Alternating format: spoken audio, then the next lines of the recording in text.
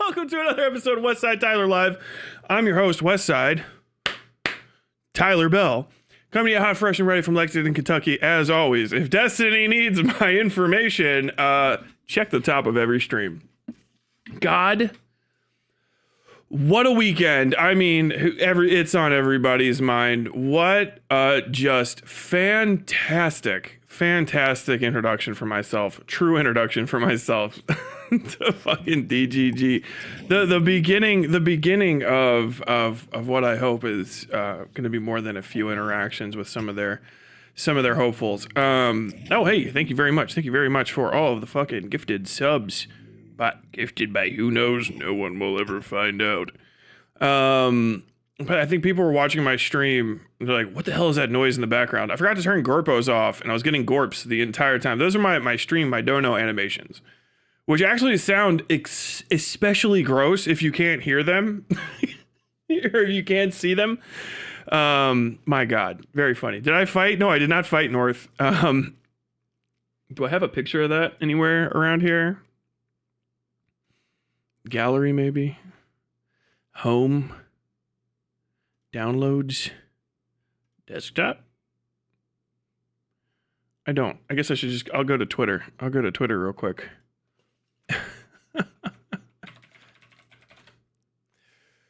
Oh, hey, nine notifications. 9 notifications.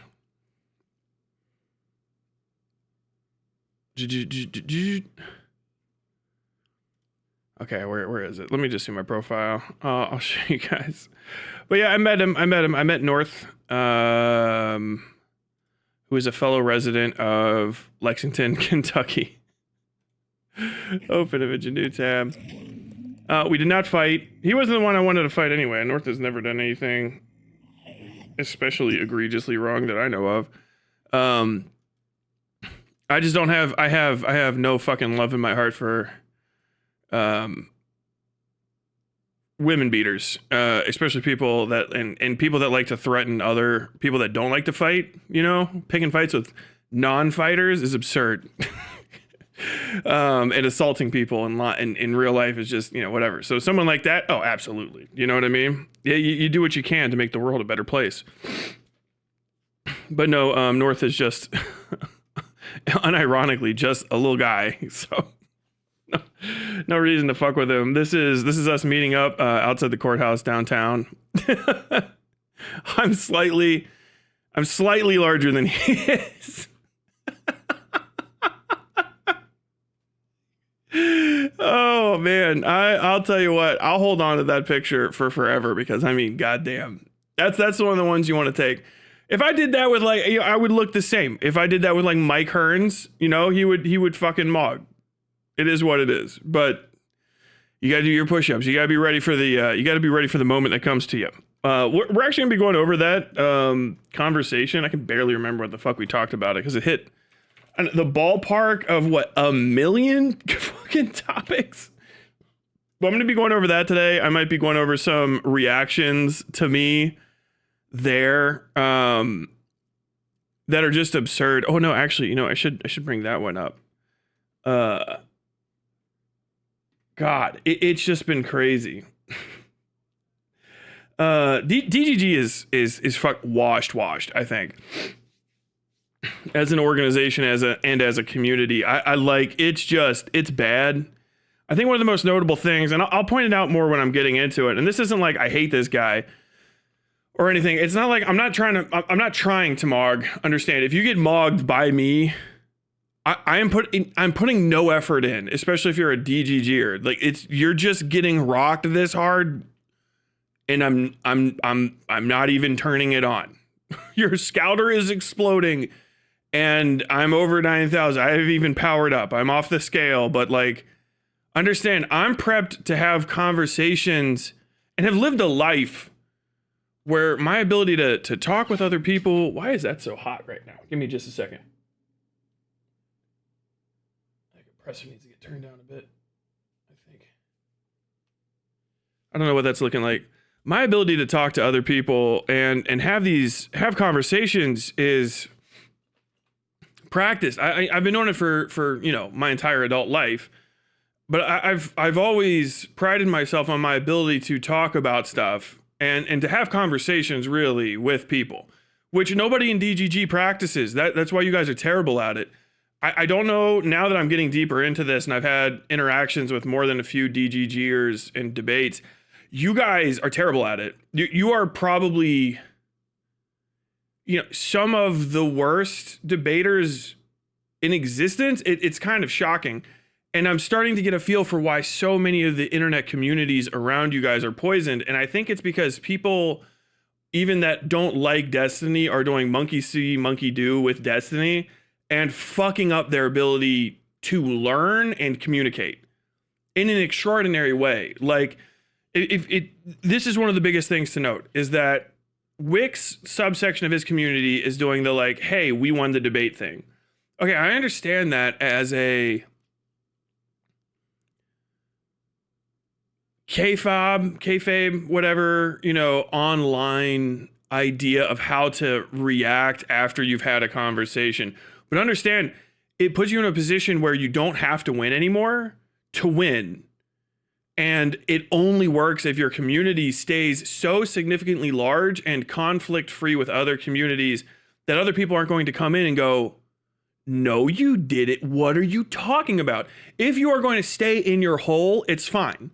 Do you know what I mean? Because then you can be like any of the, your equivalents are art commentary community people with 40 member Hugbox servers that are like, no, you absolutely did not commit child abuse by beating your child. I don't know what all these people, including CPS, are talking about. Like, you guys are in a bubble that is potentially worse than the Hassan community bubble. It's absurd. And like, I'm really getting this from talking to your people, because you guys have no functional or foundational knowledge about anything.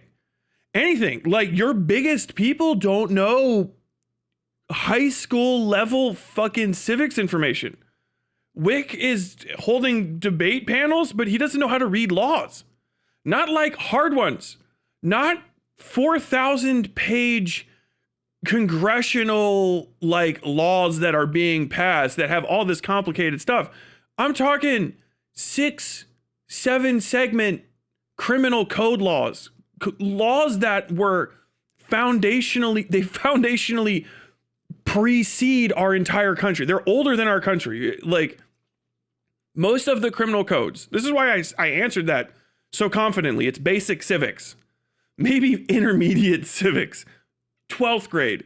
Our law system is based on what we call common law, English common law. The vast majority of our most basic laws, criminal laws that are govern the general conduct of people, things like from theft and murder to larceny and stuff. You're like, why is that old word used? It's because the law itself is 1,000 years old or some shit. It's from like Magna Carta era or even older than that. It's basic stuff. These laws have been what they are for millennia in certain cases. It's just everyone goes, yeah, that should probably be illegal. And it's not highly complicated stuff like who can and can't trade currency on a certain day in a certain place for a certain reason. It's, hey, if you go to people in public and you scare them by screaming at them like a fucking psychopath, or you ask them weird and menacing questions, or you act in such a bizarre way that they feel unsafe, that's a crime.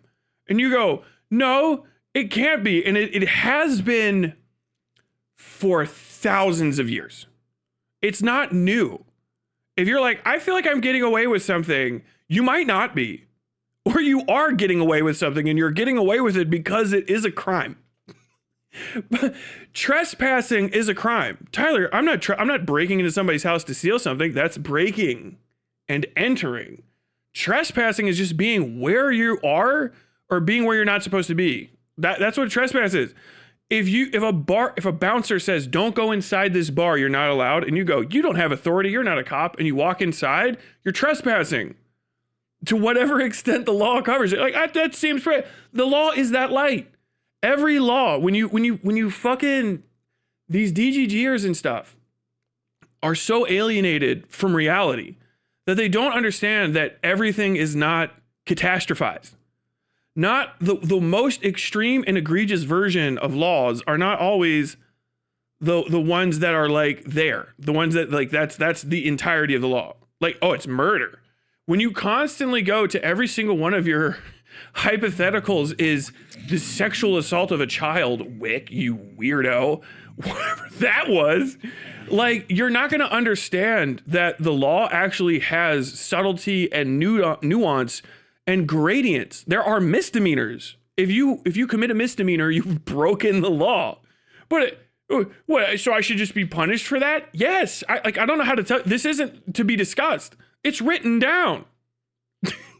So if I go somewhere where I'm not wanted and do something that people don't want me to do, and I wasn't invited there, and I obtained access to that area willfully and aggressively in objection to like what they would want to happen, that I could get in trouble for that legally? Yes. Well, I shouldn't go to jail for that. You might not. The cops will just tell you to leave. That's the law. They can have you removed from the premises. You just leave. Oh, we don't want him here. Tell them to go. But I should know, dipshit. How do you not know the most basic? The doors have locks on them, right? Why do you think they closed the door behind you when you left? It was to let you know you're not welcome anymore.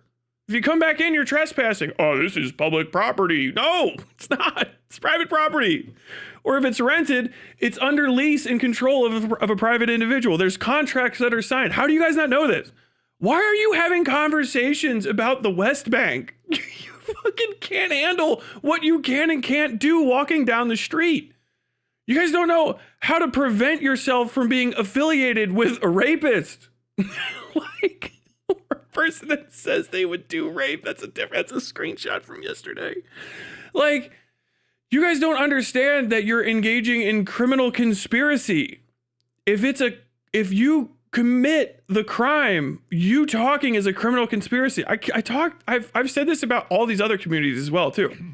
If you have conversations with people, that's conspiring. If you're like, hey, let's have a conversation. You don't even have to say, hey. If you start having a conversation where you discuss things that could happen in the future and someone does them and you're part of that, that's a conspiracy. That's it. This isn't like, oh, I've got you. This is advice. Don't do that. You are recording yourself saying you're going to go bother somebody that doesn't want to be bothered? Yeah. Well, you're lucky no one was hurt because that's criminal conspiracy. It's not up for debate. It's things I wouldn't do. It's stuff that I prevent people from engaging on my server and doing. Because some people are stupid enough. They're like, oh yeah, don't Fed post. Don't do stupid shit like that. Don't make plans in writing, even in jest. If somebody actually does something stupid, then the authorities are going to look at you. Is it going to be, oh, they're guaranteed going to get like max sentencing? No, this is basic stuff. Like, everybody knows this. Like, it's so childish and so ignorant of reality, it boggles the mind. Like, it's crazy. The Hutch thing that he brings up, we'll see in the North conversation, was like, you said Hutch doesn't know about civics. And it's like, yeah, because he didn't think that fucking prosecutors are elected. Not every prosecutor is elected, but prosecutors are elected. Attorneys general are prosecutors. Well, why are they called attorneys general? It's because that's what they're called. There's a type of prosecutor. Well, I was arrested by somebody, but I don't think he was a police officer. He was a sergeant. Why would they call him a sergeant if he's a police officer? And like, this is the level of interaction you have with this community. It's not even just like, oh, I need to opine infinitely about how disgusting Destiny is. Put that aside. Set it on the burner. As disgusting as it is, put that on the fucking back burner. What are you guys learning? How do you not know shit? It's like basic stuff. They're supposed to be good at economics. I saw Wick bragging about communists don't know about economics. I showed up. Literally, I am an American socialist. And I can't convince North that supply and demand is real. You would probably say, no, supply and demand is real. But when I describe the supply outstripping the demand and no longer being necessary, he goes, well, maybe marketing can fix that. Dude, what? It's not even like stupid at this point. It's shocking. Like, how you don't know anything. Like, why do you guys have so much confidence? And I know why. And it's because DGG has changed from when there was a bunch of larger communities that interacted with it, and it was the community underneath Destiny, to whatever it is now, which is a community that nobody wants to interact with except for to fucking glean clout off of. And they don't have equals under Destiny anymore. There is no like personalities that can exist underneath there. And so like all of these debates, all of these interactions, all of these discussions are just predicated on whatever the DGG line is correct, and just moving away from that is wrong. Like, you don't have to know anything. You just have to say capitalism good, Israel good. You could give the worst arguments for those two things, and then the DGG wouldn't punish you for it. And they pretend like it's going to take out Hassan somehow. Like, oh, this is going to lead to a better America, an America that's free of communist influence. We're the only ones that are having good conversations. But like, you can't. If you're going to have people that have strong opinions on agriculture, but they don't know about nitrogen fixation, that sounds complicated. That is 600 years old, whatever. That's crop rotation. That's all that is, nitrogen fixing, okay? There's just different ways to get nitrogen in soil. Nitrogen, sulfur.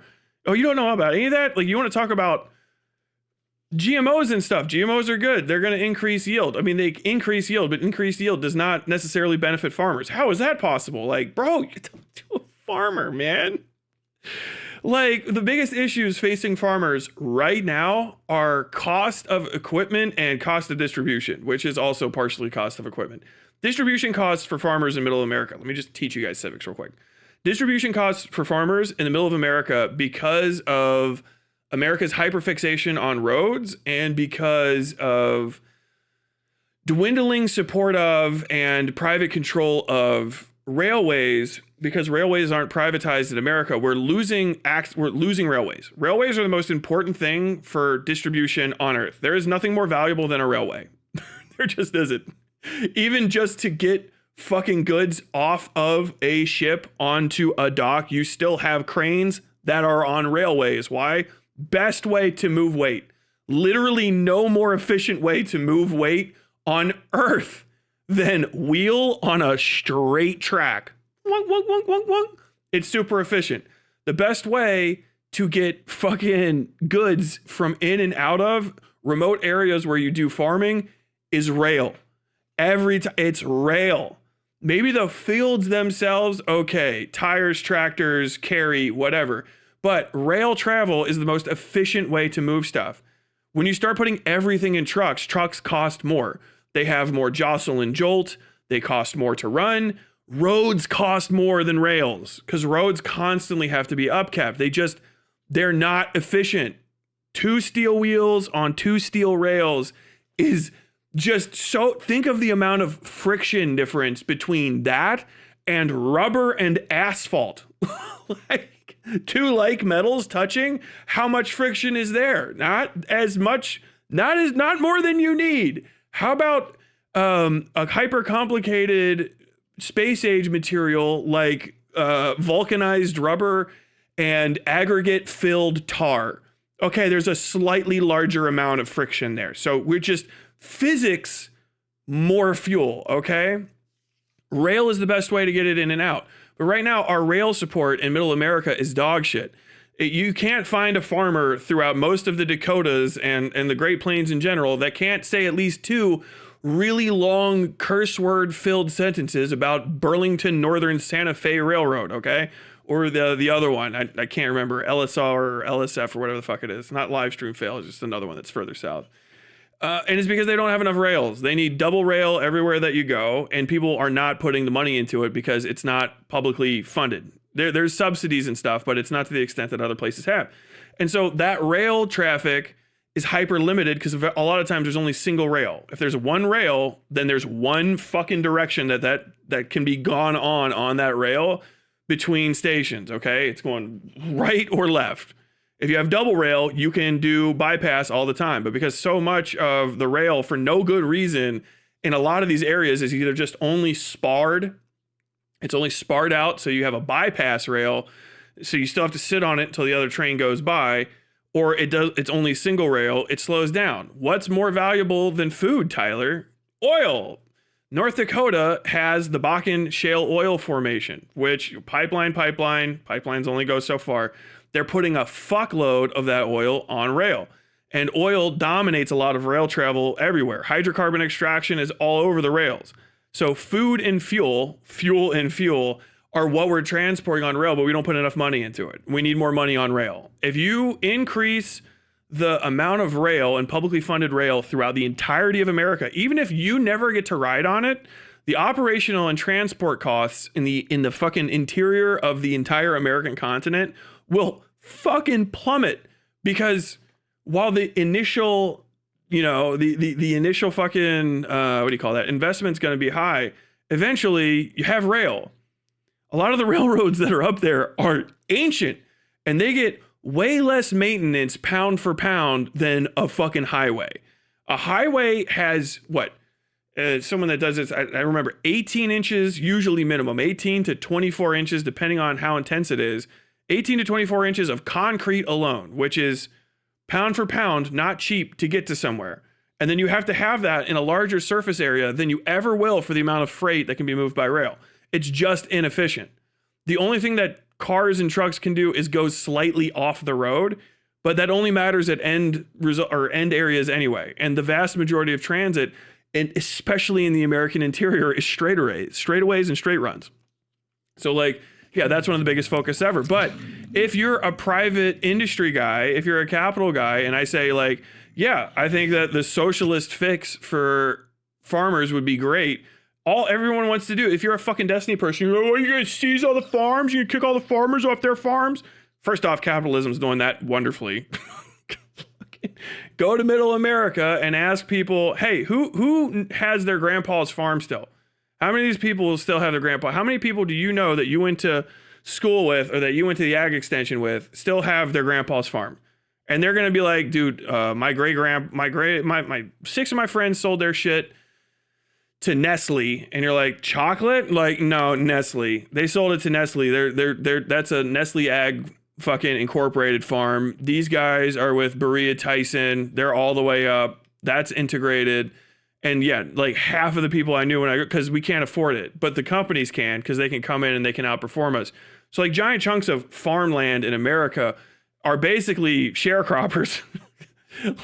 Yes, white sharecroppers. Okay, fine. The vengeance be yours. But they just don't own their fucking farms because all these gigantic industrial farming operations. And even the ones that don't own you outright own you, because the thing that I couldn't even get to with talking about glyphosate, Roundup Ready, is a lot of the GMO crops, especially the Roundup Ready stuff from Monsanto. And this isn't a dig at Monsanto.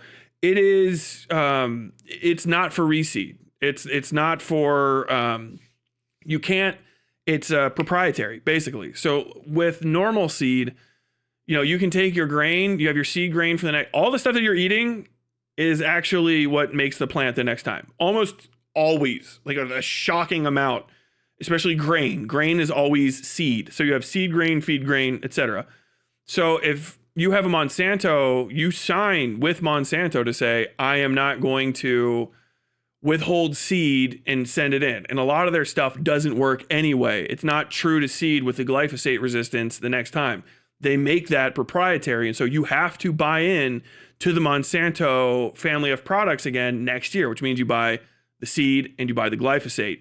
So all those, the sprayers, that entire thing is prefabricated, pre-up, ready for you to rock and roll. What's the problem with that? Well, glyphosate doesn't fix everything. Roundup Ready crops do not mean that now the crop is fixed, because Roundup Ready just means that they're glyphosate resistant. That's weed killer. All the rest of the stuff, fucking insects, weather, just the natural goodness of the rain that's coming down, the remaining amount of minerals and energy in your soil, you have to still deal with all of that, which is another series of buy-ins. And so for the average American acre of farmland, the cost for bringing stuff up is just, and the cost for getting it the fuck off of your farm from seed to street is just really fucking high right now, like obnoxiously high. And all these farmers to afford it at all are locked into. Yeah, they're making $10 million a year, but their profit margins are razor thin. And you're like, well, they're not living like subsistence farmers from a Ukrainian World War II drama. Like, okay, so what if you want fucking help from the government and you want to not be worried all the time, you also have to live like a fucking animal. This is ignoring like, oh, this person has a 3-story house in rural Montana, my dude. He's not even in the good part of Montana. He's in eastern fucking Montana. I got a 3-story house in eastern Montana. Okay, what's it worth? $100,000? 150. We have a pool. Like, okay, sick. Yeah. Oh, this guy's got a barn and a bunch of equipment in it. Yeah. And he's 10 fucking miles from the helicopter pad to the hospital, not the hospital itself. Like, they don't have utilities. He shits in a giant concrete bucket that sits under the ground and the guy has to come and suck it out all the time. Like, just don't think that it's all equivalent to where you are. But people don't know these fundamental things. And then they have all this shit to say about like farmers and stuff. And I've got my problems with farmers. Like I could have it out. I could have the argument. But then I'm just like, man, I got some issues with you guys. But the people that are supposed to be like repping you in every single direction don't give a fuck or know the first fucking thing about you. And I just keep running into it again and again and again and again. And with DGG, it seems like with the amount of fronting they have where they're like, we know everything about everything, they would know something about anything. You know what I mean? Like, it's shocking the lack of knowledge or curiosity. It's like smug word games, but like, I'm a better writer than probably any of you guys are ever going to talk to in your life. You're not going to word game. It's just, you're not going to word game me. Like, so once that's taken off the table, it's just me having to remind an idiot that they were wrong 5 seconds ago and then go back to it. And they're like, no, but you were wrong. You lied. What the fuck? And I'm just like giggling the entire time. Like, it's absurd. It's absolute clown show shit. And the thing is too, not only does this make it like bad for you to be involved in politics, because anybody that knows shit from Shinola is going to go, you are useless. You're worthless to me. I need to make sure that I'm going to extract money from you if I can, and maybe some labor, but I got to keep you away from anything valuable. Like, no one's going to listen to you. You don't even know what to say to them. Do you know what I mean? Like, no wonder all you guys are hyper fixated on like New York politics. It's because New Yorkers have the world by the balls. And their issues are actually some of the simplest to fucking understand. It's like hey, this infrastructure has been here for 250 fucking years. Let's update it. Hey, we have literally everything. We have access to food. We have money. We have healthcare. We have hospitals. We have public transportation. We have third place. We have basically everything. But also, like, we would like the world to be a little bit better now. And like, that's the only kind of conversation you can have. Because once you get onto the fucking sticks, it's like, oh, yeah. Well, my biggest concern is that the furlough grindery is going to go away. And you're like, what is the grindery? It's like where we grind the grain. Like a mill? No, it's not a mill. It's a grindery. The mill's further down. The grindery helps it all fit in the bushels. What? What? Okay, what? It's shutting down. It was bought by a private corporation and they want to turn it into a bar and grill. We don't want that to happen, but we don't know what to do. Why the fuck are they turning it into a bar and grill? The guy's like, I don't know. No one's going to visit. We're all going to leave. Okay. Like, these kind of weird situations are what politics are. Like this, like, oh no, we need to be calling out New York's who gives a fuck because they said some stupid shit on the news. I don't give a fuck. New York can fucking flood. I don't give a fuck about New York at all. New Yorkers are rich as shit. The poorest New Yorkers are doing better than like half the people around where I live. I'm sorry to say it, because no matter what, like, oh yeah, you're dirt poor in New York. Well, get on a fucking train and go see some of the nicest museums and some of the biggest parks in America. Go, literally, you can go beg like Jonah Hill for money. I can't do that. Jonah Hill's not going to be around for me to ask him for $5. No fucking NBC News executive is gonna go and wait my table, you know what I mean, at the Steak and Shake and then tip me $1,000 because he got a bonus that day. Like, dude, we live in Lexington. It's a sneeze away from as bad as it gets, because you can travel to as bad as it gets from here and go, okay, yeah, it's not. It could be worse. Like, I don't give a fuck. I can't understand what New Yorkers are going through, and I don't really give a shit.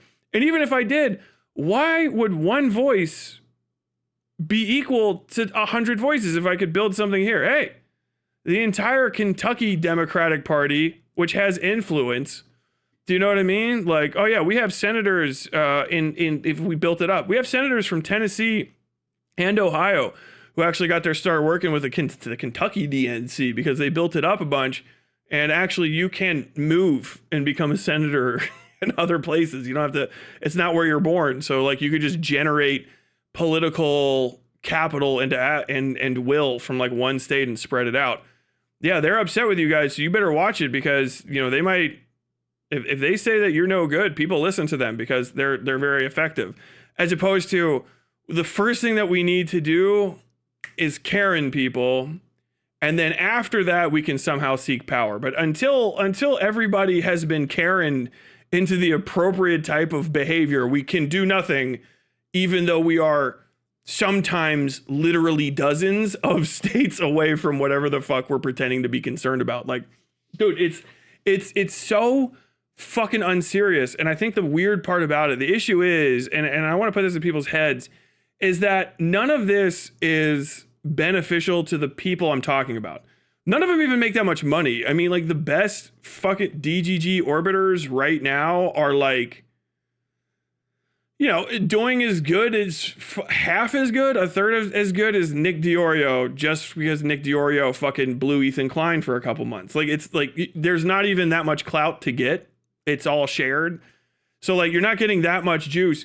And that's only even a few people. All the ones at the bottom are doing this basically for free, and the smug satisfaction of losing arguments online and having people pretend like they won and getting nothing from it. But the person that does benefit all the time is just Destiny, because 99.99999% of everything that I hear is just them repeating some shit he said only because it's like counter to what Hassan said. And that's it. It's like, oh, what are you doing? Like, I'm just a proud soldier in the army. I'm just literally saying something that Destiny said. And I'm not even interrogating why he said it or what the reason for this is. Like, I'm not going to try to understand the, like, material issues within this statement. It's just very important that we return to it because, you know, the rapture's coming. Like, it just feels, it's very Jehovah's Witness coded. You know, the rapture's on its way. The motion for summary judgment's on its way. And once that's done, the real political work can begin, as though it's good, fail or no fail. And like this isn't going to just continue the same way it has for over half a decade at this point. And like, the more I look into it, the more again and again and again, it's just his way of talking, his pedotheticals, his afrotheticals, his disgusting behavior, all of that. And then on top of it, if you're not him, defending every aspect of that is the entirety of your life, because a lot of it is literally indefensible. I mean, as a fucking internet creator, okay, who gives a shit? But like, for everyone the fuck else, like, there's nothing there. No one wants to associate with that. But like, you're spending all this political capital basically on one guy's failing war to bring down a dipshit. That is so fucking substandard and ineffective that, like, every single person who tries to bring criticism against Hassan from the DGG camp, there is immediately a clip of them saying the N-word, being raw fucking racist, assaulting people in public, saying on the record that they're a pedophile. Like, on what earth? Like we're running out of people who haven't committed crimes or assaults against polite society that are so extreme.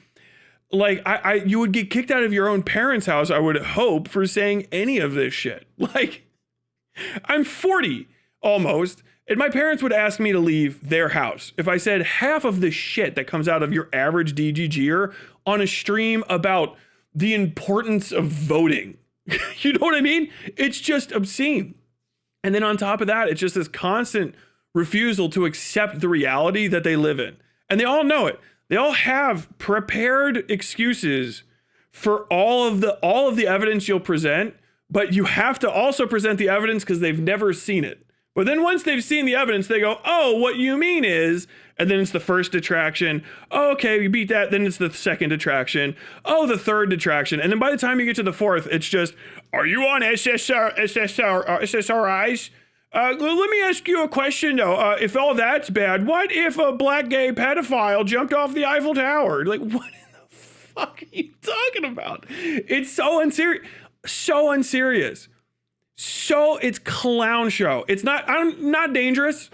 Fuck dangerous. It's not impressive. Do you know what I mean? Like, I fucking gelded the entire community in 2 conversations casually. I'm at your average level of what a journalist would do to you, and I'm doing internet shit. Casual journalists, if they actually get interested in looking into DGG, first off, all your doxing, they don't give a fuck. They're gonna say, well, I'll show you what it's gonna look like. Hold on. This is what a fucking news article will be like. Let me just explain to you what it'll feel like.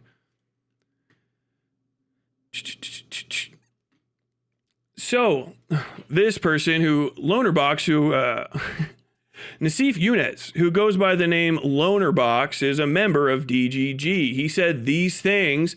He's related to this person. Here are images of them together. Hutch, known also as Sean Hutchinson, a longtime member of the internet, fucking YouTube community, said this, and this. Wick, Howard Howie, Jason Fudge, who runs panels, said this and this. These are connections between him and this individual. Pondering Politics, also known as Josiah Eberlin, said this, and this. This is images of him together with this person, blah, blah, blah, blah. And dox, dude, this is how normal people talk. Where are you? Where are you in your life? Where you are talking, you people think you're gonna go to neighborhoods? My neighborhood, other people's neighborhoods, and just go walk anonymously around and no one's gonna look into you? All of your shit is gonna get peeled out. If real journalists who are on the payroll get an order, a walking order from fucking up on high for the editor, all they're gonna do all day is sit and look at your Facebooks and your Twitters. They're going to get on LexisNexis. They're going to use a bunch of different internet websites you may or may not have heard of, and they're just going to identify you. They're going to say your name, your age, the city and state that you live in. All of you. They're going to say it about top donators. Tyler, you're crazy. I'm telling you what basic journalists are going to do if you go to their cities and they have a reason to run this story. If they're mildly partial to the candidate that you're mildly don't like the candidate that you're trying to support. If they're just simply interested in you, if they think that they can get a good news day off of a Democratic National Party aligned organization, Digital Ground Game is getting ready to hit the streets in, Kenosha, Wisconsin today. But what goes on behind the scenes of this internet-based group of people may shock and surprise you. We reached out for comment to Stephen Kenneth Destiny Bennell, the proprietor of DGG, as to whether or not, hold on, let me see. Caitlin Lark, known online as Food Shops, would be attending any of these house-to-house, door-to-door knockings. Caitlin Lark has been recorded repeatedly online, suggesting she would like to wrap herself around a 12-year-old and saying that she is into children and lolicon, drawn child pornography. Like, understand, there's nothing you can do about, that's the First Amendment. The first fucking amendment to the Constitution. You can just say people's names. You can say stuff that they've done. You can describe reality. It is just the case. Like, there you go. The gloves off. Understand, if you're a DGG or if you're any of these smaller people, you're on the fucking docket too. All of you guys that went out, I'm a volunteer. You are now a participant in the United States political process. Not only do you not have a right to privacy anymore, you have a right, you have a reason for scrutiny. You have a reason to be scrutinized because you are participating in the paid electoral process of our fucking country. You are a paid political actor. I don't give a fuck about whether or not you want people to say your name. You out of your mind? Your address can be publicized. Why? Because you're being paid to talk about politics in a place that you don't vote.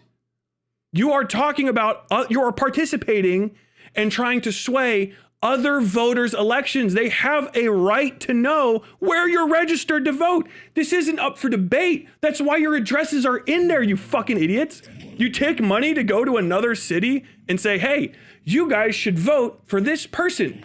Are you from here? Nope, I'm not. Where are you from? The day fucking of.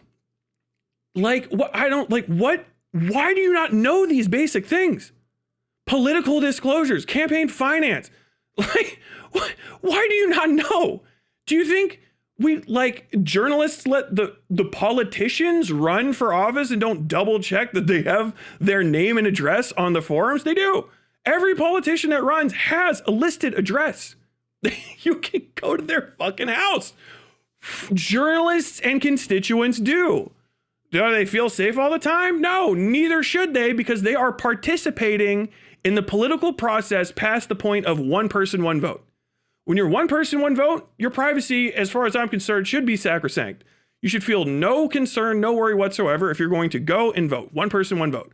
The second you say one person, one vote, plus I want to talk about a different fucking city and state than mine. One person, one vote, but I want to kind of like, I want to influence the votes of the entirety of the state, the entirety of the county, the entirety of the city. Now, your right to privacy is significantly diminished, if not annihilated, especially given how much influence and how far away you might be from wherever the fuck you're from. It is just how it works. There is no argument about it. There's a reason I cannot get in trouble. It's because I'm exercising my First Amendment right to describe participants in the American political process. You have no right to privacy. Stop talking about politics. Is that what you want me to stop talking? It's too late. Understand, all you small chatters, you guys that are like, hopefully you fucking people aren't in this community and you're teenagers and stuff, but you're 18 to 22, 24, 25. All of this shit is actionable against you. All of it is. It's not a threat. It's a reality. It is a reality. If there is money to be made, you're talking about the internet shit is all like handshake agreements between people that weren't making cash, okay? None of that exists in mainstream media. Mainstream media doesn't give a fuck. Mainstream media will not just dox you, they'll be outside of your house with cameras and they know how to behave to not get shot or arrested. Hey. Can you tell me why you choked the witness in this case? Can you tell me, are you going to choke another person? You said on Discord that you would rape. Are you going to rape? Like, what the fuck? Like, dude, association, affiliation, you're not going to get away with it unless you fucking depart, because there is no reason to respect your privacy. First off, I respect the privacy of no DGGers. Destiny did his little thing. Hey, give me Tyler's name and address in the city he works. I want to see if I can get him fired. Okay, I don't care. There's no morals to it. It's like, all right, your entire organization is fair game. People that make donos, chatters, participants in the Discord. Why? Because who knows what someone's going to do with that information? What if it goes to everybody? All the people in my Discord don't break laws. They're not pro-pedophilia. They don't argue for the goodness of lolicon. If you're like, hey, I'm going to find out who sus donkey is, you're going to be like, okay, it's me. Fuck off. private citizens, they're going to go, you're fucking weird. Whereas you guys seem like you have something to lose, because every time you look into a DGG non-ranked chatter, it's like sex crime, assault, fucking lolicon, possession of CSAM, and the list goes fucking on and on and on. And understand, like, dude, you guys are asking for this. Why? You're going in public. What? You wanted to go to the Democratic National Convention? You want to go to the fucking College Democrats of America? You are appearing in public as a member of a political organization. You are 100%, 100% fucking scrutinizable by people and describable. Most of these things don't exist as like protections legally. The doxing fucking laws that you'll see in most cities and states are only to prevent doxing for violent reasons. Hey, you should go to number address and harm somebody. That's illegal doxing. Saying, hey, this guy that's voting, this guy that's coming to our town and trying to convince our voters to vote in a different way or at all, he's actually from fucking Texas. He's actually from California. He's actually from Florida. Here's his real address. I don't know why he's coming here. That is fine. That's literally fine to do. Why? Because you don't have an expectation of privacy. You're filming yourself. You are participating in the political process. You are taking money to travel away from where you have your one person, one vote and engaging in political discourse to convince other people how to use their one person, one vote. You are no longer in any way, shape, or form able to receive fucking an ounce of expectation of privacy. All of the rest of it is just people saying like, well, I think it should happen, and it's my principle. Okay, those are your principles. It has nothing to do with anything else. It's people's First Amendment rights to tell the truth. It really just is. And the reality of this person, the reality of that person, the reality of this person is that this is their name. That's where they live. This is how much they spent to support DGG's political affiliations. Oh, wait. He has an organization and a community that's named DGG. Yeah, what's the reasonable difference between those two things? One's digital ground game, the other's, well, it's just an acronym that's the exact same as his community. Okay, so what's the real difference? He owns both? Yes. Okay, so really, does money that he makes from his stream go into the other organization? Well, that's kind of how he makes all of his money, so it's pretty reasonable. Okay, so he's using his rhetoric in the community called DGG to fund the 501(c) called DGG. Yeah, all right, so that's the same organization, right? Yeah, pretty much. There's people that are affiliated and there's people that are actually paid volunteers, I assume. And people that receive remuneration or benefits or entitlements from participation, like an Airbnb or access to his stream and his followership, which gives them clout. There's quid pro quo. Okay, so there's quid pro quo. Raw. Yeah. Oh yeah. Yeah, you get something for something. You get to be a part of it, then you get to be on the streams, right? Okay, so yeah, something for something, quid pro quo. So that's exchange. Is it monetary in nature? Does it have a monetary value? Oh yeah, you can literally see people from his stream donating into their streams that weren't donating before he shouted them out. Okay, sick. All right, so we have a money trail, we have a paper trail. That's affiliation, that's an organization. They're the exact same name. So pretty much anything that he wants or says done, DGG is more than likely doing it and would be responsible for it. Yeah, pretty much. Yeah, it's actually kind of the stupidest thing we've ever seen. Usually when people make a political shell company to launder their activities, they don't name it, hey, this is my house. They don't name it fucking Trump's illegalcorporation.com. Idiots. Like, this is fundamental shit. I don't even know how that 501(c) is organized. Hopefully there's lawyers and accountants looking after it, because there's something that fucking internet sleuths can start going after, because everything a 501(c) does has to be reported because it's a fucking nonprofit. And you can get shitloads of information from that, and it's all public, which means all of it can be shared. I don't give a fuck. Well, I just wanted to do accounting work for a political firm. Okay, well, now everyone knows who you are. So, sorry. If you didn't want to be associated with them, you shouldn't have taken that work. Like, I don't know what you want from me. Like, what is the response? Do I care? No.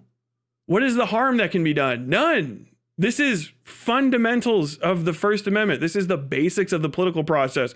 But for some reason, this community because I don't know, they made a principled standpoint against Hassan Piker not being kicked off of Twitch. Now they're like, they're so delusional that they think they can do literally anything that comes to mind, and just how they've imagined it is the way it should be. Apropos of nothing, while also being the people who constantly talk about the things at hand. It's actually fucking insane. Like it's shocking beyond belief. And just founding an organization like this that shares the same name as your company, no one in any court system on earth that I can think of is going to go, oh, so this is a 5013C, and that's the name of the internet community. They just happen to have the exact same name and are run by the same guy. No, yeah, that's pretty reasonable that they're completely different and have entirely separated and isolated operations. Like, dude, get the fuck out of here. Oh my God. I mean, fuck. Okay, I'm gonna talk to chat for a second. Then I'm gonna go over the North video. I'll probably hit some similar fucking points during it, but like, goddamn. Oh, let me see my donos. Thank you, Moon. I think for the 10 gifted chats. Repairman here. Okay, hold on. Sorry, let me.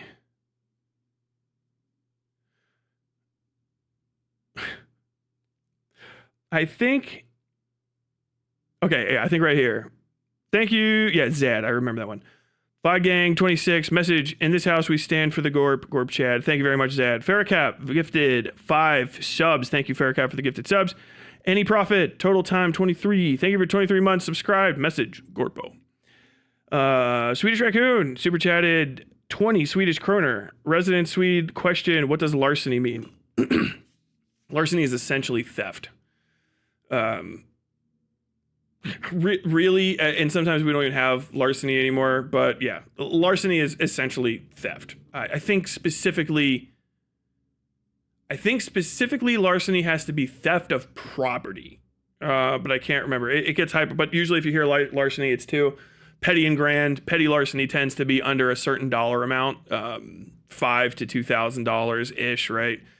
And then grand larceny is everything after that. So petty larceny and down is usually misdemeanors. Grand larceny and up is felonies. A lot of the conversations about criminal law right now are over the fact that a lot of those petty grand larceny figures were set as static sums decades ago. So it actually really shouldn't be $500. It should be more in the ballpark of $10,000 or something like that. You know, listen to the argument wherever you are, because it doesn't represent a percentage of income. It's just a flat level.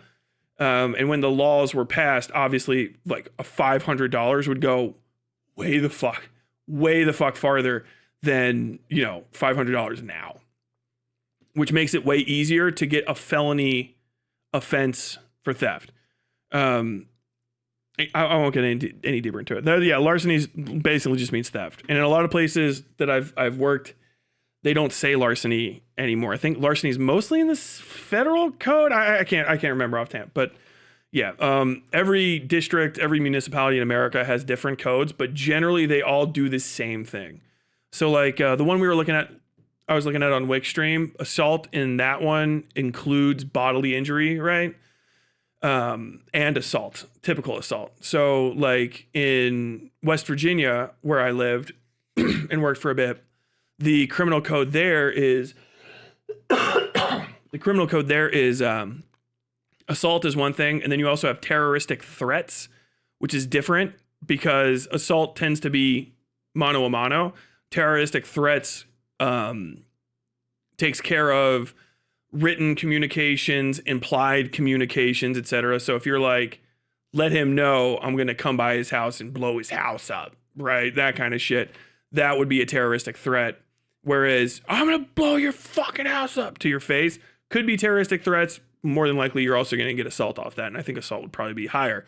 And then if you get injured, it's not under the assault law, it's grievous injury. So like small injuries are in some other part. But then if you get like shot, stabbed, an arm gets broken, you know, you lose an eye or an eye gets punctured type deal. That's grievous bodily harm, which is a modifier on top of usually a modifier on top of a attempted murder, because once you get into that's the DC one is interesting, because usually once you get into physical harm that includes lacerations, any bleeding and stuff, typically you move actually way past even battery straight into attempted murder, because any deep wounds, any bodily wounds that could potentially be life-threatening tends to just go straight into the attempted murder sub-ranges, because they just do. And a lot of times, you know, if you see any grievous wounding in America, it's probably somebody got shot. So, okay, sorry, that was too much. And hyper complicated, consult a lawyer, not advice. Look it up where you are. Okay, Big Boy Slim super chatted $5. My favorite part was when Wick lied about the definition of lying, then lied about lying about it. Kino. I know tomorrow, I guess I'm gonna start making some super cuts of that because they've got to get out. It's obscene. I can't. The shock of it is like crazy, because I've seen them do this before in other debates with people where they just raw lie 2 seconds later. That was nuts. The one with the, like, he's going back like, I already proved you wrong about assault. My wife was like, that's not what his voice sounds like. I was like, it kind of, that's as close as I can get to it. I already proved you wrong about assault earlier, and like, no, you didn't. You read the law wrong and then you lied about it. What are you talking about? It's actually fucking crazy. All right. Oh no, I was clicking on this.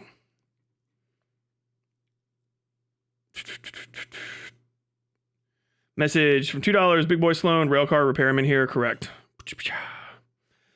Pathic super chatted $2. Message, nothing. Aaron Arrow gifted Plan Vod Gang 5 total subs. Thank you for the 5 gifted subs, Aaron. Thank you, Moon, for the 10 gifted subs. Mangus super chatted 50 Swedish kroner. Boxing stream when? I have no idea. Whenever it happens, it happens. I love my current gym, but I am gonna have to switch to a boxing gym eventually, shortly, soon. They're just way more fucking expensive. No point in me going to a boxing gym until I'm like fully done in my heart with my rehab. It's coming up on 2 years in 2 months, basically, since I got my back surgery, and I'm only now really just getting back to reconditioning. The injury was just that bad, and I was fucked up for so long. There's like months I couldn't move. I hit it pretty good. I got on stream and stuff, but like I would get off of stream and just lay down on the ground. I would have to eat on the couch sideways because I couldn't sit. Okay. So all my entire posterior chain of muscles is just abysmally fucking deconditioned. But once all that's back and I know I can do like jumping jacks reasonably and stuff, I'm probably going to end up switching to a boxing gym. But it's too expensive unless I'm going to be going like 2-3 times a week, 5 times a week. I'm so fucking excited. I got gloves and everything. Okay, that's done. That's done. Let's look at this video. Where would that be? That would be the easiest way to get to that would be through the DGG.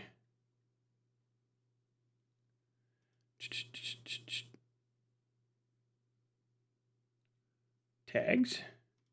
Pins. Okay. Blop. Oh, I have the outside speaker going on.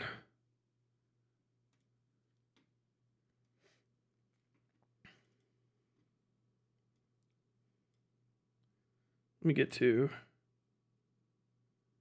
where this is. I don't know how much of this I can really watch either, because it is not great quality. I got a nice bike here. Okay, so North is a guy on the internet. and boy, howdy is he. So one of the best parts of Friday night's Blood Sports event was talking so much shit to Darius that he had to get bailed out by North, who came in and said, I live in your town. You know, you want to meet up, bitch? Like, okay, sure. I'm down. I'm super down. So he invited me to go talk to him. Sick. And I accepted. Dope. All right, cool. Yeah, I don't give a shit. And we met downtown, and basically it's in front of the courthouse, and it's where a lot of the like politically type things happen. I think he mentioned No Kings was there. I couldn't go to that, but I remember when the Syrian revolution ended and they overthrew Assad and the new government took over. It was like Free Syria. There was a bunch of Syrian Americans and Syrian American immigrants, or Syrian immigrants, displaced persons. The whole that whole area was full of them, and they were like victory in Syria, Free Syria. So that was cool. Any other time, it's basically the grass lot park, sort of, that's across from the gay district in Lexington, and it's just full of like homeless people and cops.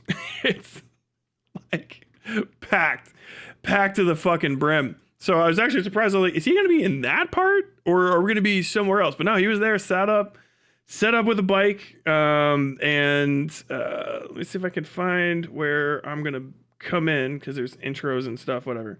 The funniest part about this, without reservation, that was killing me in the fucking day leading up to it, not even an entire day, is the DGGers, especially Wick, were like, he's gonna kill you if you meet him in public. He's gonna do a murder on you. Like, the catastrophizing and making shit up, like, from that community, it's endless.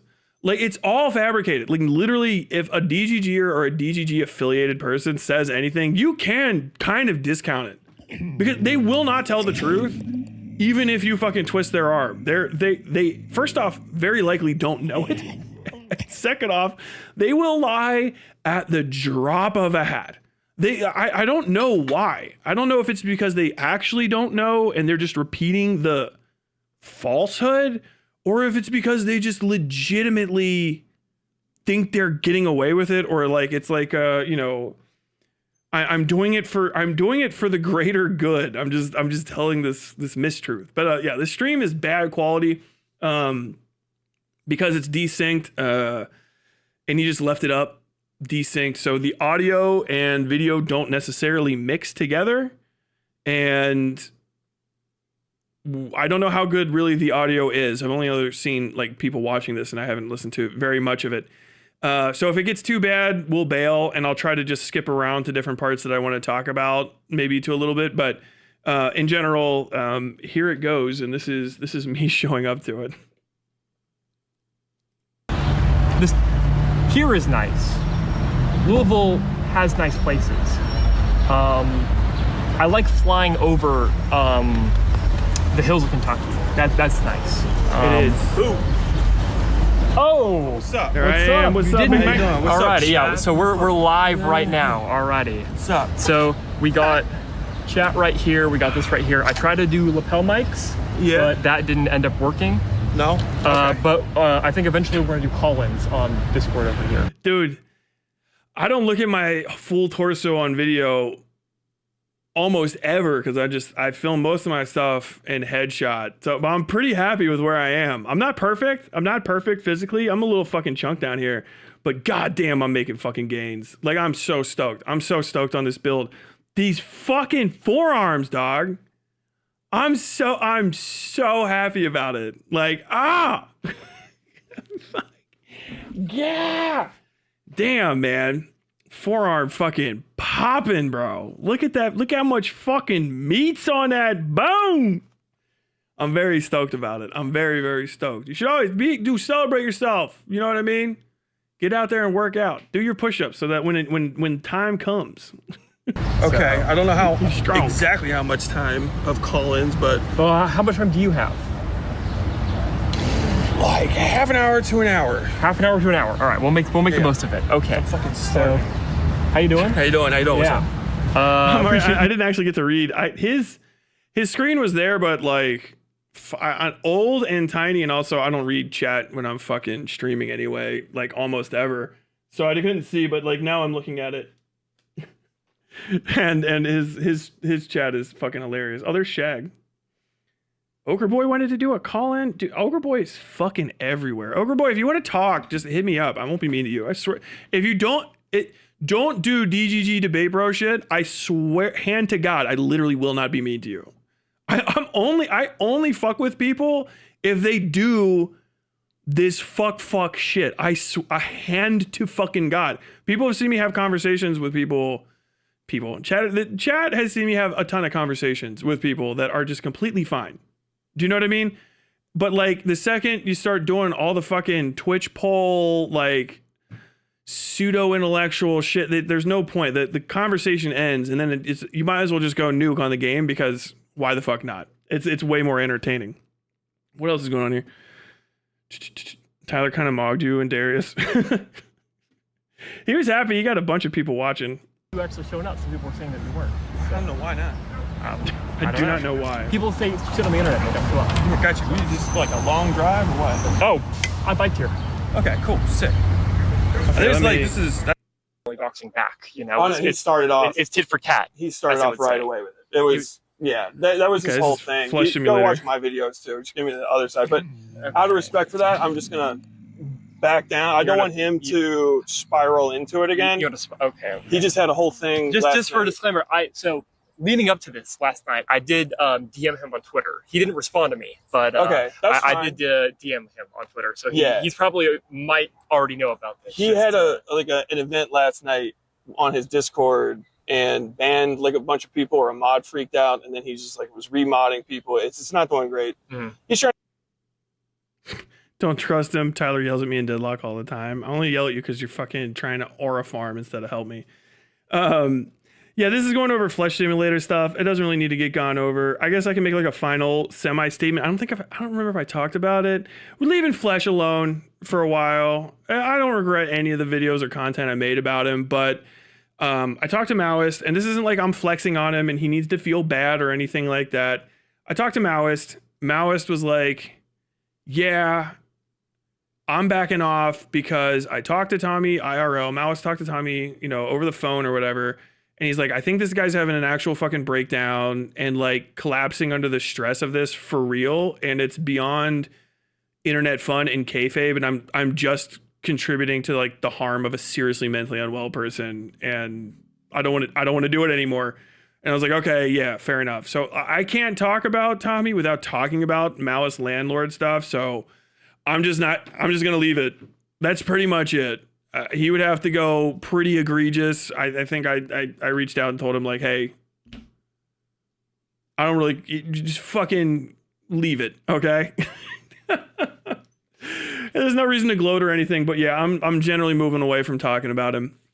I would reopen it in a fucking heartbeat if I had to. So don't try to push me on it, but generally I think he's kind of had his time in the fucking whirlpool. So whatever. I hope he seeks fucking treatment and stops living out of a, like gets his shit out of he had to put all of his shit in lockup because he got fucking ruined his relationship or whatever. So all my bets, Dominus. Trying to get his shit back together. I support that. So I wish the best for Tommy. He's kind of a piece of shit, but I'm back. Is heads on people with thousands and thousands and thousands of messages. Is it people or it's just just Tommy? Well, I think there's other people as well that have. Who? I don't know specifically. It's Tommy. Okay. It's okay. It's fine. Would you say that your server is a doxing server, or at least allows doxing against certain individuals? By some people's definition of it, yeah. Some people's definition? What do you mean by that? So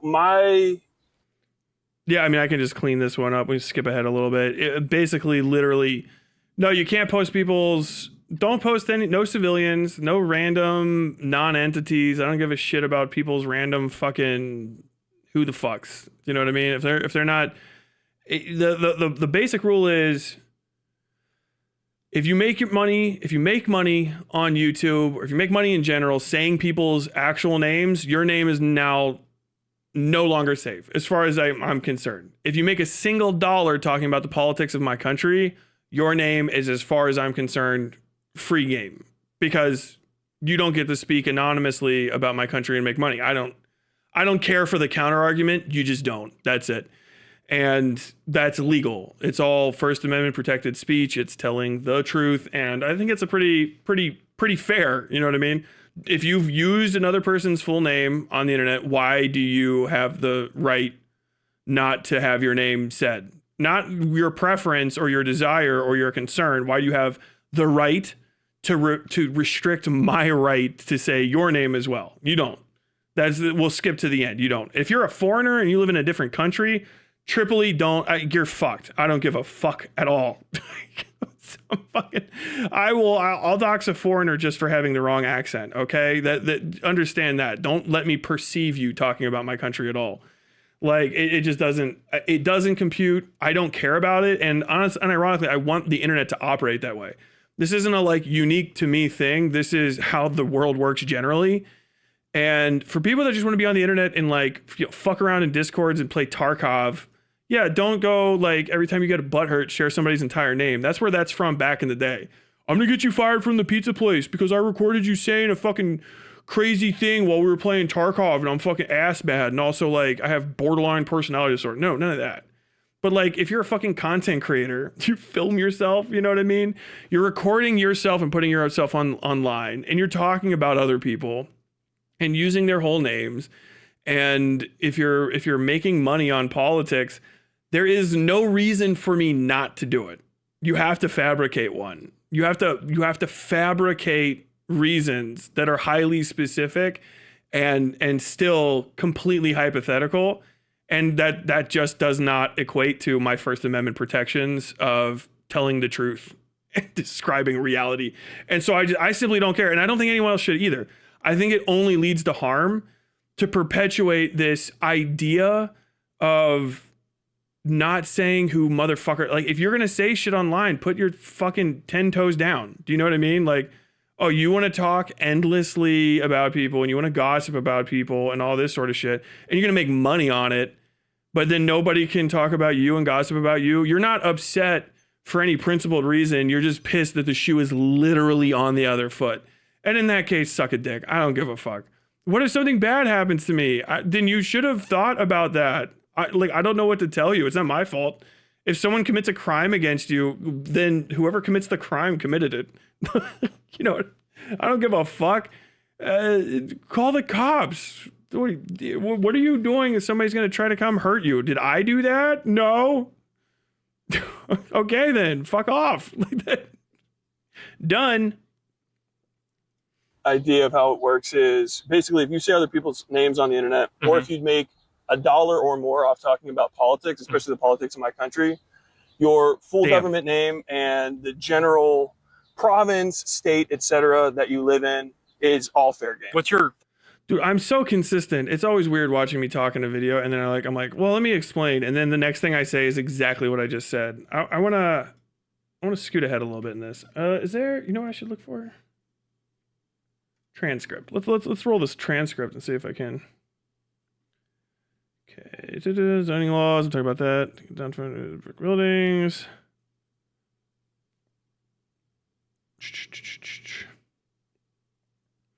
Zoning.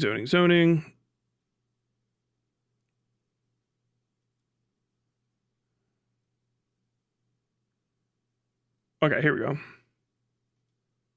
That's probably a good place. Put in. Do you believe you describe yourself as like a Marxist-Leninist type or leftist, I guess, or how do you describe yourself? I'm an American socialist. Is probably the best way to get socialist. To it. Okay, how do you define that? Just okay, so I'm basically it starts. All of my ideas start and begin and end with the working class. Okay. Even at the deficit of other classes, because I feel like the working class is unrepresented. What is defined as the working class? I'm curious. People that have to work for a living and do not have sufficient access to capital to live without working. Okay, so what is defined as capital in this situation? Because capital would be productive owned property. So it's property that makes stuff, makes more money than it loses, essentially. Okay. So you have so would you say like stocks in a company, would you say is capital? Yeah, to a degree. I mean, obviously, but also stocks are more gambling. Stocks are such an intermediate thing. And if you have a lot of stock in a company, that's even more complicated. Mm-hmm. A person who owns like, a 0.009% share in a company doesn't really have access to that company. Whereas a guy that owns a 90% share of that company can reap the rewards of it. So something like a car, right? Agreed. Can be a semi-productive asset, but generally they depreciate. You get around, it goes away. But an orchard that makes fruit all the time, if you don't harvest it, you don't harvest it. But if you do, it's constantly refreshing money, right? if you have a building that you own and you can rent it out, that's constantly giving you more and more and more money. You can keep being productive. You understand that that the modern capital system requires like massive amount of capital in order to produce our capitalist economy. And you also acknowledge that if, let's say, if you were to limit that. Such a weird way to phrase that. I think he might have been nervous. Yeah, I like that because that's actually, he's kind of spitting because he's quoting Marx. But capital does need to have a massive amount of productive assets in order to maintain itself. Obviously, the issue is that eventually the way that capitalism grows, it has to either taper off or collapse, because what it needs for the next stage will just eventually not be there. We're looking at it right now with AI. Without the next technological advancement in a country, in an economy, a world economy really, that is like, heavily leveraged off of technological advancement as being the next massive way to make a series of new firms, right? All of the former firms that have consolidated and are presenting this next form of innovation as a way to deconsolidate and permit new ways of raising capital extraneously from their own selves, so they can yet again regroup. Without AI now or some other thing later, whatever, without that to kind of refresh the system, it's going to collapse, because you always need way more money than exists really ultimately to keep the fucking climb. So you have to have a point where you start tapering off.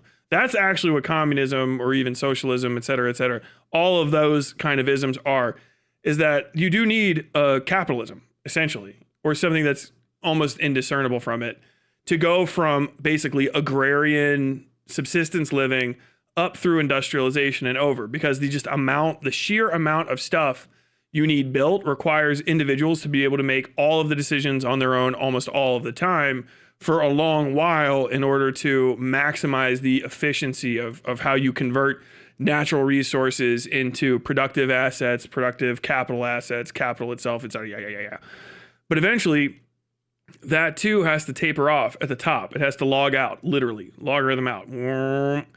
And you do that through regulation, and all regulation of capitalism is essentially, to some degree, socialism. Like, quite literally. Capitalism never wants to regulate itself. Laissez-faire is the scream, but then everyone knows, even capitalist economists knows, that you can't have true laissez-faire, true pure capitalism, because it always wants to consolidate, and it wants to cheapen itself, basically. It just calcifies and disintegrates because of the way that capital has to interact with other aspects of capital. It cannot permit multiple capital owners. It always wants to consolidate. It always wants to single out. So, multiple firms turn into one firm. A board of multiple members turns into one member, and you always conglomerate. You always monopolize. And as you monopolize, the ability to get returns on that capital that feed people or that benefit anyone other than the single owner of the property becomes drastically lower, and access to that property becomes drastically lower. And you have either, a mass die-off event, or you have a revolution, or some series of the two. It always causes some sort of catastrophe. And then if you destroy the economy completely, then you have to start back over basically at agrarian. Do you know what I mean? And you lose out that middle speed, and then you can't go straight to communism or socialism or whatever. You have to have that build, and then you have to have that taper off at the top, which is what I'm about. I'm about that taper. Taper it off incrementally. Incrementalism, we can't have that. All lines must be right angles. Yeah, sure.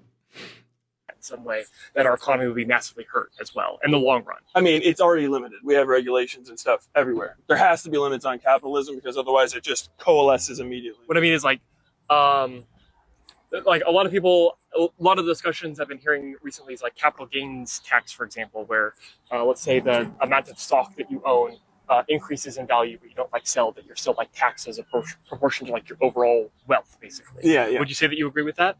In a general sense, I mean, it depends on how it's enacted, I understand the idea of trying to make sure that people don't hoard, essentially, right?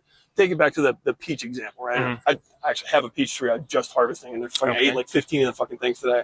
So say you have an orchard, right? And you sit on it, and you don't actually use that as a productive asset. Now, the whole community has a space around them that you've taken up that could have peaches coming from it. That's calories being put into the workforce. That's productivity. People are going to come in and work on it. If you sit on it and you don't do anything with it, that's your right. But now everyone's looking at, well, this could be 15 million and you could still get the 1 million per year that you're getting on just owning it and doing something else with it. But like, why are we not making you do something with it so that we can all the problem is that there's like not a one standard of objective value. Like sometimes it is important to keep land like as a certain way for whatever economic reason life exists. So like some people say, well, let's say there's like a cash crop, for example. Say you can make a lot of money off corn. Yeah. Then this one farmer instead wants to grow soybeans. We might say, why are you growing soybeans on this property when you could be even more productive property and growing corn? In theory, with like a capitalist market, depending on like what is most profitable or not, is going to automatically determine like how we're going to be using things like land. I mean, when you bring it out into ag, then it's even harder because all ag is purely speculative, unfortunately, because it's the most fluctuant industry that exists, which you wouldn't think it is because everybody's always going to be hungry, but the earth only produces. Yeah, the crazy thing about agriculture is, especially right now, a lot of times, and for a lot of people, the actual best move for capitalism is to not grow food at all and sell the land, which is crazy, right? You're like, Tyler, that's not real. Literally drive outside of a city. 100 acres, 200 acres, 1,000 acres of farmland for sale. For sale to auction, et cetera, et cetera, et cetera. We're selling off farmland all the time. Why? Because people do make that. And actually different crops are not better than no crops and sell the land. Why? Because land is always worth something, but crops aren't. And this is like one of those moments where it's like, well, how do we calculate the value of farming? Well, Marx could help you next to nobody else could, because you need food, right? And actually the best thing for everybody is for there to be so much produced food that food is next to worthless. And what are you talking about? That is the case. Food is better as it's a commodity. You need so much of it, but once you've eaten, you don't need to eat anymore, right? Even our fattest people can only consume so many calories per day. Well, how do you then manage how much you farm? Do you farm enough for that specific calorie need? Do you farm a little bit less and make people starve a bit? Do you farm more? You farm more so that you can account for waste, loss, all of these other issues that will pressurize that crop. And because the farmers themselves have to be competitive, but even more so, you can't predict actually how much your yield's going to be. And that's the worst thing about farming. You do not really know what you're going to farm. You don't know what your yield's going to be. You know what it could be. You know that 100 acres equals 100 acres worth of bushels. 1 acre is 100 bushels or whatever. Okay, I know that's probably going to be wrong for in a billion different ways, but 1 acre is 100 bushels. Okay, possibly. But what if locusts? What if no rain? What if long winter? What if bad soil? What if oil spill? What if fire? If any of those things happen, the productivity of that land goes down to zero. But you already put in the money to grow the crop. You have to invest. It's speculative. Every fucking harvest is a gamble, not an investment, a gamble, which is crazy. Because also you don't know what it's going to be worth because you're gambling not just on your productivity, but the productivity of every other farm. So you're looking at farm futures, corn, sugar, sugar beets, fucking durum wheat, red wheat, winter wheat, corn, yellow corn, white corn, feed corn, hay, first cutting hay, second cutting hay, third cutting hay, barley, red barley or whatever it is, Angus, red Angus, black Angus, fucking fur, coat, pelt, the cost of you chop up pigs, it's going to be the cost per muscle. How much are you getting for this, for that, for this, for that, for that? And that speculation goes down throughout the entirety of the distribution chain, because from seed to plate, you have a lot of hands that touch every aspect of that labor, and a lot of places where things can go wrong, and a lot of places where things have to go right in order for it to still be profitable, right? So say you grow 100 acres, you get your 100 bushels of wheat, right? The granary that's down from you is the one that they're going to buy. There's mill. You sell it to White's Mill. White's Mill pre-contracted with you for 100, and it happens to be perfect. Okay, this year we want 100 from you. We can take that. We're getting 1,000 from everybody total. We're getting 100 from you, and that's how much we're going to get for our milling for this quarter once you guys send out, okay? And then you go and you deliver. Well, when you deliver 100, other people are all of a sudden delivering, 120, 150. Everyone's got a lot. They go, well, we're not taking more than you can give us. So now everybody else has all these extra bushels of wheat that are worth nothing, right? They can't go and get processed. This guy processes his stuff. He goes and he sells it, right? Okay, well, hey, I'm processing 1,000 bushels into, one truck. We'll just say it's a truck, so I can keep it simple. I'm selling one truck of flour, okay? 100 bushels, one truck of flour, and we're going to send that. I'm expecting to get back $1,000 on that one truck of flour, but once that fucking truck of flour gets to processing, shipping, and distribution, they go, actually, we're taking less from you this time. Why? Well, you didn't grind that grain, but two other granaries did. And so they've got a surplus because all those guys with those extra bushels sold them at half the price to these dudes. And these guys turned out more flour, and now they're also in competition with you. So we'll take your flour, but we're going to pay you, how about 80 cents on the dollar for it? Because we got too much. We got a glut. Shit. Well, fuck me, but okay, sure. You know what I mean? Like, God damn it.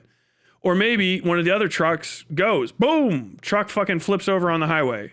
Flour's gone, unsellable. Oh no. Tyler, how often does that happen? Every fucking day. Every fucking day you lose shipments. Every fucking day. Actually, just literally, an entire truck of corn or an entire boat full of corn was blown up by the Russians outside of Ukraine. So they just blew up, or not corn, I think actually might have been grain. It might have been wheat. So an entire boatload of wheat was just exploded by the Russians. Okay, so what happens now? Well, that wheat was going to go to mills and granaries, et cetera, wherever. Now none of that's getting milled. So remember when we were talking about those guys with those 150, 200 extra bushels total? Well, they went and put those in their silos to sit on them, and they went, fuck, I guess I'm out. I don't know what I'm going to do with this. And then all of a sudden they get a frantic call. Hey, dude, we need you. How much fucking wheat do you have left? I have 20 bushels. I have 80 bushels. I have 100 bushels. We need that at the granary right now. Somebody just blew up a full fucking shipment of wheat.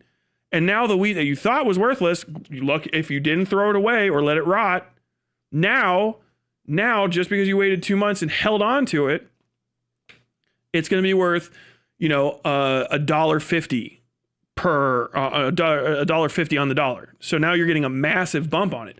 Holy shit, lucky me, right? But when you're a farmer, every year something like that happens. So you have your silos. Are you going to let your grain rot? Are you going to let it sit? Are you going to sell it? Are you going to hold on to it? Are you going to hold out? You're going to try to find another buyer. If you find a buyer, who's going to distribute? Are you driving the truck? Are you part of a co-op that's driving the truck, et cetera, et cetera, et cetera? So like none of these conversations where people are like, capitalism is about supply and demand in the most simple terms ever are ready to talk about economics.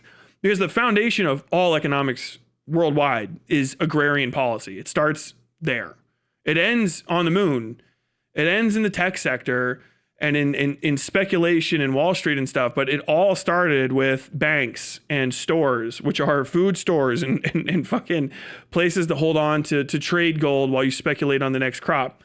That's where it all starts. And if you can't understand how agriculture and ag speculation functions, corn, wheat, fucking futures and all that sort of stuff, you can't really begin to understand how fuel and steel and other commodity futures are going to be, because it's all downstream of the first principles of economics, which is agriculture. Agrarian economics is the start of everything else that follows.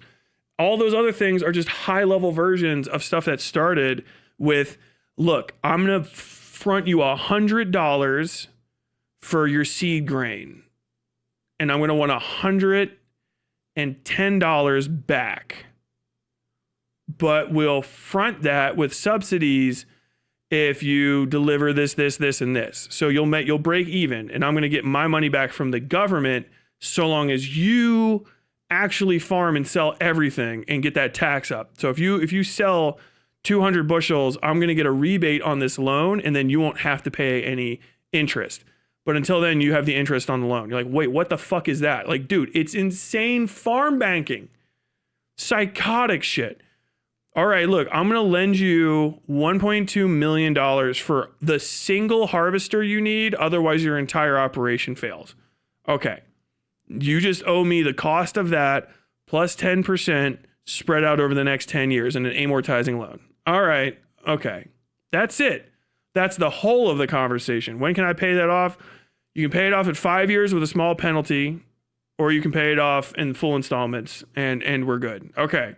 What if I want to take out capital on that $1.2 million harvester that you sold me? Well, it is a depreciating asset technically, even though it's productive, because by the time that 10 years is up, this fucking harvester is going to be well past its prime. So we can't let you take out that much against this amortizing loan because, you know, it is what it is, but we could probably front you on it. Okay. So where am I 10 years from now? Well, the harvester's paid off. You paid almost double it. And you also have 2 other chunks of farm equipment that were paid for off of capital you took out against your giant expensive harvesting machine. Did it work out for you that time? Yes. How complicated was it for you to figure it out? It was very hard because like 6 people offered me things and those were all scams. And then the 7th guy actually like had my back on it, you know? And that's what farming actually is. This idea of like, well, what's going to happen is we had guys in overalls and straw hats, and tomorrow we'll have hydroponics. It's like, it's crazy. People talk shit to farmers all the time, but even your shittiest, like, well, howdy doody guy that you don't like, that's a racist and he fucking treats his pickers like shit. Even that guy is like, hyper fucking aware of the sulfur content of his soil. He's like all about fucking the science and shit. These guys are they're out there in the dirt. and they have extensive social connections and very, very intricate familial and social connections throughout, you know, counties upon counties upon counties that make this stuff happen. And to just think that like we can do 1 or 2 things and beneficially change it or net zero change it and you haven't been talking to these people is absurd. That's why they don't pay attention to you. That is why no one from the fucking rural areas wants to hear Democrats out, because Democrats will talk like this. Your most liberal centrist, I'm a corporate Democrat. You just sound like the fucking Monsanto guy. I can't trust him. You're the Monsanto guy, but you want my daughter in pants and my son in a dress. I don't understand what the hell that is. Why don't you go on and get?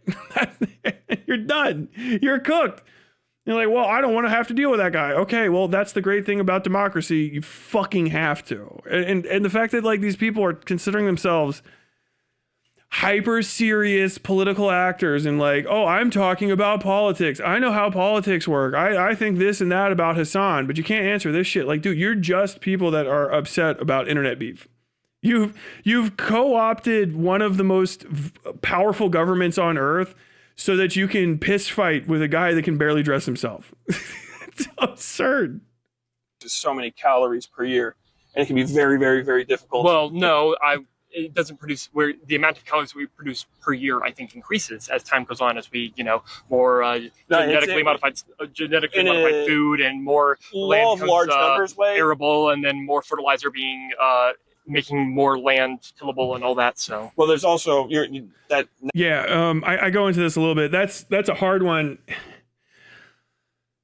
The overall food production, I haven't checked on the numbers. It goes up, but it is going to hit a limit. There is a literal end to the amount of arable land that we have. And we are developing arable land into like suburbs, especially in America, into suburbs, etc., at a very high rate.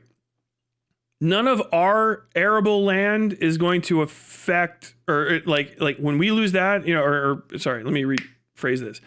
When people are like, like the Gobi Desert and stuff is being de-desertified by people along its edges so that they can turn that into farmland, and the Amazon's getting turned a little bit into farmland. Even that has its limits, but a lot of that won't benefit necessarily us in any way. And the more that farmland is made and the more crops that are made, the less valuable crops get, which I think is good and needs to be one of our primary subsidies. The fucking workforce needs to be fed. I think that all food production should be subsidized, kind of off rip.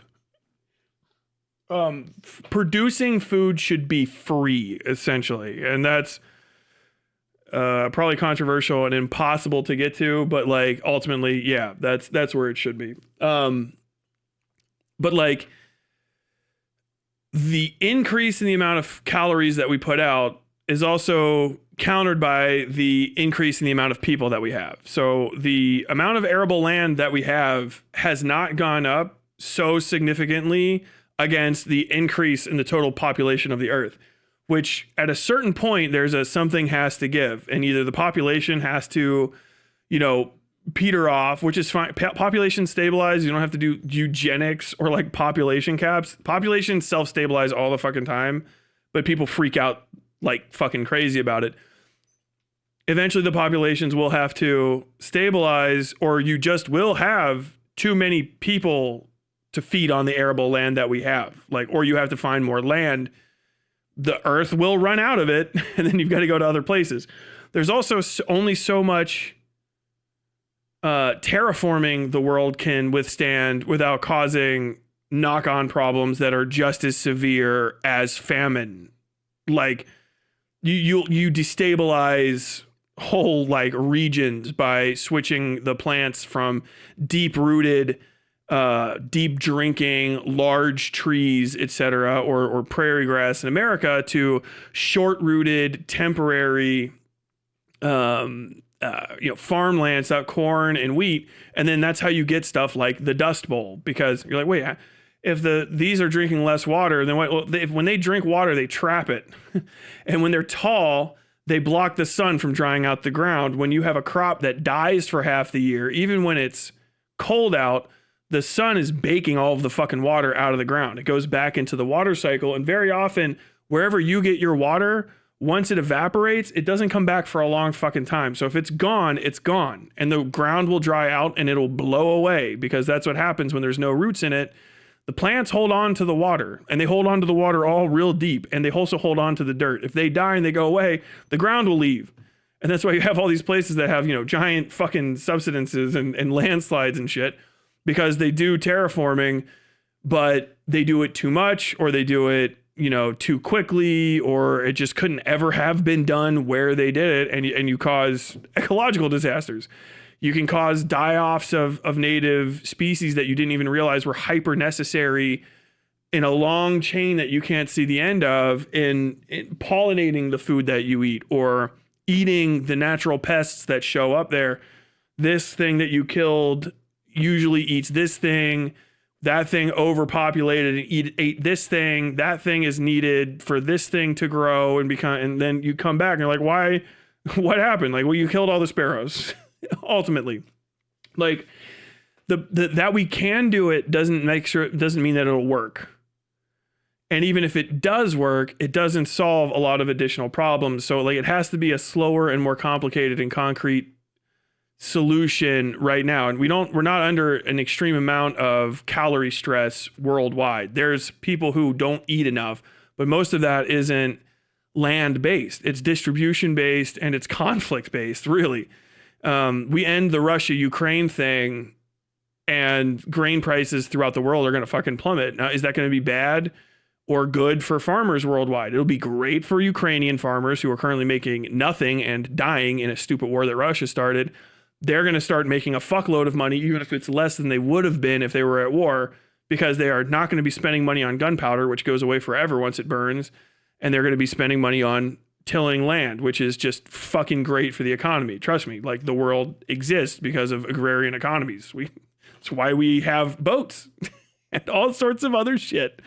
Boats, trades, etc., right? Farms. It all starts with farms. But like these simplistic ideas of how farming works and how land is used and what can and can't be used to solve stuff is bad. It's a bad mentality to go into these conversations with, because first and foremost, it's going to be alienating to people who live and work in these industries. And if they're the people that you're trying to ever reach with your messaging, you're going nowhere near them. Like, I can tell a coal miner, coal is dead, and I can give you a few ways on how we could fix how the loss of the coal industry is going to affect, Harlan and Williamson and Central West Virginia, et cetera. I can walk you through that.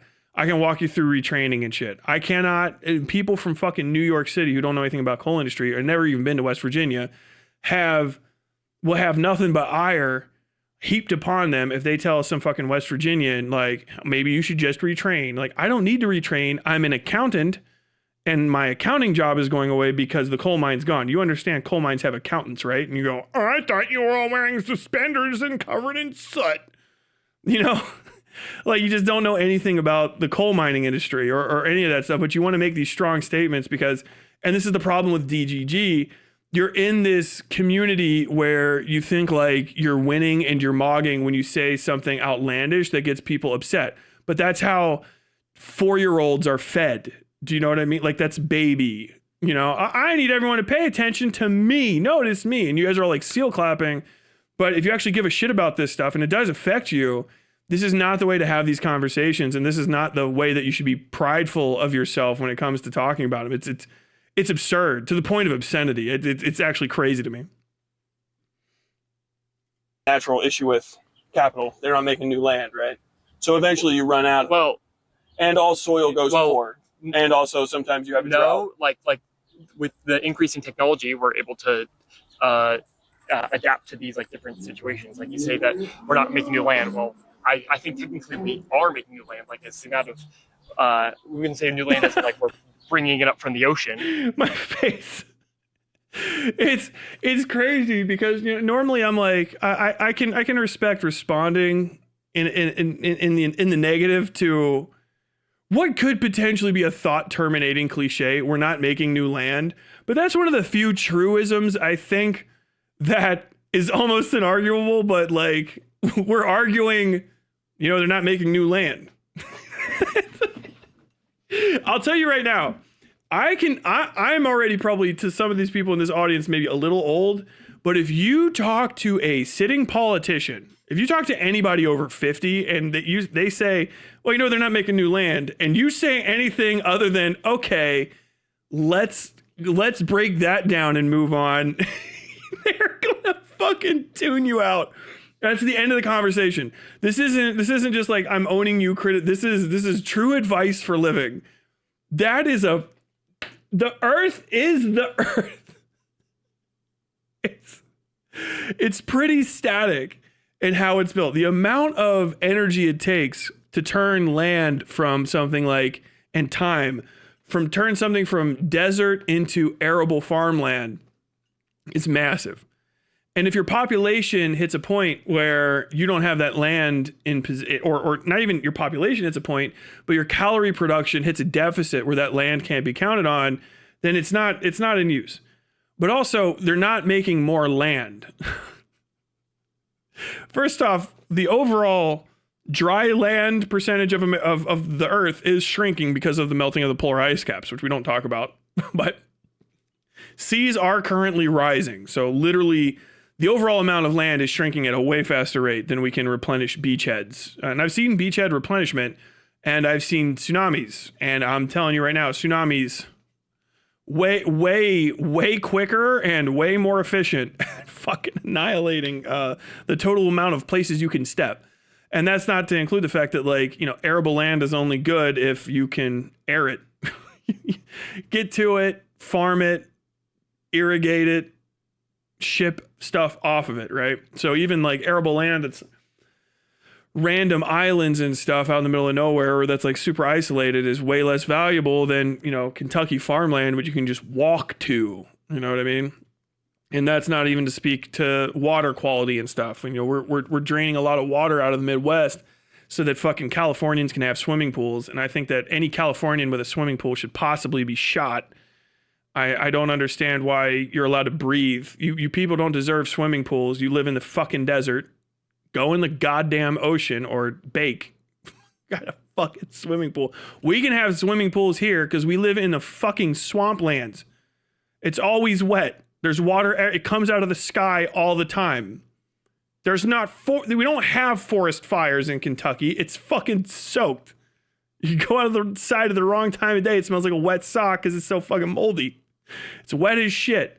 If you take our water from us, it'll fucking kill everything that's here, and it'll evaporate. Fucking idiot. I fucking hate Californians. I swear to God. Can you give us some water? We need to put out our whole mountains on fire again. And also, our swimming pools are feeling a little empty. Oh my God. But you can see that they're making new land, as in we're bringing fertilizer to like different parts of the world in order to make that land more like farmable. Well, fertilizer is not. Well, fertilizer. Do you know how crop science and ag science work? Not necessarily. What I mean is like fertilizer. There's technological developments that happen over time that allow for like new innovations in like crops and all that to be more like arable in other places of the world. Am I wrong on that or not? Yes, ish. So there's still limits to that, bro. I mean, God, that's such a crazy thing to say. You know, we're pretty much, we know fertilizer's done, basically, that I know of. And fertilizer is not how you want to. Generally, you don't want to fertilize all the damn time because you need a lot of nutrients in soil. Most of the soil's nutrients that it actually needs comes from decaying matter. That's what soil is. It's clay, sand, and corpse, right? And then some other stuff, calcium, etc. You got to put all that shit back in the soil. Soil needs calcium. It needs sulfur. It needs nitrogen, especially. Nitrogen is what's depleted the most because most plants can't make it. The plants that can don't even make it themselves. It's a whole symbiotic relationship with bacteria, etc., etc., etc. And that's its own thing. But old school tillage and old school fertilizing it's hard because true fertilizing makes soil kind of unusable for a few years because you go and you put carnal into it. You fucking mix in death. You put dead bodies, you put blood, you put leavings, offal, etc. into the soil and mix it in, and it gets decayed and eaten for several years, and then it turns black as night, and that is the healthiest shit in the world, but it has to go for a long time so that you don't spread disease, and that's called waste grow. I can't remember what the hell, but that's a specific time. That's old school, but it is the most amount of nutrient return, but it's also dangerous. What we do now, composting is kind of the best, but we don't compost correctly because we're too lazy as a country to make people separate their fucking trash. So you throw away a lot of stuff into these dumps that we actually need out in fields, composted, not just free rotting in the sun, but you let it heat up to 140 some odd plus degrees, and that burns it to shit literally. And it turns it into nice black compost, soil. Manure is good compost because it's manure. It's death. Literally, it's dead plant matter that's been completely fucking stripped of a lot of different things that cows need, and all the stuff that plants use to make themselves already is in there, so you can mix it back in the soil. All soil is dead matter. All of the arable soil is made from death. Rotten, decayed, disintegrated, composted death. Living creatures, non-living living creatures, fungus, insects, fucking plants, everything. That's where soil comes from. And if you don't return death to the soil, you know what I mean? Some dead stuff, you lose a lot of other things as well. The nitrogen goes the fastest, so you can always fertilize with new nitrogen. Sulfurized fertilizer, other stuff. A lot of people end up putting, you can go get broken seashells and powder them up, bone meal, and mix that in to get more calcium into the soil so that your plants have stronger cores and stuff, because a lot of plants need a lot of calcium. But ultimately there's a shitload more minerals in there that the plants need to eat. They get all of their food from the ground, and then the sun is their energy. And then sometimes plants also get stuff from the rain, and if you are watering them different types of plants or different types of things, they actually need rainwater because it's different, or because your groundwater isn't what they actually want to drink because you're pumping it from a real far away and it's full of fucking limestone or salt or something like that. Not salt that you can taste or that would kill you, but the plants are like, I'm going to die now.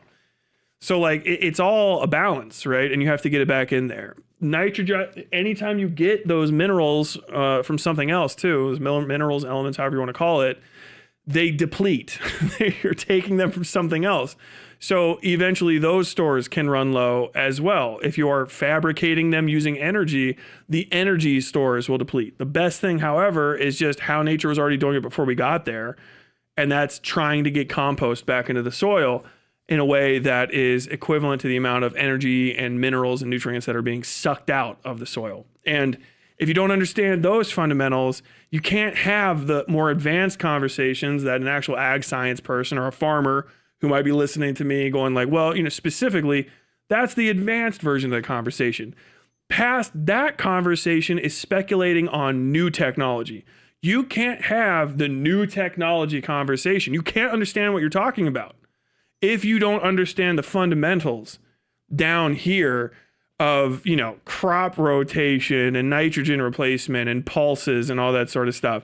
And, that in itself is 2-3 year degrees at these ag extensions. And people work really hard to learn all this shit. But like, it seems like it's simple because like, farmers are fucking idiots. I'm not a farmer, I argue politics on the internet. I'm somehow a breed above the rest. No one else has ever argued politics on Earth until they've done so on Discord, you know what I mean? At 3 a.m. on a Saturday. And so you really discount yourself from your ability to even participate in these conversations because what the fuck are you talking about? Like literally what are you talking about? Well, I assume I have to guess, like, wouldn't you agree? Like, no. No, that's crazy.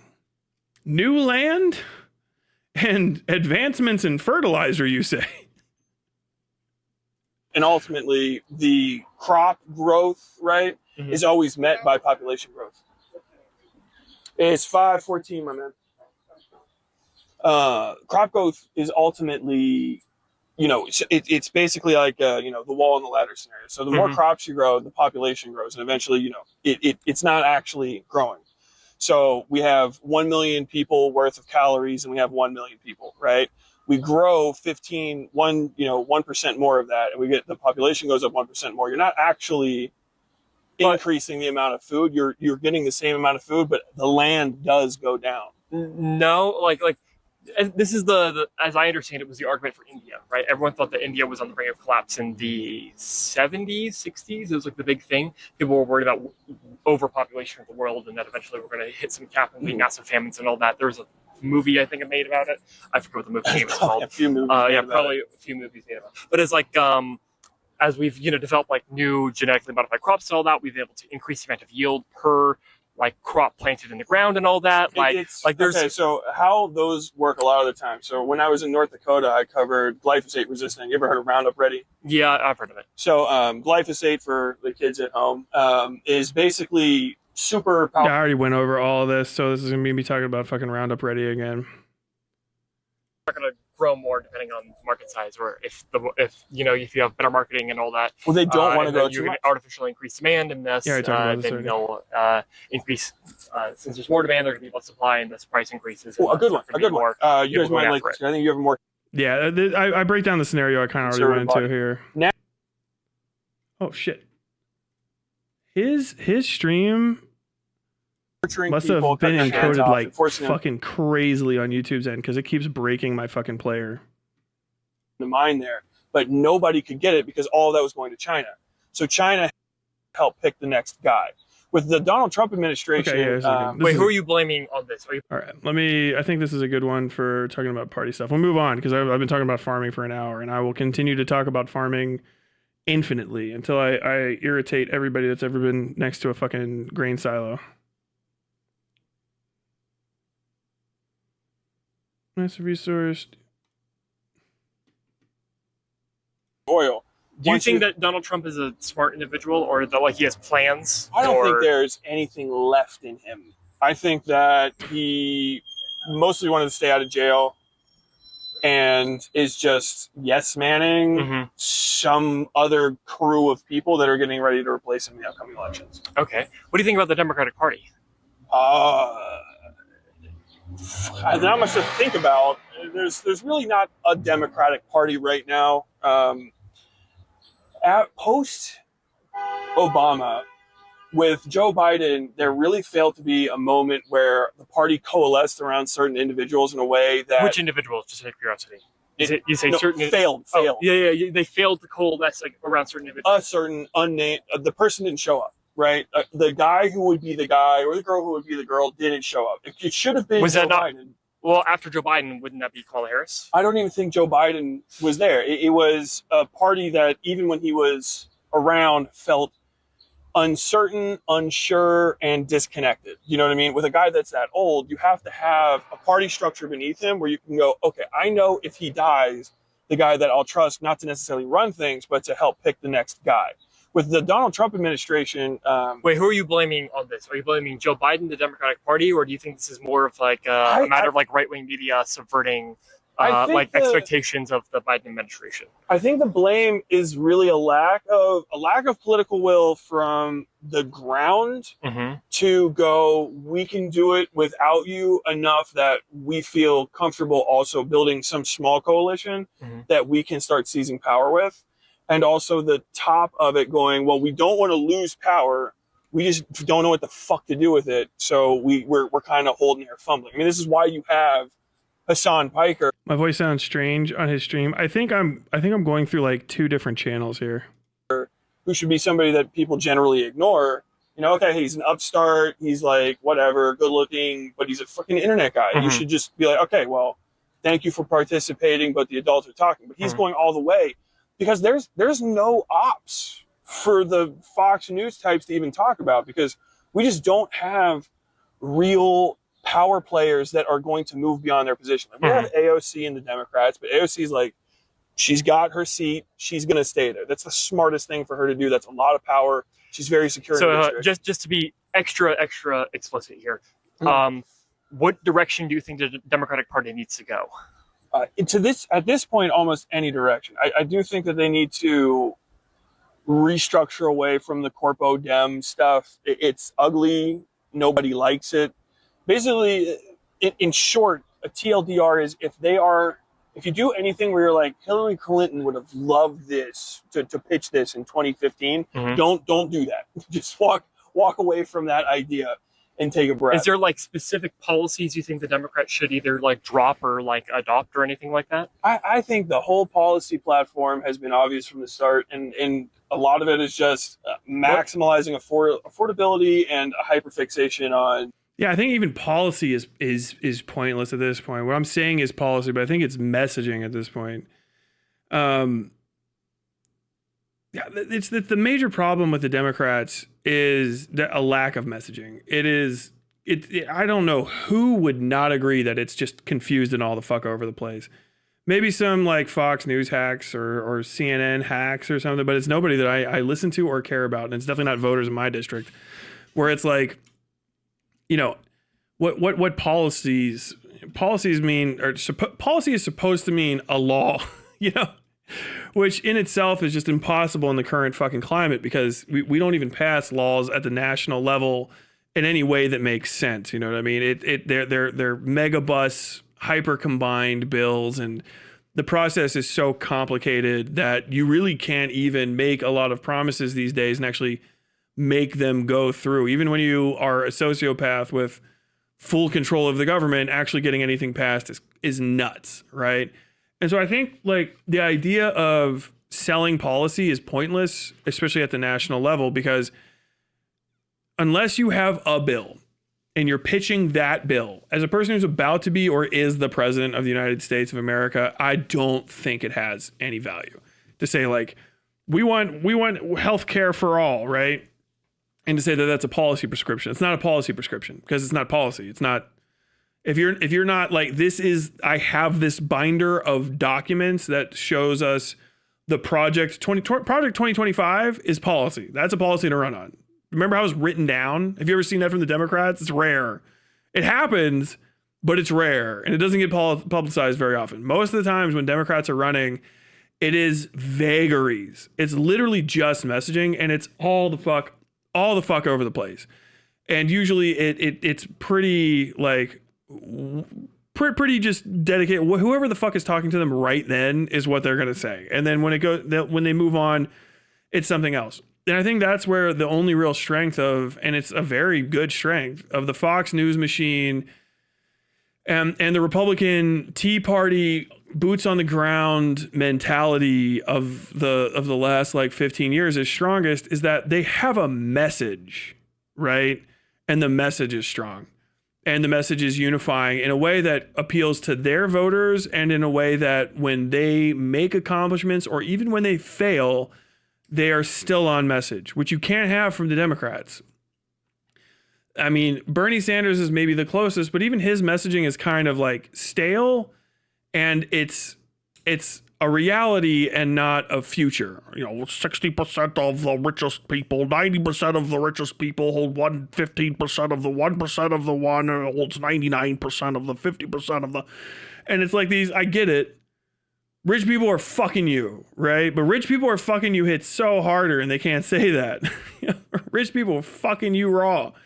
Like, but we need something that's closer to that and closer to the spirit of like, hey, you're being fucked and we're going to get them. But the action part for Democrats is the thing that they're always the most afraid of, because it will require them to do stuff. When they offer policy, they can fail and they just blame it on the Republicans, because there's no message. There's no holistic through line. They're like, I did my best. I guess I just got to go back to New York. I'm sorry. I did my best. They do that stuff.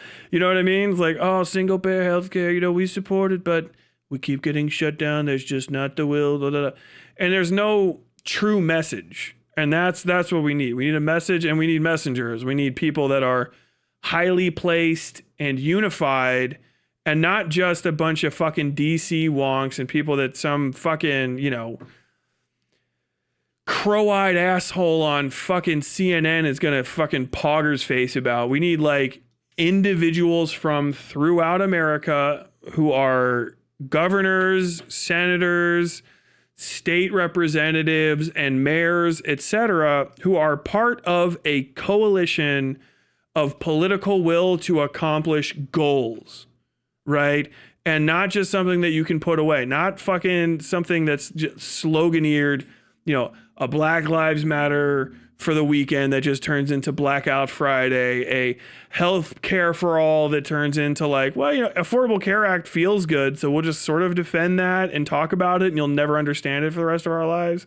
We need stuff that is like, hey, bring back the middle class, and like 100 things that bring back the middle class that can be done at every level of the political spectrum. Because otherwise, the only thing that the DNC is a vestigial organ that decides presidential candidates for you every 4 years. To me, that's all it's ever been. I want Bernie Sanders. Well, you can't have him. You can have Hillary Clinton. Okay. Be excited about it. Have you played Pokemon Go to the polls yet? I'm that boy. What the fuck? You know what I mean? It's weak as shit. Whereas, on the other side, it's always a fucking party. What do? We hate immigrants. We hate them to death. They're gonna come. They're gonna kill you. We like gold. We like America. We're always winning. Boom, boom, boom. You know what I mean? There's like some sort of political will. There's like an actual desire to seize and utilize power. There's urgency. Like, that's one of the other things is like for all Democrats have, and people on the Democratic side of the aisle have like legitimate concerns and legitimate reasons to be concerned. There's never any urgency. If you ask a fucking right winger, like, hey, when do we need to start deporting illegals? They're like, right now. They need to be gone yesterday. I'm surprised there's illegals in this country. We've gotten rid of 16 million of them, but they're still going to keep murder raping until we're all gone. Like, okay. How about you guys that don't want illegals deported? And it's like this, like, well, we're doing our best on Capitol Hill right now. And let me just tell you, I'm furious. I am upset. It is ridiculous. The things and you're like, oh, dude, how you bro, aren't you trying to save lives? Why the fuck am I falling asleep? Dude, I want some spit and fucking vinegar. And I want people to stop with this, like, you sound like Donald Trump. Like, bro, I don't give a fuck. Am I saying what he's saying? Like, no, you just sound like him. Okay, well, I guess that's what winners sound like because he won those 2 times, but we're just going to win and do something else. How about that instead? Do you know what I mean? Like, half the time it's like, you sound like this other side. And it's like, dude, what are you doing? Like, oh, you're raising your voice and you are pretending as though there's some sort of like imperative need to do what the fuck you're talking about. Like, I haven't seen Democrats in general shouting about anything except for the one black guy that kicked out of Congress. He's the only dude. All the rest of them are like, the thing that we need to focus on right now is politeness and unity. Like, I don't want to unite with them. Fucking want to beat them. I want to bulldoze them. I want to fucking turn them over. But like, you can't do that to the highest levels of this thing because the way that the DNC is organized, I might as well just put this on my face.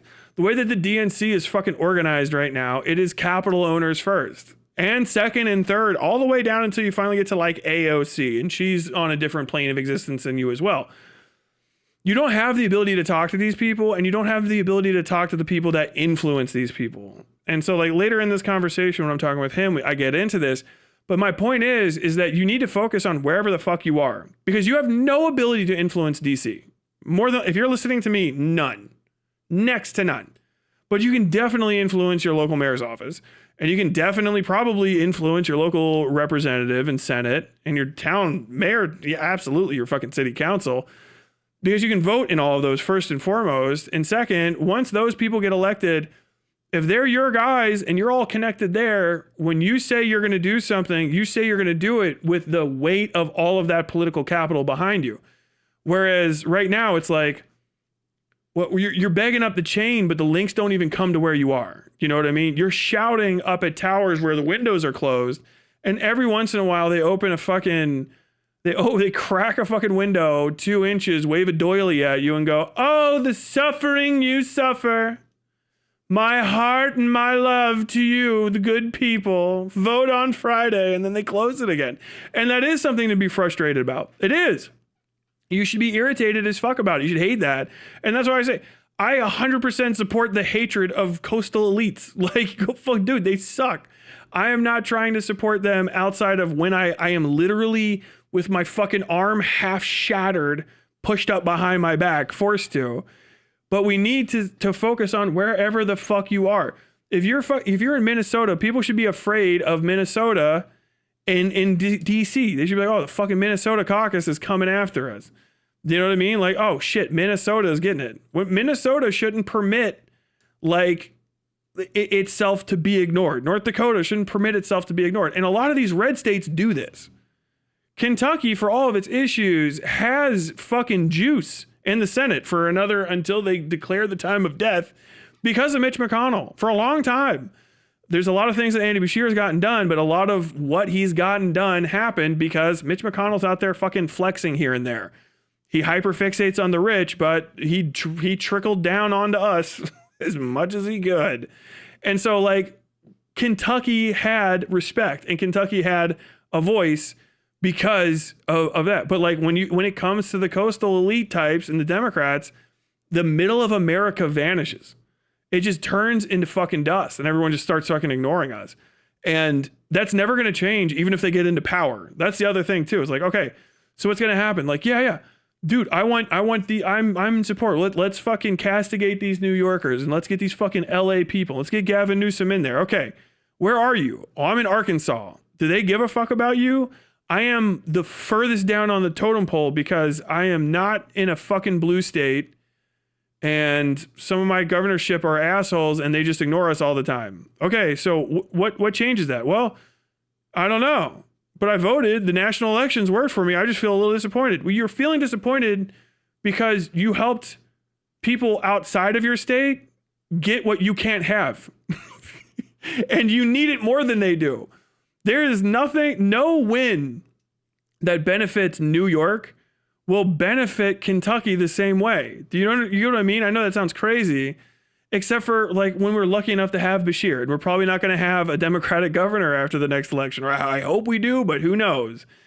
And that's the issue, is that like these states block people's access to whatever the victory the blue side gets, and the only time you get anything is when you're red side. It's fucking annoying, right? And even the red side will just take credit for the blue side's victories.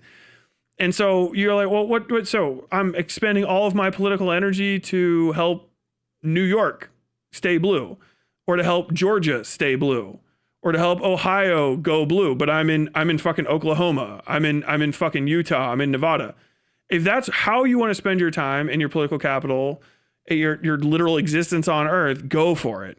But unironically, like, you should be focused on building something locally and demanding help from places that have more to give to you because you have less. That's like the thing. If we start building something here in Lexington, you know, and Frankfurt and Louisville that grows stronger, and we can say like, yeah, this is what it means to be blue. And really, for me, this is what it means to be a fucking socialist in America. And this is what we can do for you. And you grow that. And then you can say like, hey, we're sick of being fucking ignored. We could win this. Stop fucking ignoring it. We're not going to help. We're not going to help you with Georgia if you don't help us. What do you mean? Like, we're going to say that the Georgia Democrats don't give a fuck about Kentucky because you're not helping us win. That might fuck us over. You'll make it look like we don't care about people. You don't care about people. You don't care about us. So fuck you and fuck your election. Okay, we'll help. Okay, good. You know, that's how politics works. But if you don't have any leverage and you're never fucking unified, and you don't build something on the ground that people have to listen to, they just won't listen to you. Squeaky wheels get the oil. And a lot of folks don't understand this. They want to fixate on these national issues, national problems specifically. I'm an entertainer. I like making fun of Hassan Piker, and I think he's absurd. I have a lot of criticisms for him. There is nothing I think I need to complain about Hassan Piker about that's going to like save the world. I don't think there's anything Hassan could do to drastically affect the outcome of the 435 or 438 national electoral seats that exist. Do you know what I mean? Like, he'll have outsized impact on states where people will listen to a guy like him, a darker skinned, foreign raised national, like with socialist tendencies and a hyperfixation on China. That's not going to fly in most of the flyover states. They just won't give a shit. Even our blue states around here won't really give a fuck about him. And where he is, they're probably already going to win. He's affecting primary runs, and that's it. Like, well, Tyler, won't those primary, what will that affect like how people feel? I neither know nor care. People will not give a fuck about what happens in a different state or in a different locality if you can provide them something that they can focus on. Well, I'm really concerned about the way the Democratic Party is going. Okay, do you vote Democrat? No, I'm Republican. Okay. Why do you give a shit? I really don't, but I just hate Hassan Piker. Okay, I respect that. I can get behind that. Spiritually, I get it. Okay. But like, okay, are you a Democrat? Oh, I'm a Democrat. I'm really concerned about the way the national organization is going. Okay, what has the national organization done for you? Well, I don't know. Has the national organization ever come to Iowa and help win a race? Do you even know? No, not really. So why do you give a fuck where they're going? They don't even do anything for you. Conversely, like, okay, what if we build a fucking strong DNC chapter or Democratic chapter in Iowa? We win a few races and we get like 20% more fucking influence for Dems in Iowa. And then you live in one of those areas. Wait, what has Dems done for you? What has the National Party done for you? Well, the National Party hasn't done shit because I'm in Iowa. But the local Democratic Party, they fucking got one of these guys I was really supportive of and he fixed the local water tower because it was like rusted and shit and falling down. And like they literally were ignoring us in the Capitol. But he went there and he fought the good fight. He's actually really good at talking to right wingers. And yeah, we got a water tower. So like, he probably saved like 10, 15 people's lives with that. Oh, that's cool. That's what it is. People don't give a fuck. All this shit is yapping. Oh, I've got to keep dipshits I've never seen honest with influence I don't fucking have, which just means you're going to get online and constantly post this you shit at random Twitter profiles. Dude, instead of doing that, cut off every single one of your toes and see which one is more effective at changing your life. Obviously the second one. Okay, instead of doing that, put your fucking shoes on and go try to build a DNC chapter in your local fucking town. Go to a fucking city council meeting, find the angry lady who won't shut the fuck up and ask her, hey, are you part of a political party? And then she'll say yes or no. And then just say, can I join? Or do you want to talk about politics once a week? And that's how it starts. Imagine if instead of hanging out with pedophiles in Discord servers till 3 a.m, talking about whether or not Destiny did yet another sex crime, you went into the city you live in and had coffee with 3 other fucking people who are insanely hyperfixated on politics and the effect that politics have on their lives. Just have coffee with them. What should we do? That's how it starts. Why? How did fucking Franz Ferdinand get shot? Because guys that hung out in coffee houses were like, what if we shot Franz Ferdinand? Wouldn't that be crazy? That's how it happens.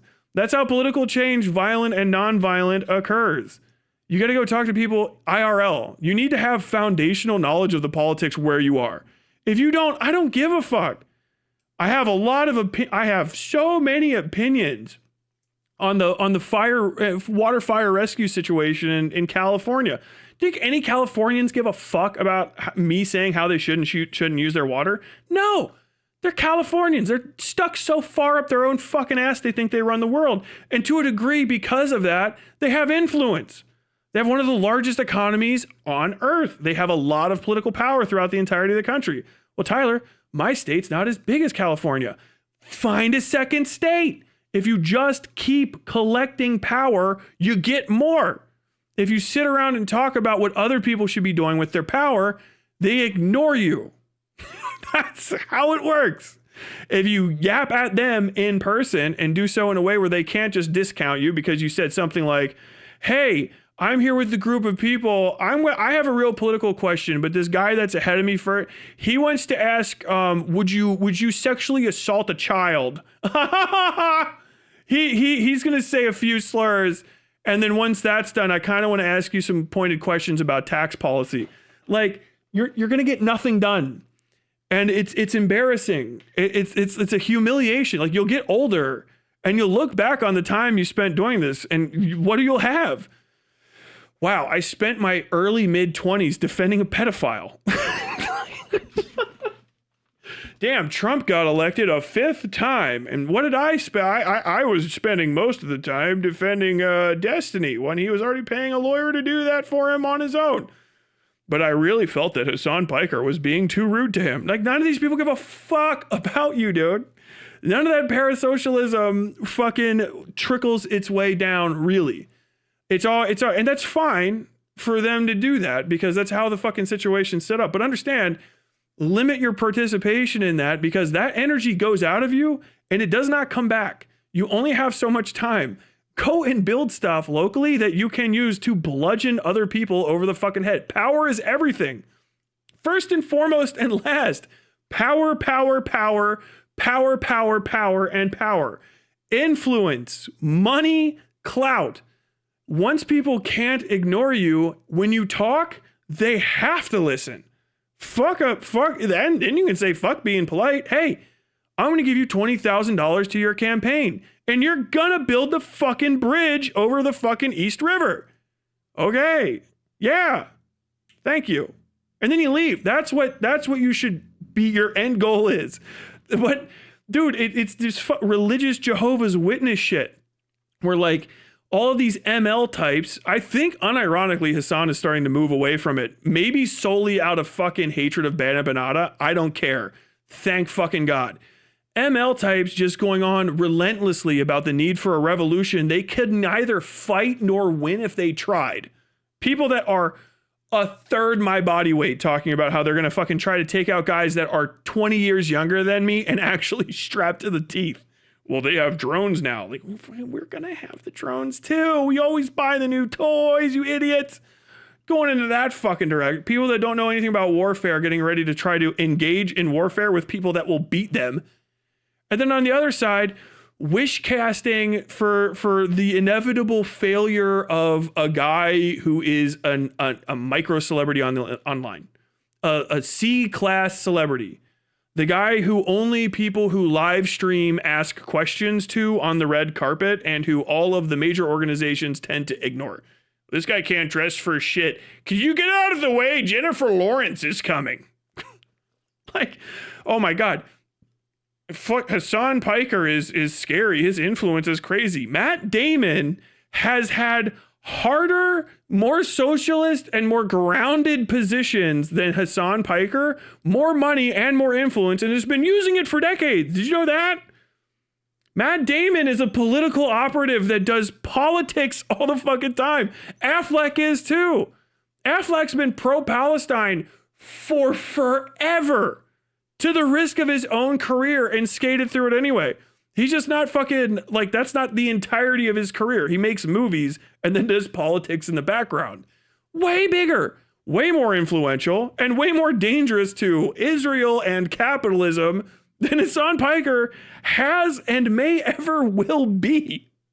But you don't notice them because they're not like, your guy hasn't, grabbed their titty online and been spurned by them, and then you were taught like they're the last oh God, they're gonna destroy democracy. Like, dog, what on what fucking earth? And I'm sick of the other way too. Like the fucking talk Maoist. He's a Maoist. Bro, we're not Chinese. He's gonna bring Maoism to America. How? We don't have. Where are our millions of peasants? Where is my 2,000 years of Chinese history I need to use in order to motivate peasant armies? Where is my War of the Three Kingdoms, the imagery of which I will use to lead a revolution? What? I don't have all of that? Okay. Where is Canada going to become Soviet Russia in the 60s to support my Maoism? Like, on what earth? He supports Mao. Okay. Fucking China only kind of spiritually does because they like Deng more. He's wearing a Mao suit. Watch out. Like, dude, it's a dipshit. What the fuck? It's so fucking corny. Yanks, please confirm. Is your tipping culture actually just a remnant of restaurant owners not wanting to pay black servers? Who the fuck would know that? I have no idea. Probably, I don't know. If there's anything in America as racism, I have no idea. Tipping is fucking crazy. No wonder we spend so much money rescuing Matt Damon. We need him. California only has a high GDP because of Silicon Valley. Tisk, tisk, tisk. Do you not know about California's oil trade? Do you not know that it's an oil economy? California has Silicon Valley, and that's boosted its GDP massively. But California itself is one of the most resource-rich parts of America, or had been for a while. And it has tons of intellectual property. Almost the entirety of Hollywood's output for the entire of the existence of Hollywood. So pretty much all of the movies in America, all of that intellectual property and the tax base that's generated off of its exploitation is in California. California has a massive oil and gas industry. You don't see it because all of LA is literally filled with fucking horsehead oil jacks. Sucking up, I think in California, it's fucking Texas Light Sweet too. I couldn't, don't quote me on that 100%, but it's some of the most expensive or valuable per pound oil too, per gallon. They're oil and gas. Before all of that, pretty much the entire American citrus fruit growing, all of that, all citrus fruit entire industry, outside of a swath of Florida, not even all of Florida, a swath of Florida was in California. It is also, as you may see looking at a map, one of the longest coastlines, I think the longest coastline of a state, might be the second third probably. One of the longest state coastlines in America and one of the most valuable coastlines. Almost the entirety of the Pacific shipping industry goes in and out of California. So like it is never not going to be rich. If Silicon Valley shuts down and they lose Silicon Valley's output, California still has a lead industrially on almost every facet of economics that exists. Because in addition to all of that, their ability to train up and produce excellent knock-on knock-on industry professionals is astronomical as well. So in addition to having shipping concerns and all that sort of stuff, California also has fucking places that produce the best shipping industry lawyers. They produce some of the best shipping industry accountants, because you would never think of it, but it's like, oh yeah, where do you live? Like I live in San Diego, Port of fucking San Diego, or San Francisco. I live in Port of San Francisco. What do you do? Oh, I'm a maritime law lawyer. Well, I've never even heard of that. Yeah, if you're from landlocked ass fucking Arkansas, you might not. But if you're in California, yeah, we have some of the best. They're right there. Why? Because these guys have to be able to do shipping contracts with people in China. So like, oh, what? You have multilingual lawyers in California? Yeah, it's riddled with them. If you want a Japanese American lawyer who can negotiate contracts in Japan and speak Japanese and English, they're in California. They're not somewhere else. And so they generate those. So if you need another one, hey, I need a lawyer that can speak Chinese and English to negotiate a contract. Where am I going to get them? You might have some throughout America, but definitely you're going to find some of the best in California, because that's where the Chinese immigrants collected. That's where they started building their generational wealth. And that's where the professionals rise up. Multiple generations of Chinese American lawyers in these Chinese American neighborhoods all the way up and down the fucking West Coast. And now you can talk to them and they can hook you up. Same with, I need to do business in Mexico. Where do you go for Spanish speaking, English speaking lawyers? Well, if you're going to the entire border region of Mexico and America, but also if you want to go to parts even further south, there's a lot of people that will do shipping concerns. Like, oh yeah, the shipping, what do you mean? Yeah. We have Chileano American people that will know individuals in Chile, and they are also lawyers, abogados, and they're fucking working out of Baja California because fucking ports are down there. And then like they come up and down and do shipping.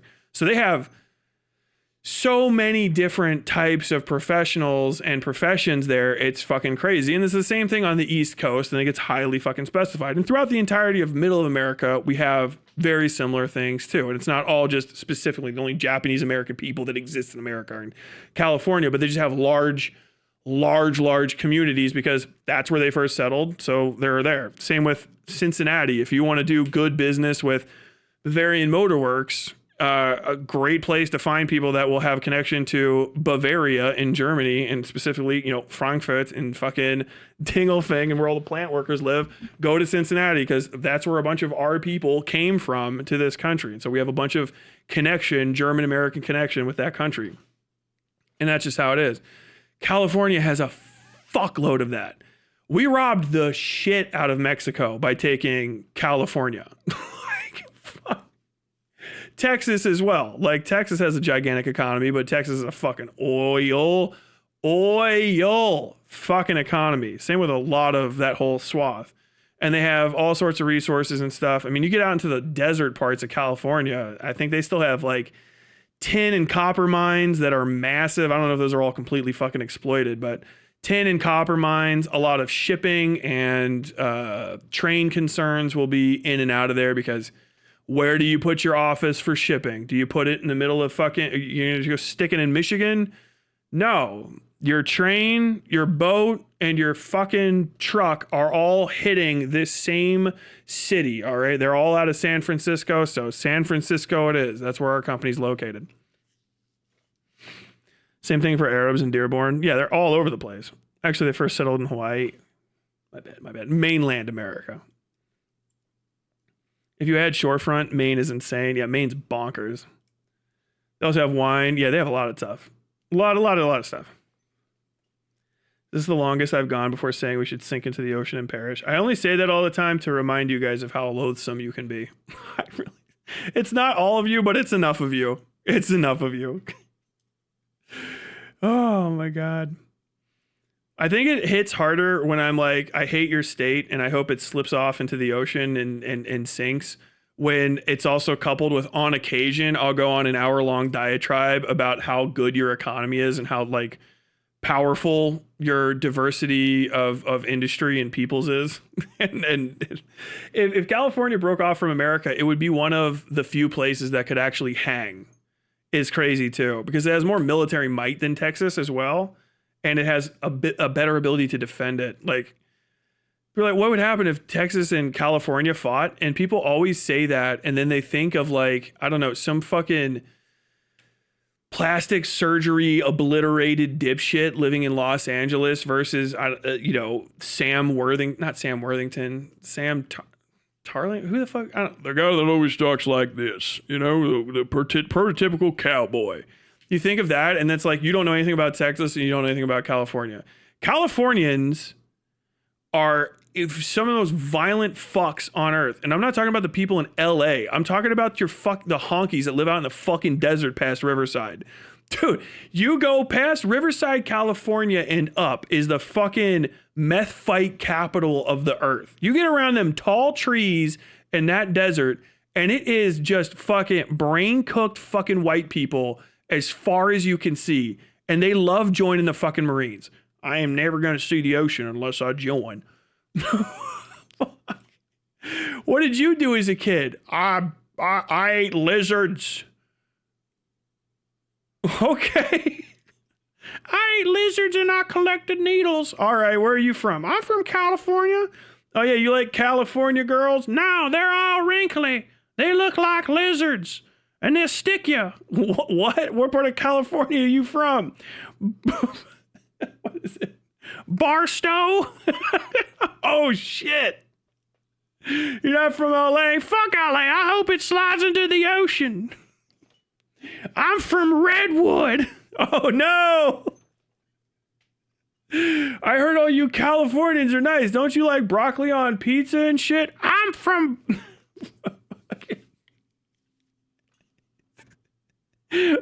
Tall Trees. I'll fucking stick you. I just made that one up. God damn, dude. No, the entire Pendleton is littered with fucking white trash that got matriculated in from the fucking California deserts, right? If you run into, there's two types. There's desert whites. You don't know about desert whites. You ain't been around, right? And no, LA people don't count. LA people don't count. LA white people are basically like Chicago folk. I don't know how to say that in a way that doesn't make, but they act like Chicago people, Chicago white people. They're not desert whites. Desert white people are the most unhinged motherfuckers next to river people. And no one will ever beat a river people. River people are fucking crazy. That you don't believe me, get on a boat and travel down the Ohio River. Once you get past the cities and shit, you go, oh. It's all bitch you live like this territory. And they fucking desert whites are fucking psychos. They're just crazy as shit. Even Breaking Bad barely cuts into it. Do you know what I mean? That's like they're still in Albuquerque. I'm talking get all the way out there past Palm Springs and shit. You know what I mean? You start getting down to Radiator, California. You see, you drive in the desert. It's not even a real road. It's just the color red, but it's flatter. And there's some rocks telling you kind of where to go. And you'll see just a child standing out there in the fucking heat. They'll watch you go past. And you're like, where the fuck do they live? And then way back behind them, a silver fucking trailer. And two more people who are probably parents or something. They're just taller staring at you the same way. What the fuck are they doing out here? No one knows. They're up to they're doing desert white shit. They're desert white people. They're not supposed to be there. There's nothing about our physiology that should be able to withstand that environment. So there's something they're out there baking. They're fucking crazy as shit. They'll be burned. 6 generations of them cooked like fucking bacon. Skin boiled off of them. You can't fucking see. Bright fucking blue eyes. They're all completely bloodshot. Not remotely biologically suited to desert living. Desert white people. Sketchy as fuck. Get up into Oklahoma, the desert parts of Washington and Oregon. Crazy. Thank you for the Swedish Croner. Go to the Shadowrun timeline. California goes independent, gets invaded by the new Japanese empire, and are saved by Hesteby, the great dragon, who then just decides part of Cali is her natural reserve. Okay. I fuck with that. I've been to a dozen U.S. states, coast to coast, and Desert Cali is the only place where I rang a doorbell and heard a shotgun get racked. Yeah. Dude, it's because, like, we have poor people where I live. Rural poor folks sometimes want to be left alone, but generally, like, you know why they're there. There was farming here. Generations of folks grew up. You go play by the creek, but there's, like, resources and shit. Like, you can go drink out of the river if you need to drink. You can go a few miles to the town, which seems far to like people, but it's like 20 miles to town. It's not that bad. 20 miles is like far, but like, this is a little day trip, you know? But it makes sense. Fucking, once you find the desert whites, they want to be there because there's no one there and you're fucking it up. Why did you move onto hard packed silica in the middle of the Mojave Desert? How can you speak to me now? Why aren't you further away? Okay, never mind. Whoop. You talking about Arizona? I don't know that much about Arizona. Actually, I know about New Mexico and I know about Cali. I've had to be out in Cali. California desert people are so crazy. When I was in the Marines, we got to go to 29 Palms. It's a shithole. It's outside of Palm Springs, California, which is like, I don't know, very Mediterranean looking is the way to describe it. Real hilly and it feels like there should be olive trees everywhere. Then you leave that and it's like, oh, okay, there's hard living, right? Like you can die in the woods. Probably if you leave Kentucky and you start walking out into the wilderness, like you could probably die. Dude, we got black bears and shit. If you leave into the wilderness in Palm Springs without a plan, you're dead. You're gonna die. It starts killing you right away. There's nothing out there for you. It's like, it's truly like the moon is how we describe it. Once you get out into Roadrunner territory, the big mesas and stuff, like you can eke out a living, but you're eking. The whole terrain is trying to kill you right away. Okay, well, it's just hot now. Also, every time you take a step, you're gonna almost break your leg on one of these boulders. There's just rocks everywhere. Who knows how that got there? Big rock. Don't break your leg. You'll crawl slower and dehydrate faster. And then people live further out in there than that. And like, where are you doing out here? And just like, you don't get to ask them that. They don't. That's the one thing you can't do is ask them what the fuck's going on. And so we're on 29 Palms. It's all the way out there. And they're like, the biggest concern we have is not the literal rattlesnakes or the endangered turtles out here or the fucking bomber planes that are going to be flying over your head to drop the fucking ordnance on these ranges. You need to make sure the fucking white people in the desert don't come out here and try to scrap the bombs. Like, there's no pieces in the bombs that are like secret knowledge or anything. They're like, don't get it twisted. But there's a lot of steel, and you know it's so much per pound and it's heavy. They'll try to scrap out on the ranges. You got to stop them. Like, what? And it was very explicitly like, you'll see white people out there. I guess maybe there may be some like native folk that still fuck around, and there's like maybe like a reservation nearby. And if we would have seen them, I guess we would have called in it differently. But they're like, keep an eye out. Fucking crackhead white people out here. And they're going to come and they're going to try to steal the bombs. Fucking chunks of dropped bombs. And that's your job, is to make sure that they don't go onto the range. Because they know that no one else is going to go onto the range while the fucking plane's hitting it. What? They'll drive over in their little pickup trucks and they'll steal it. And like the people that live on the base are like, yeah, fucking like white hippies out in the desert. They're fucking like meth head desert white people. They make like drugs out of fucking like dish detergent and shit. You're like, that's impossible. And then you see the videos and you're like, I could see this guy has been injecting Dawn dish soap. That's the only thing that could motivate a man to live so psychotically. What the fuck? They're actually crazy. I don't know how, dude, it must be the people, like, you almost get to California, one of them covered wagons, you've been doing genocide, and then, like, you have the one guy that can't, you're like, get out. That guy just starts a clan out there. When you're that kind of white person, you only live in clans, not like a Ku Klux Klan necessarily, but, like, you're in a white clan out there. You start fucking buttering your face up with some, like, clay and shit, and, like, what do you guys do? I think we're raiders. I have a strong urge to call myself Golfer Neffy. Golfer Neffy? They're fucking insane, dude. Scorched. If you ever get to see one of them too, they're like almost like a different kind of animal than a human being that I'm used to, because they're like, they can't take the sun, but they have it on their skin all the time. So they're like wrinkle bags. They look like, I get it. Like if you're like, have you ever seen like fuck is that goddamn movie in the desert? I can't think of it. Fuck, I can't remember the name of the Cannibal Desert movie in California where they're up in the hills. And you're like, no one would ever look like that. But then you see the desert white people and you're like, oh shit. Because they'll get scorched and their skin will fucking hang off of them. They got like UV damage to piss at 35. And they're just, they're walking around like a fucking leather purse over bones. Like, big foreheads, stringy hair. They all got this flat mouth. Yeah, talk like this.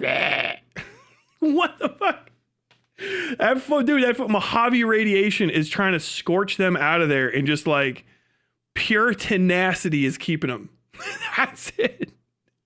Stringy hair, fucking baggy t-shirt, flat mouth. I can't even do it. I don't talk like that. Stare at you.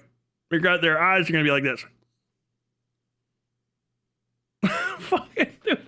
Like they're literally being melted. The hills have eyes. Thank you. Yes. Fuck. What the hell? Sagged out completely. Fuck. What are they doing? They're sneaking onto military bases to scrap steel at 25 cents a pound. Okay.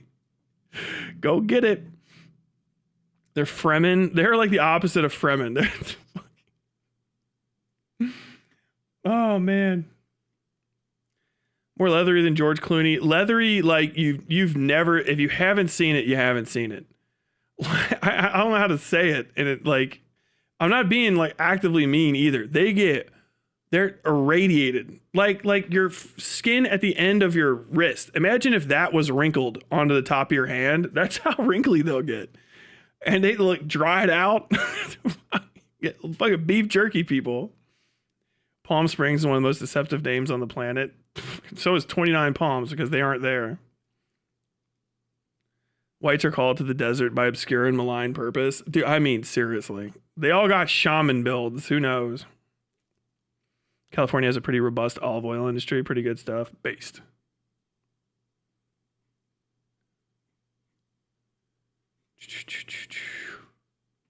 Oh yeah, I was watching this video.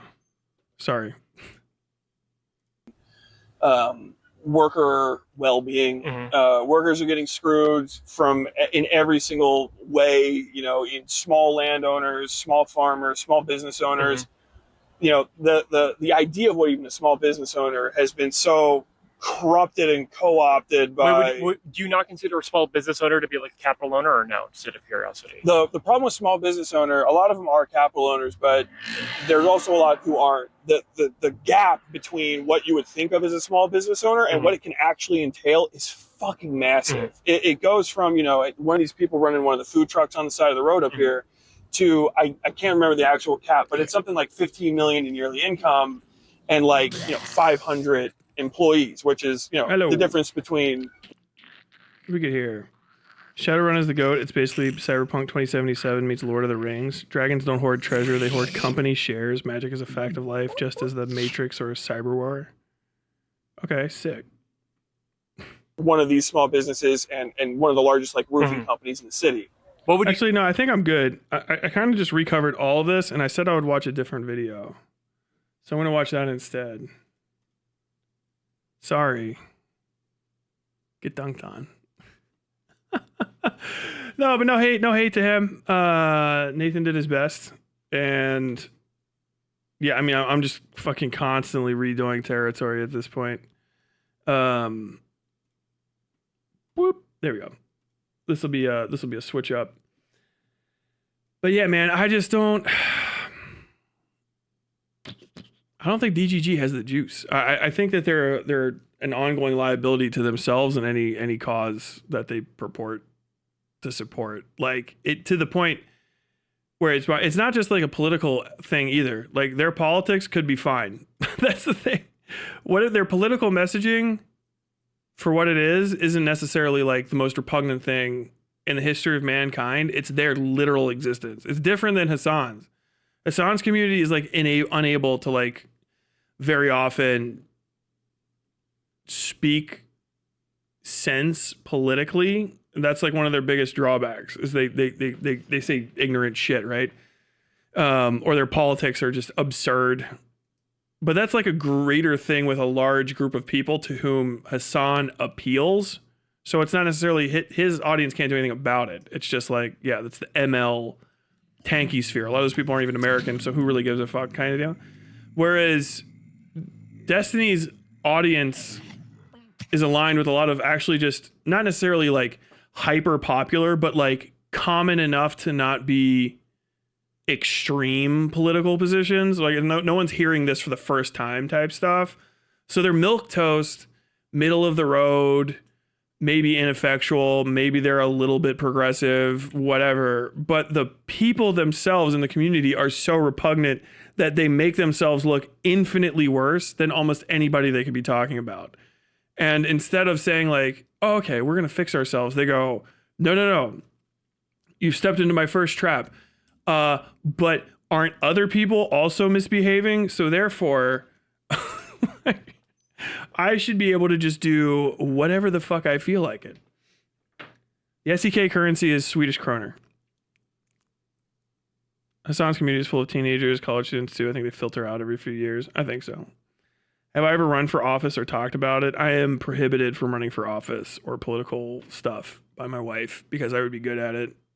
And she's like, I don't feel like dealing with that bullshit. I don't need you to be to start some sort of like political fucking cult of personality and start conquering shit. Fair enough. I just want to write books. Also, even if I did it, it's not as effective as if I can get other people to do it more. You know what I mean? Like, some people are good at running for office and maybe not good at much more, but they could be a decent politician and they should definitely do it. I think my strength is going to be getting some folks to actually start doing stuff like that as I go on and doing this kind of activity. I wouldn't mind supporting people for office and like co-campaigning type shit. You know, not like across the country. I mean, like Kentucky candidates that I could like physically go to their location and be like, hey, I'm going to fucking provide support for this. That I wouldn't mind at all. But like, nah, I can't really run for office. It would be a waste of my time.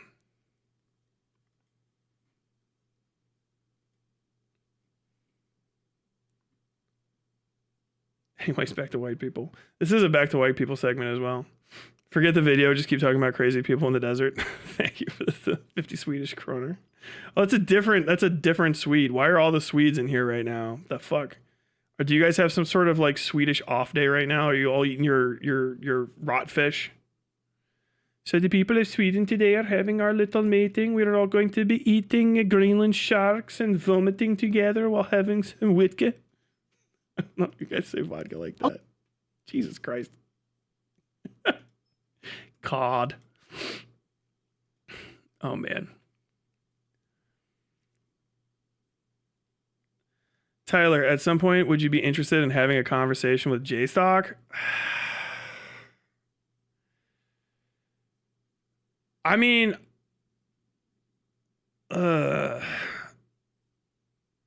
maybe, I don't know. I don't want to be associated with the vast majority of people that he brings on his podcast.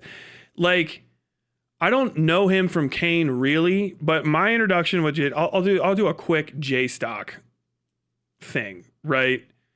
My entire introduction to him is that his stream has been a clearinghouse for the most repugnant people to say the most disgusting shit over and over and over again. And like, I have so many clips of people destroying essentially their credibility to proceed past anything further than glub shitto commentary on drama that it's like, it kills me. Like, I got most of my fucking anti-Queeman clips from J-Stock because Queeman goes on there and makes jokes about rape and racism, and he's a disgusting little fucking rat fuck. Most British people, I assume, that are online are, I guess, these days. I don't know. And so, like, it's very difficult to want to even interact with that sphere, even if it wasn't like, you know, with the current goings on and stuff, just because it's a fucking shithole. Like, I don't know how to say that in a nicer way. I mean, I guess he was supportive of my last video. Thank you. But like, goddamn, you know what I mean? Like, you have to kind of draw a line between yourself and that community because you guys are just too edgy for too long to take seriously, and that's rough. I mean, I get it. It's not like all of your prescriptions, especially things considering like Destiny, are bad, but you put yourself in a position, and I've said this to other people, where you guys are shooting yourselves in the foot. I mean, this is all the commentary people shooting yourselves in the foot to be edgy for no one, to talk about content they would already be watching you give. It's not like you have to be like squeaky clean about it, but like, bro, the amount of like fuck cringe racism shit from white people there. Like, I don't think there's a single person I've seen that I know that's involved in this fucking snarker drama that's been on J-Stock and hasn't said the N-word. I don't think there's a single one of them. Said it outright or typed it at least. Hard R in certain cases. And it's just like, dude, I don't want to be associated with that. I mean, I could see myself having a conversation about something if you gave me a good enough topic. Okay. But I'm not taking no hop-ins, no call. I don't want any of those fucking people on the stream. Do you know what I mean? I'll just fucking roll because I'm like, no, I don't want to be in the same building as a lot of those individuals for both like practical reasons and personal reasons. It's like, ugh. You know what I mean? God damn. Rough. The Desert White is just the American equivalent to the Aussie Bogan, who I am a big fan of. Base. Thank you for the $4.99 Deserted Hail. It'd be far more interesting for Tyler to talk to Sarah Tabor. She's a farmer who's run for office. Is that Farm to Tabor? Probably. I would be interested to see how much stuff I'm wrong about. A lot of my farm talk probably is now getting a little outdated. I hope it is. I hope some of those problems have gotten better in that case. Fair enough. For full transparency, J-Stock does have frequent convos on his stream with Queeman and Rao. Yeah, it's like kind of disqualifying for me. The worst part of Destiny is all his detractors are so cringe and disgusting. Yes. It's rough, man. It's rough. Like, dude, I've said that for a while. I think one of my biggest powers in this space is just having like a modicum of principle. Don't get desperate for views and start going on other people's shows to be edgy and like being cool with them being edgy all the time, and then or like just take a side and say that everything that some fucking massive creator is doing is good so that you can get on. It's like the only thing that's left me with the ability to criticize people and like be free to do so. Because even the DGGers are like, oh, you're just a Hassan fan. I'm literally not. I've made more and better criticisms of Hassan in the past 2 years than Destiny has in his entire streaming career. I have made better, principled, more thought out and researched and effective, by the way, far reaching and effective criticisms of Hassan Piker than Destiny ever has. And I think than he ever could. I don't think Destiny has it in him to fucking put his perversions out of his head and his butthurt out of his head for 5 fucking seconds to criticize Hassan in a way that isn't self-aggrandizing, cringe, and often needlessly hypersexualized. And I think that Destiny has intentionally spread that poison to a lot of these commentary channels. All the Queeman, even fucking Aiden projects, a lot of these guys, I fucking called Aiden projects out on it when the one time I debated him over a thing have been proven to be extremely right about, the honey controversy. I was on the side of honey is fraud. Shockingly, I was correct that the honey app was fraud. I don't even hold it against him that much. But like his argument style is just the same DGG shit. And a lot of their content style is just DGG Twitch poll style fucking word games, infinite fucking question asking, interrogating over and over again, mixed with, white guys being edgy and saying slurs and shit and being like, I'm not bound by the rules of society. And whatever, if that's the kind of content you're going to make it. It's not even like a moral thing. I'm not making a moral argument against you, but you do put yourself in a position where normal people can't ever hear your criticisms, which is one of the first things I said about like the Chud Logic sphere. I was like, oh, Chud Logic covering anything that's bad is useless. He should just shut the fuck up forever. I mean, I guess his audience, well, now a lot of his audience fucking left with Nick DiOrio, and he's been fucking relegated to the fucking, to the kick mines, I guess. But the way that he talks and the way that he carries on and the way that he fucking, built his audience, it puts him in a position where in a lot of respects, if he's not criticizing a behavior that's at least a multiplicative, times worse than what he does, those people look better by comparison. Because it's like literally you can just do the Hassan Piker, do you judge me by my enemies? And then like, okay, what do your enemies look like? Okay, rape joke, N-word, rape joke, all of that with a fucking R slur sandwich. And like, dude, if you're making your money and that's your content, that's your content. But understand, it's not even a glass ceiling. It's a shit ceiling that you put over the top of yourself. And no one has to listen to you. And even DGG, like you guys have probably seen yourselves getting shot in the foot every time they try to make a principled and honest and direct and truthful criticism of DGG. Stardust being disgusting in her sexual harassment of me, profoundly fucking disgusting, by the way. People making criticisms of that, and then like their immediate response is something like, well, J-Stock said the N-word. J-Stock this, J-Stock that. Well, you guys are next to fucking Morale 17-year-old girl stuff. Like, have you heard of that? Like, yeah, I've heard of it. I've been criticizing him for it since 2024. Do you know what I mean? Like, I was ahead of the curve with that shit. And like, I don't want to associate with those people, even though they would be like in other sees good temporary allies, at least political, whatever might exist between it. But like, no, I don't want myself or my brand. I don't want my voice appearing a lot of times on the same program as them, and there's not like I'm going to do anything about it.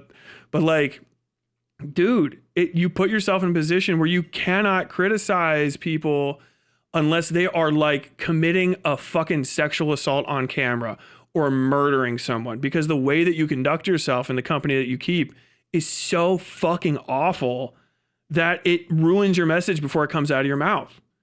And like, you don't have to do that, and you can move away from it. I would suggest they do if they want to do something other than what they're doing. But like, honestly, this DGG stuff will probably fucking pass eventually. And then like, I guess what else will you have if you don't, you might as well stick to your guns and stick with this. And when all of this is done, you'll still have the sewer.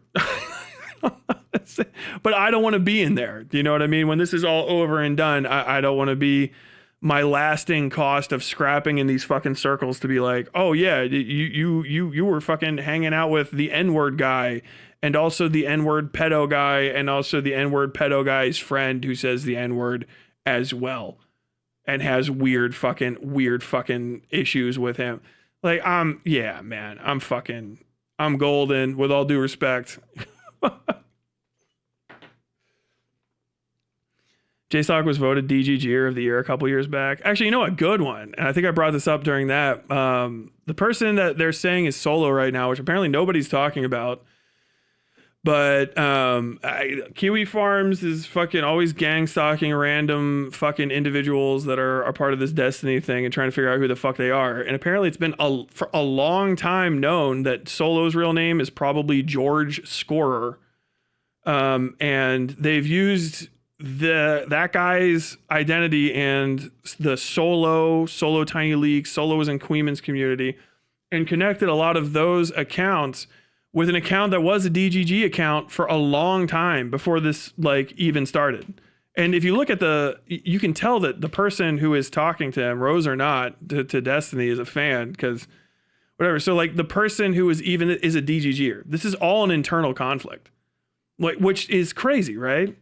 Like the Solo Tiny Leaks isn't some, random actor from outside. It's a person that at the very best thing you could say for Destiny, knew that Destiny was so fucking unhinged, irresponsible, unsafe in his conduct, and such a fucking pervert that he could catfish him as a child and fucking extract other people's nudes from Destiny, which Destiny offered in the first place. And that's just absurd. Like, it's all like, that is the kind of person his community creates, is nuts. Like, what in the fuck? Well, the whole place is a fucking pit. And done directly, I think he's ruining people. Like, that's my thing too. I hear J-Stock talk and I don't hear a person that's like so fucking stupid or so fucking backward he couldn't make a joke without saying a fucking slur. Do you know what I mean? I don't think that guy's entire content sphere had to be being the guy that entertains saying the N-word and says the R slur at all times to keep his fucking audience like he's key jangling. I don't think he had to do that. I know all of that. I'm going to say the N-word with the soft A. I'm going to fucking say I'm bringing back the R slur. I know all of that comes from Destiny, and 99% of it is him being called out by somebody who actually has a real reputation and going like, no, I have to triple down on this and make it respectable, so that I don't look like an idiot in front of my fans. And now they're all going to fucking monkey see, monkey do with me. And it just poisons all of these sub communities that are underneath him. I guarantee you, the vast majority of these people, a lot of whom who came up underneath DGG, either as fans or as chatters, they're in and out of his circles and his voice comms. Most of them probably wouldn't be saying the N-word and the R slur all the fucking time. They wouldn't be slurring out of their mind if it wasn't for him. Oh, they don't have free will. They're like, dude, they're fucking copying you. I could tell how much influence he has over the people that are underneath him. And, whatever, it takes two to tango. But like, I see people doing the fucking mic grab. I can hear people doing it when they're not even appearing on screen. If you fucking watch the amount of times that people say the N-word before and after his fucking Hassan N-word controversy that are white people in these communities, it skyrockets with him. Fuck, Connor Points had to made a server with a hard line saying this server is okay to say soft N-A-N because, all this, whatever this fucking argument is. And it's the same fucking argument that Destiny gave. And these arguments spread out from him. And then once it was like, I'm going to bring back the fucking R slur because look at the fuck people. And then that spreads out. Do you know what I mean? All of these communities are poisoned, and it benefits him because his reputation is already fucking dog shit, but he has the clout. And now these people can't ever get away from him. They can't even effectively criticize him because they behave the way that he behaves. And his entire community is predicated on this idea of guilt by association with if you're next to Hassan or within a fucking breathing space of one of his detractors, you're only saying it because you're a fan, because they know that's true about them, so it has to be true about other people.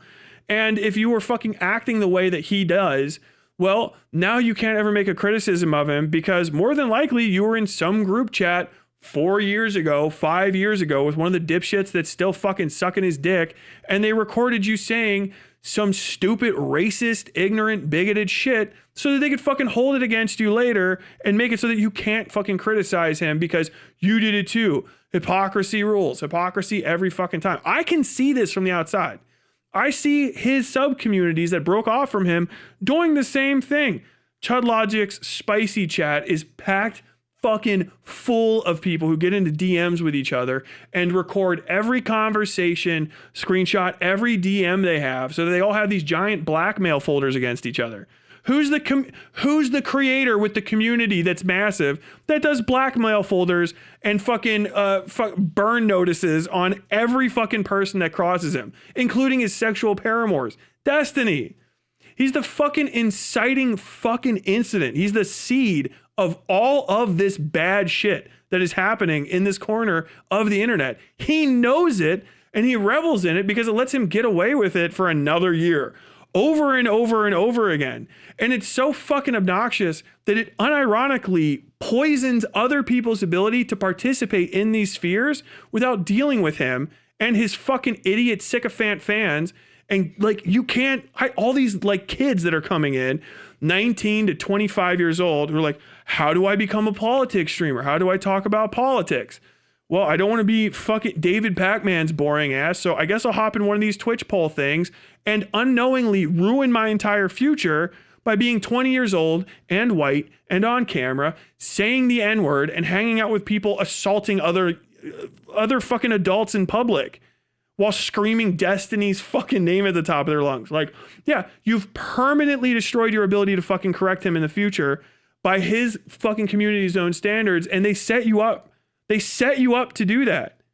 Understand, my heart goes out to people. I'm not going to fucking sacrifice my position to fucking criticize this idiot and the few other idiots that are like him in this world by connecting myself to some of these other communities or by entertaining them for a fucking second. I don't need the assistance. Just literally being me in the way that I operate usually fucking gets me where I need to go. But understand, like, he is a poison to political discourse beyond any other I've ever seen. I haven't seen fucking Hassan do a single. He's self-absorbed. Hassan's problem is that he is fucking alienated from the problems of the people underneath him. Destiny is the cause of them. Destiny's bizarre sexual habits that get picked up on by people that want to be like him and people that want to oppress him are the reason why all these people are sexually harassing individuals and each other in these chat rooms and these discords. These fucking random sex crimes that pop up, sexual harassment, mass fucking harassment of individuals' former partners, actual sexual abuse, actual fucking intimate partner abuse happens because they're underneath Destiny. He gets away with it and they say, well, my fucking way to success is going to be to do the same things. I want to be like him. I want to be able to fucking date any of these fucking girls I want to, and for them to be so fucking afraid of me that they would never hurt me the way that girls hurt me when I was in high school. I'm terrified of other guys. So what I'm going to do is I'm going to build a fucking community of people around me who will always say that it's okay for me to make mistakes, not because I'm going to fix myself, but because I can't make mistakes. When I say the N-word, it's because I needed to. I'm saving America. When I fucking call people slurs, it's because I need to. I'm saving America. And America just never gets saved. And like, I see this poison spreading to the point where even some of fucking Hassan's people are just like, well, the only way I feel like I can interact with Destiny is to start doing Destiny shit all the time. And then you see fucking people that are supposed to be even further left starting to say slurs and engage in like overt direct racism to people. And it's just getting fucking worse and more irritating because the only motivating factor for a lot of these people is just clout and money. Clout, money. And they see the fast way. They see a guy that's already successful and they don't understand that there's a brick wall between you and him that is so fucking insurmountable, and you are burning the only ladder that gets over the top of it. Because if you can't attack him in a way that's like principled and effective, that's the only way that any of the people that got big fucking with him did. And all of them are pulling up their ladders as well. They're not building careers. They're not throwing down ropes to lift up smaller voices and shit. It's a free for all. The ships are out to sea. The fucking lifeboats have been pulled. And they know that they can fuck up these smaller people's careers. They can get you associated with bad people, with bad things. And then in the future, you're going to be reliant on them because they'll either have blackmail on you, or you can't criticize them because you'll be a fucking hypocrite and you've based your entire life on, oh, well, I mean, I can do anything but engage in hypocrisy. I mean, think about how effective Destiny is at threatening people with doxing and then just doxing them. A lot of you guys have this idea of like, well, doxing's bad and you shouldn't dox. His community will go after you for doxing. They'll say you're unprincipled and immoral because you have a strong stance against doxing. And then one person will do it and you're associated with it. But he does it all the time. But they've got you cornered because you're like, well, I can't say people's names and associate their real life existence with their profane, often illegal actions online because for some reason I've made a principled standpoint on that and made it the entirety of my heart. I'm more dedicated to not saying a person's name when they've committed a fucking crime than I am to not saying the N-word. How the fuck did you get tricked into that? Like, that's the question these communities should be asking. How was I deceived into a position where I am more willing to say the N-word as a white person constantly than I am to say a person's name? Like, what fucking judo is done on you? And you have to know, you didn't arrive at those conclusions naturally. You didn't get there by actually interrogating reality and understanding how society works. You have just integrated yourselves with communities for so long. You're accepting the natural setup of what's around you and not going, why the fuck am I in a position where if I say this fucking sex criminal's name, all of these people will come after me and try to destroy me. But like the only way for me to have friends is for me to like hear people say like, I'm threatened to rape someone. I have to laugh and then also say the N-word. Like, dude, you guys have been judo flipped. That's what I will say to commentary. This is it. This is the whole conversation. I don't need to hear a counter argument because I feel emboldened by the light of God. Doesn't mean that you have to go and start being fucking cringe and moralizing. Like, don't go do woke, but just consider the possibility that you guys have been fucking judo flipped into a position where you have no ability to criticize people you have a real fucking problem with because of things they got you to do before you realized how fucked they were. And like, if you can't do anything about it, at least like make sure the next people that follow you are set up to brick these fucking people in the face. You might be cooked, but like, hey, all right, just guys, don't do what I did. Not because you're a good or a bad person, but like literally, if you want to fuck up one of these sex criminals, you just got to not do these 8 things. And then when you punch them, it's like you're hitting them with fucking brass knuckles and not slapping them in the face with a fucking balloon animal. Please make sure if you're going to be a commentary creator, that your commentary will be something people give a fuck about listening to when they are the people that can do something about it and not just a bunch of random fucking, sludge accounts from the fucking farms. Like you have to hold yourself to a standard or try to achieve a standard for yourself and your community that at least lets you fucking land hits. You don't have to be good people. You don't have to be the best human beings. You don't have to just overnight accept all of my political prescriptions and start being twee about everything. Nothing. Just make sure you stop putting yourselves in positions where when you try to punch, it can't land. That's what I would say. That's the whole talk I would have with any of them. Like, Tyler, what's your problem with me? Tyler, could I fix it? Tyler, I like what you did, but like, that's it. Like, if you can't, you can't. If you can, you can. But like, that's the whole talk. And I need more people like that because, even on Hassan's side, he gets away with too much, in my opinion. And people put themselves in positions where they can't criticize him. Destiny's the worst by far. Bosch 2 is fucking awful. And I don't want more of those.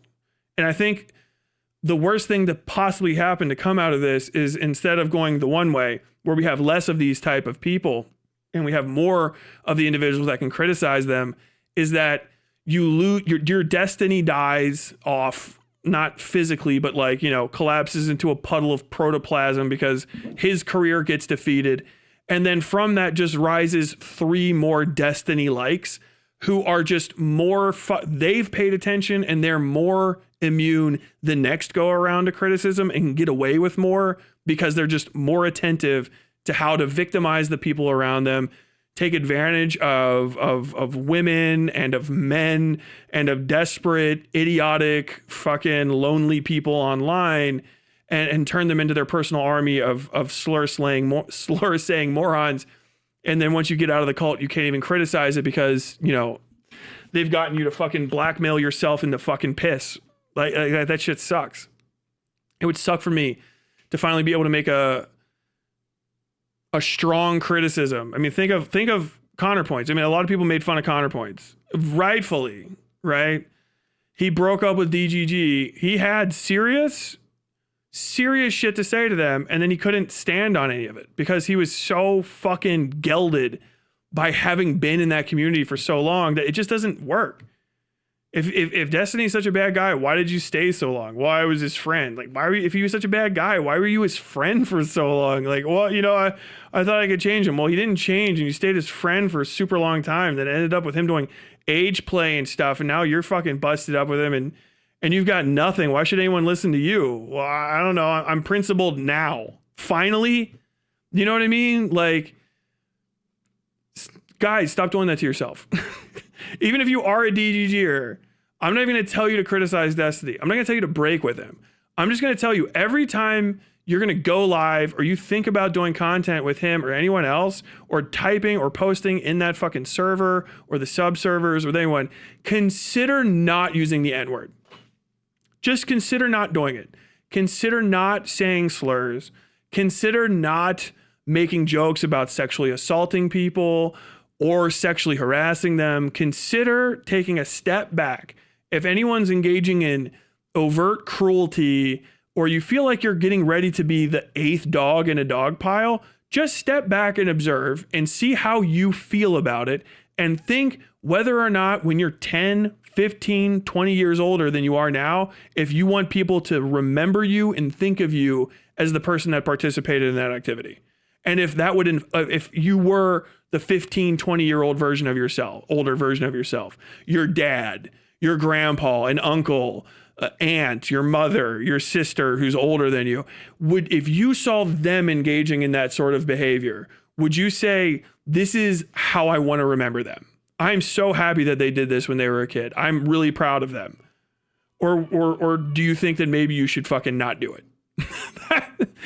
Take a second and think whether or not you as a white person really need to be saying the N-word, especially in a situation where people will be recording you and attaching it to your name forever. Are you going to dox me? Buddy, they're going to dox you. They're the ones that are going to dox you. They are going to know who you are. They're going to know who you are. They're going to know everything about you. It's going to be them. They're going to blackmail you. They are going to dox you.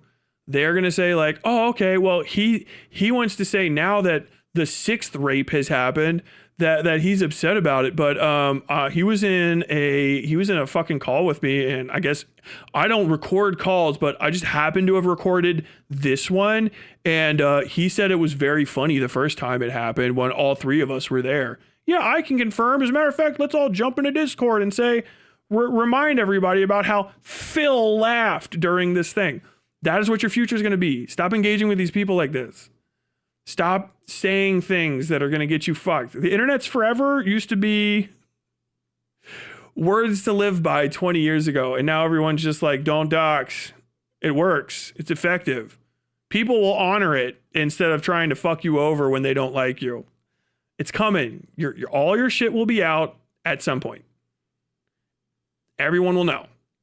Stop engaging in behaviors that are going to fuck over your ability, sometimes even just to live like a normal human being, but also to interact with principle if you actually find some success in your life. Don't put yourself in a position where you start off with 2 broken feet because you wanted to fit in with nobodies on the internet and say the fucking N-word and joke about sexual assault and do all the sorts of things that you already know are bad things to do. You have a feeling in your gut. If I say I'm going to make myself a grilled cheese sandwich after stream, I don't have to defend that in 3 6-hour streams. Okay? I don't have to get into a fucking screaming match in a Discord because I made a grilled cheese sandwich. Why are these things happening when you say slurs? Why are these things happening when you guys defend victims of sex crimes being abused by a person with an audience in the millions? Why are these things happening when your community engages with other communities? Why are your actions that you're taking on a day-to-day basis so in need of constant, consistent, aggressive defense? It's because they may be indefensible and you're exhausting your life and your energy fighting an uphill battle for nothing. You're dying on N-word hill. Stop. Cut it the fuck out. It's embarrassing. You're gonna get older. You're not gonna be 20 forever. You're gonna be my age. I know you guys are afraid of the adults you're going to be because I hear you say, Tyler, you're still in these fucking conversations at 38? You're doing this at 38? Bro, you're 38 doing this. Bro, do you know how old you are? Get younger. Like, dude, I know exactly who I am. This is why I'm comfortable doing this shit. I'm having a good time. I think I'm making a change in some people's lives, and I like the content that I make. I have a good time on the internet. When you're saying that, it's because you know you're going to get older too. You know it in your heart. If you don't die, you're going to go from 23 to 24, and then one day you're going to be 35, 36. You're not going to be young and cute if you're a good-looking person anymore. You're going to get older. You're going to get wrinkly, and people are not going to forgive you for the things they forgive you in your 20s. And if you think you're not getting forgiven shit in your mid-20s, you're wrong. People give you a lot of leeway right up until about 35. And this is what your future is. You're building nothing. Going on Wick panels to talk about shit with Destiny's sex crimes, what is that building? Are you going to want your kids to find that? Hey, yeah, Sean, oh, you seen it? This is my 2-hour diatribe about how it's okay for Destiny to say the N-word, and I called Hassan Piker the F slur 30, 40 times in a row because I was really trying to impress a girl who dates pedophiles. You're writing the story of your life. You guys understand that, and you have to share parts of that story with people when you try to convince them to take you seriously about things in your future, right? And if you're like, oh, all of what you've done can just impress a series of internet trolls and like mean commenters, you're gonna get into a position where you cannot make arguments. You're gonna get into a position where people can't trust you. That's why I don't trust. I wasn't making a light comment or just a barb when I say I don't trust anybody who is affiliated with DGG to make for almost basically literally anything.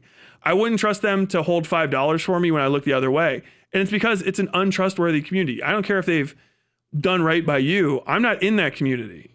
From outside of that community, that's what you guys look like.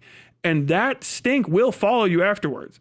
That's why Destiny was so fucking ass mad about me after that conversation ended. Affiliated just because I own the company, and just because I like established it, it's named after my community, it means I'm affiliated. And then he just stops talking about it because that fucked him up. And here's the thing, it's never going away. People will never let it go. Understand, and this isn't just for JStock. This is for DGGers. People like JStock are going to remember you if Destiny goes away. What, you were the guy that was fucking roasting? JStock keeps making stuff. He's not going to forget about it. Do you think that's going to happen? Do you think Morale's going to let this shit go? Do you think Queeman, Aiden projects are just going to vanish off the internet completely one day? Or even their fans and the people that remember you from then? There's 20-year deep retrospectives. People are still talking about Chris Chan. If you get something that they can try to take away from you and you've acted like a fucking psycho, not just like me, but I mean like saying things that can ruin your life and they can connect it to them, dude, that's content.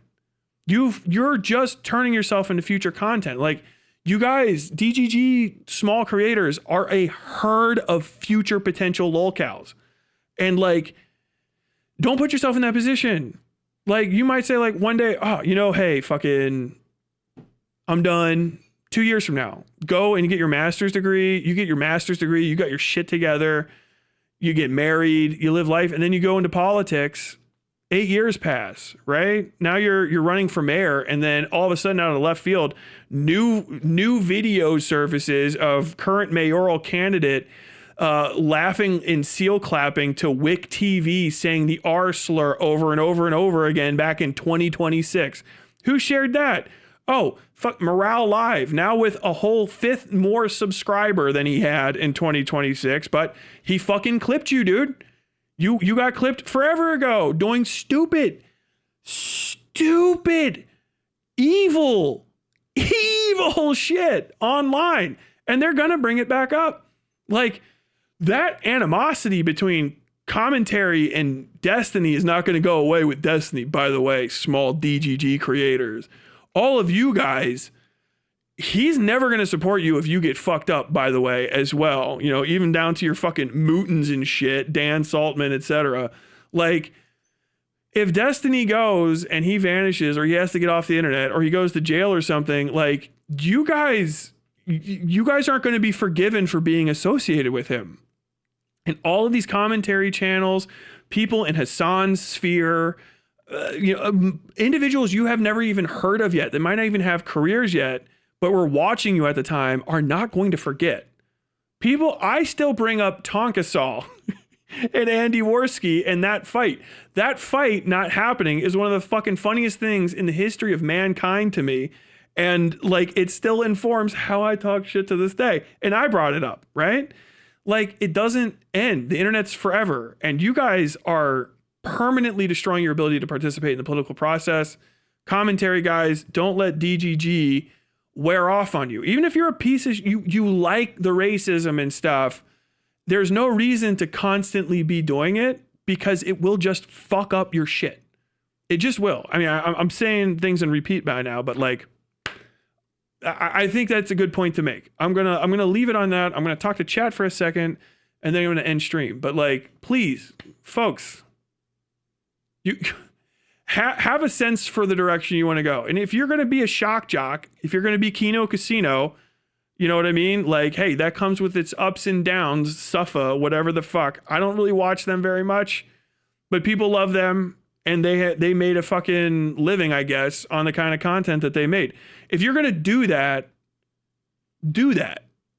But you can't do this chasing two rabbit shit that the fucking DGG community wants people to think that they can get away with, where no one ever gets doxxed and people say the most egregious shit ever.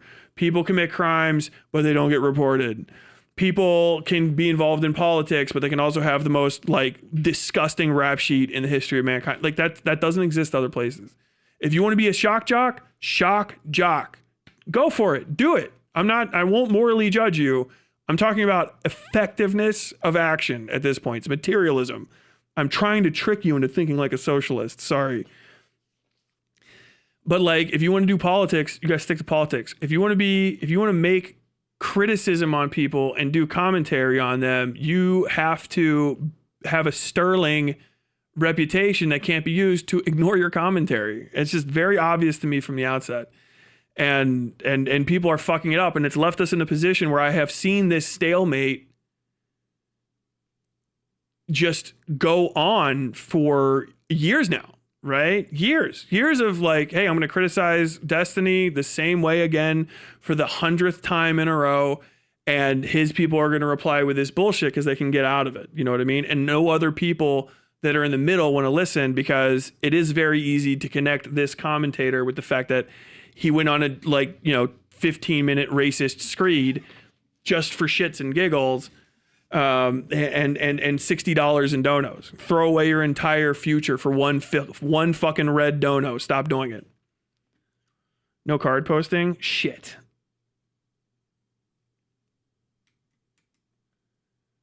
We can't be talking about Sector in the year 2026. I mean, they just got fucking canceled, so that's why they're in my mind. I don't know if they made it. I don't know if they got completely obliterated or not. People seem to not want to acknowledge they'll likely live to see what their legacy will become. It's rough, especially when you know you're like planting some fucking horseshit seeds. All of these people, young people, are blackpilled and don't think about their future. I think that's a good point to make. I think the blackpilling shit needs to be treated with utter revulsion. I don't permit it in my Discord at all. Other people are like, yo, your Discord needs to have a place for people to vent and talk about how miserable shit is. Absolutely not. That's the most poisonous aspect of Vosh's community. It was just, horse pedo shit. But if you look at Vosh's community, the smallest of the big three, everything that he posts is doom. You're all fucked. You're going to die. Everyone hates you. And the world's collapsing and there's nothing you can do about it. Be sad. Give me $50. Like, terrible. Terrible content. Terrible way to live your life. Terrible thing to say to people.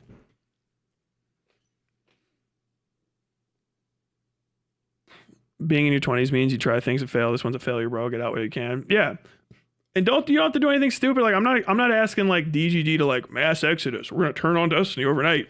I'm saying think of yourself as an individual part of that community and what you want to be now and what you want to be in 5 years. Like, do you want to be there forever? Okay. You're one of his pets. I can't do anything about that. But if you want to have your own life outside of that organization, think about what you would have to do to separate yourself completely from it and ask yourself if you already haven't done things that may make it impossible for you to go. Just like literally ask yourself that. Okay, I am going to watch this card posting thing. I promise that it shouldn't be too long. It might be a while. Hello there. Today, I just wanted to articulate some thoughts I had recently while and subsequent to listening to a video put out not too long ago by the DGQC channel. The video in question is Religion Works, That's the Problem. I'll link it at the top of the description. As a courtesy, naturally, and because I think it's worth listening to. If not only just to hear a few book recommendations I'd also second myself, but also because it's stimulating in its own right. And if you can follow along with it, you'll probably get something out of it. Maybe orient your own thoughts a bit more, even if you don't agree with the video's overall direction. Like, I think I don't. But still, go watch it when you've got time, then maybe come back here. Now, first and foremost, I should say, this video I'm sharing my thoughts on, it's grappling with some pretty heady topics. Namely the function of religion, the social mechanisms by which organized religion operates, and following on from that, there's something of an implied question lingering in the air, whether or not this stuff's good, very broadly speaking. Now, it's not like any of us doing YouTube videos are going to solve this issue. Probably can't be solved at all. But it's maybe good to have the discussion, have the thoughts about it all nonetheless. And in sharing my own thoughts about the ideas we hear in this video, first, I just want to pick out a few minor quibbles I picked up on and made note of before I get to the main thrust of what this piece from DGQC has gotten me thinking. Just little things that could potentially be avenues to go down on their own right some other time, but not really what I wanted to focus on today. Like, I appreciate that Brooks DGQC here recognizes the similarities that can be drawn between Western political frameworks of the last several hundred. You guys can't understand what he's saying? I need to slow it down? Okay. I'm vibing. I can hear all of this. Years, and the Abrahamic religions framing of man's moral universe as something to be grappled with and struggled through. Saying goodbye. And I also could potentially go on for a while with some thoughts building off of this video's very accurate summation of, I would say, the most important cosmological aspect of any religion in the mind of the religious person. That is, the sense of purpose or sense of meaning, some sort of meaning to the universe, religion can very potentially bring to someone. How it fills in the existential agita hole that would otherwise linger in the back of the irreligious person's mind. How it removes the groundlessness, as Brooks puts it. And honorary mention to one more minor thing. I picked up on the fact that at one point Brooks quickly mentions the failure of Marxism to make the future of the species the container for the infinite. There's a lot that's been said by plenty of socialist, communist, anarchist thinkers in the past about the potential need for a revolutionary anti-capitalist movement to back up its political dogma with some sort of a philosophical or pseudo-religious ideology too. Something that morally justifies why you're advocating redistributive economics and radical means to achieve it, and so on. People were discussing that sort of thing in the 1860s and around the time of the Russian Revolution. Yeah, this is like a dense video. Card himself asked me to double check or check this out, but it is pretty fucking slow and informative. Hi, bud. I love you, bug. But we did get a sweet cheek. Sweet cheeks. for sweet cheek. I'll keep this playing. Throughout the 20th century and so on. And you could even get into case studies of people like John Brown, the militant American abolitionist, and talk about how people like him who are inspired by or justify their radical militant actions through religious rationales. But like I said, maybe a topic for another day. What I really want to bore down on here is perhaps what I most firmly disagree with the DGQC video about. I think Brooks has unfortunately overlooked a major aspect of what religion provides to the life of the religious person. Don't get me wrong, taking away the existential groundlessness is a big part of it. But I think there's another big thing religion, now and historically, provides. Simple, actual, right here, right now, material benefit. A community to take part in.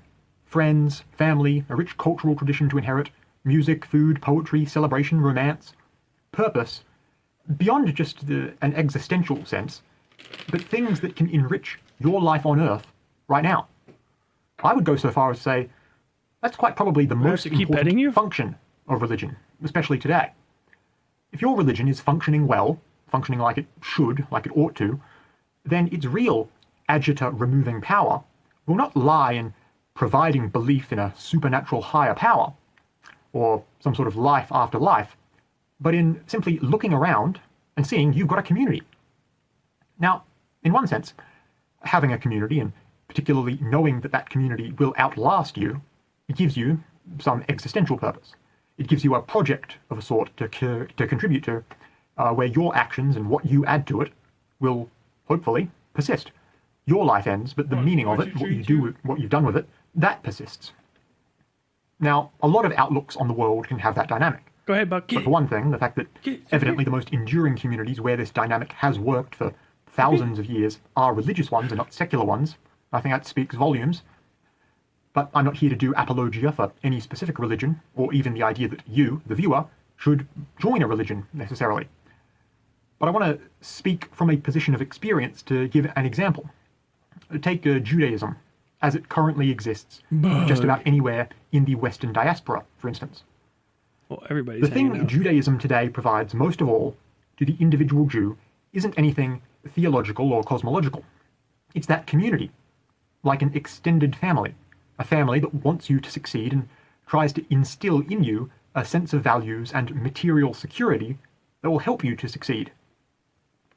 How have we survived 6,000 years and kept up a cultural continuity with our forebearers all the while? Because of community. Even while people keep trying to kill us all. Okay. Good video so far, but it's mostly just informative.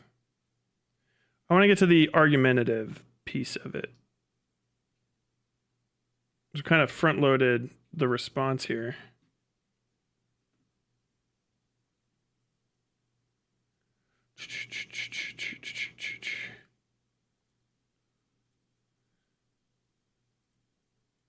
The phrase, white people have no culture, is kind of referring to how some people, mainly white people, can't do anything like that. Culture should not be understood here as merely the sum total stuff people of your race have made. You know, I'm not usually one to quote theory just to prove how well read I am, but consider the following. Oh my god, he moves so much.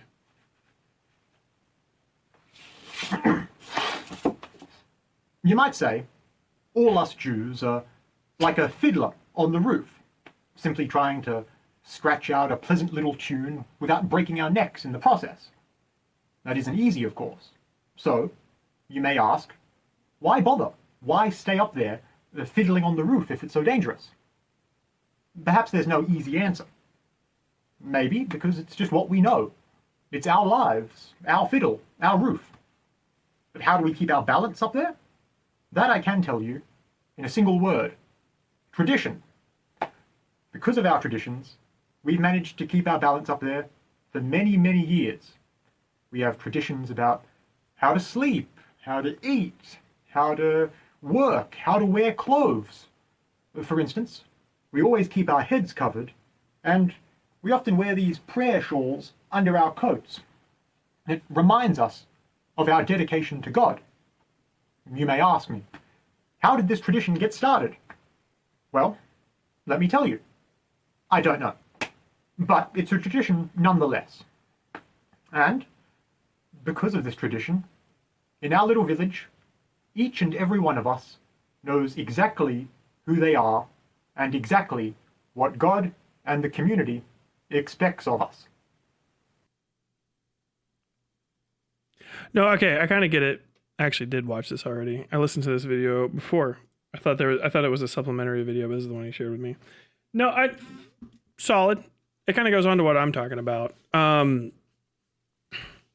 haven't seen the original video from the other person, but I think especially in like 2010s internet era, that atheism has been excessively overvalued. And I'm not saying that you need to be in a religion or religious, but most atheists, that particularly atheist creators that made a name for themselves, are religious in their atheism. Do you know what I mean? The most principled, so to say, atheist, or the one that talked about it the most, Richard Dawkins, who was kind of a controversial person when it comes to anything leftist at all outside of his atheism, was, a staunch militant atheist, as he said. And that militancy really does lead you much more quickly to the negative effects of religion without giving you any of the positives. This isn't to say that religion is a necessary good, but it is very similar to the state in that it compels itself to exist even when you think it won't, right? Well, we've thrown off the state. Now we won't have a state. We'll have an anarchist commune, and that you find yourself shortly after, wondering at the true value of bureaucrats now that you need some.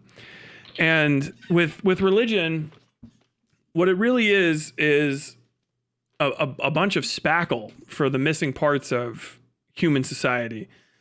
Faith being one of the largest parts of it. Every political person who ascribes to a imagined future that has not existed yet. So all socialists and even a lot of fascists and even certain types of capitalists are religious in their political prescriptions. They have faith that what they assume will happen because you can't know everything. If you could just make it happen, it would. Because you can't. You have to hope, you have to assume, and you have to have faith. And so that need to have faith in a future always exists in people. You know what I mean? Everybody mumbles something to themselves when they have to roll a dice. You may not be actually truly praying to God, but you're like, come on, lady luck, please, universal forces, somebody give this thing to me because I have no hope of getting it on my own, save through luck, right? And that always comes back. No matter how hard you have to, or how hard you try to avoid it, ultimately trying as hard as you can to avoid it, as in the case of Richard Dawkins, creates a religion in and of itself. Now, if your entire relationship with religion is simply belief in the supernatural, but particularly the supernatural of the Abrahamic monotheistic variety, Islam, Christianity, or Judaism, take your pick, and a variety after that, you'll convince yourself, or I see a lot of people convince themselves that they are now a-religious. They're irreligious. They are beyond religion, right? They're beyond faith. They're beyond the supernatural. But really what you've just put yourself beyond is very likely your ability to perceive the beginnings of faith within yourself. Now, I know if a Christian's listening, like, well, it's not real faith because it's not faith in Jesus. I'm talking about faith as in just faith. Do you know what I mean? A belief beyond reason that a way of happening will come to be that you have no power over is really what faith is. Beyond that, when it comes to, Christianity and Islam and all the other stuff, they have their own ways of describing it. And that's kind of the power that they give to people, right? You have card posting talking about Judaism. A lot of your aspects of faith are tradition. Tradition is the belief that repeating things that you have done before will lead to good outcomes again, regardless of why or if that could happen. And you have some traditions like, hey, a guy should pick up a trade at 13. Well, of course, that's always going to be beneficial to you. You picked up a trade. Trades get you money. But then another person who's like, well, why do you put your prayer shawl on your stomach all the time? Like, I don't know. It's just what we've always done. It's tradition. It's a belief that conforming to these practices will create a good for you. And even if they do or they don't, there's surety in that. Do you know what I mean? There's a lot of people who don't understand they're practicing faith. They really are. They are engaged in a religious duty to themselves that they've created out of thin air by getting online every day and retweeting their favorite streamer, not even necessarily a political one. Say it's their favorite VTuber, their favorite this or that. They don't have that routine. They don't have that belief in that, but they think, hey, well, as long as my thing that I love is worshipped or adored or returned to and nodded to, then hopefully once that's done, good things will happen. It's the underpants gnomes, but in a positive way. What faith is very much the underpants gnomes. And eventually materialism runs out of what it can provide you. You have to guess at a certain point because you can't know all of the odds. Don't tell me the odds, Chewy. And you just sometimes have to close your eyes, bite the bullet, and jump. And that's where faith comes in. And if you don't understand that faith is an aspect of your existence or you refuse to accept it, it will dominate you because it's where a lot of things that are similar, not necessarily like a mental disorder like, OCD or something, but things that feel like that but aren't for average people, superstition, etc., that comes from the part of you that needs faith. It needs it. It needs to have faith in something. And this doesn't mean that you have to go and join Catholicism or become a Protestant or fucking, let the light of Muhammad guide you to Allah. Like, you don't have to do any of that stuff, but you do have to accept the fact that you are empty in that way because you have doubt. Doubt is the hand that holds faith. By the way, one of the best plays in the history of mankind, written by a former Marine, Doubt. Go check it out. Read the play if you don't want to go watch the movie, but Philip Seymour Hoffman's tremendous in it. But I think that reading the original screenplay is also, or not screenplay, but the stage plays is exceptional as well. But doubt is the hand that holds faith, right? And you have to have doubt. You have to have an inability to feel faith in things because it will let you criticize them. Where I should have had faith, I had doubt. Where I had doubt, I had faith. Back and forth, two sides of a coin that have to be held in. When you say how I doubt that capitalism is going to be result in a good result for us, I believe it. You're having faith. Your doubt is also an act of faith. It's a confusing thing. If you just brush it without interrogating it, it can be so frustrating and kind of terrifying that people will just wall that off. What religion does, a lot of organized religion, is embrace that duality of doubt and faith and give you something to fill that void. You know what I mean? If you're a Muslim, you do your 5 prayers a day, you do your tithe, and fucking heaven awaits. Hopefully, if you live a chaste and honest life. If you're Jewish, you pray at synagogue, you raise your children up in the faith, and hopefully the way that you argued the Torah fucking works out for you. If you're a Catholic, make sure that you do your sacraments, you apologize for all your misdeeds before death, have the priest anoint you, and hopefully it all works out. And in between that, the non-ecclesiastical, the non-cathedral, liturgistic aspects of faith are emboldened. I hope, I have doubt, I have faith that my child will grow up to be a good person. Like, how do you get there? Do you know what I mean? Well, if you don't have any faith whatsoever in yourself, you have doubt in yourself, you can find faith in something else. Religion might help, or a strong community, a thing that can fill that void of doubt and give you faith in something else, which is why, we come to this thing with tradition, why tradition is kind of lacking right now. We've all been let down by what came before, and the information age sort of peeled back the realities of the shortcomings of what our traditions had been up until essentially right after the 40s. Traditionally in America, we kept black people in chains, and at least for their quote unquote own good, kept them away from leadership positions, jobs that made them quote unquote think too hard or too much responsibility, because there's people in America that were evil and there's other people that just literally believed that it was in black people's best interest to be treated like children throughout the entirety of their life, which is an absurd and insane thing. And once interrogated, we got rid of it. What the fuck were we doing? But other people were like, well, I needed that. That was holding me together. Like racism was holding them together. Like it was holding the union together. There was an America before we accepted racism, is really what it is. The Civil Rights Act was we accepted racism. And once we accepted it, we knew we couldn't use it anymore because it's real and it's fucking evil. And it destroyed a lot of traditions. It destroyed traditions about how to make money. It destroyed traditions about how to set up a city, how to build roads. And you can see America eat itself once those traditions are gone. They had to go. But now that, and along with a lot of other stuff, the Catholic Church crisis of sexual abuse of children, Jewish people having to come to the, confrontation of the realities of both a post-Holocaust existence and the horrors of Israel as a constant presence in your life.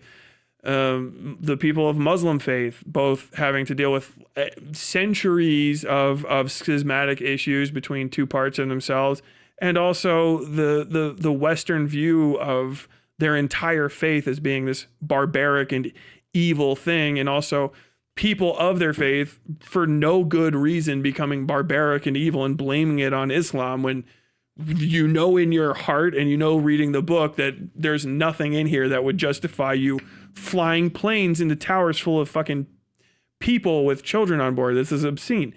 And so we're all into this true moment of self-awareness with the social media age, and it is the age of doubt.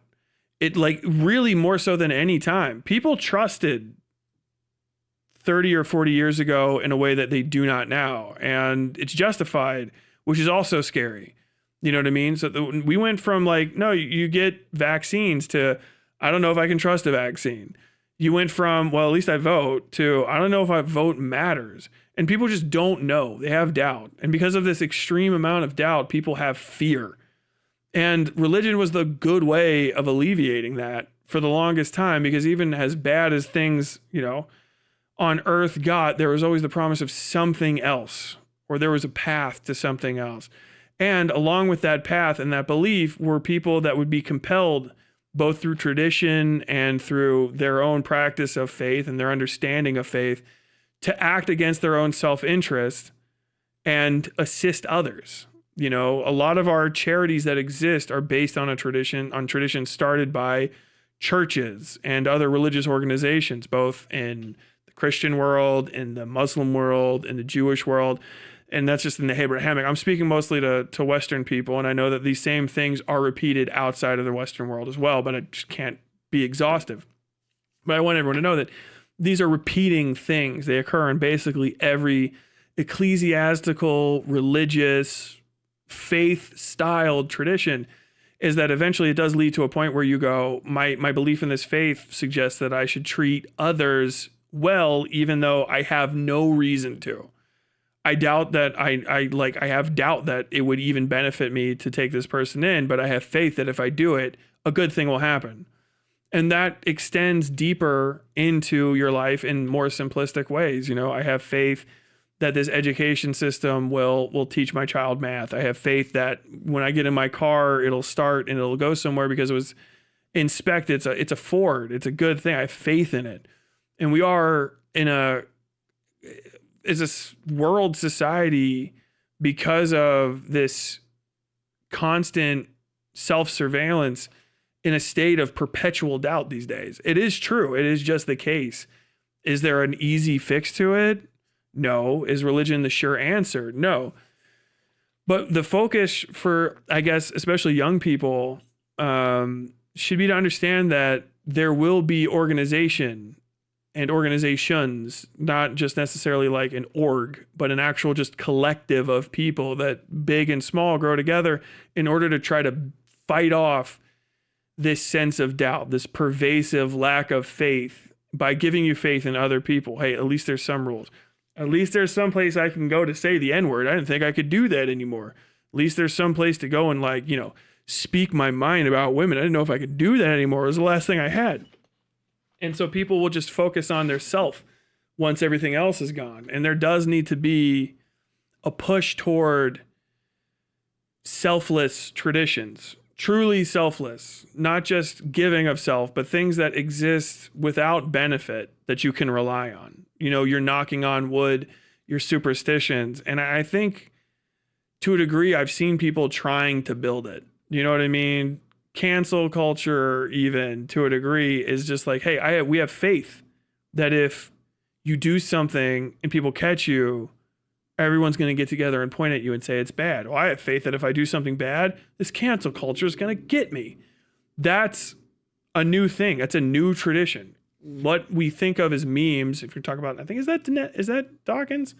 Memetics? I can't remember.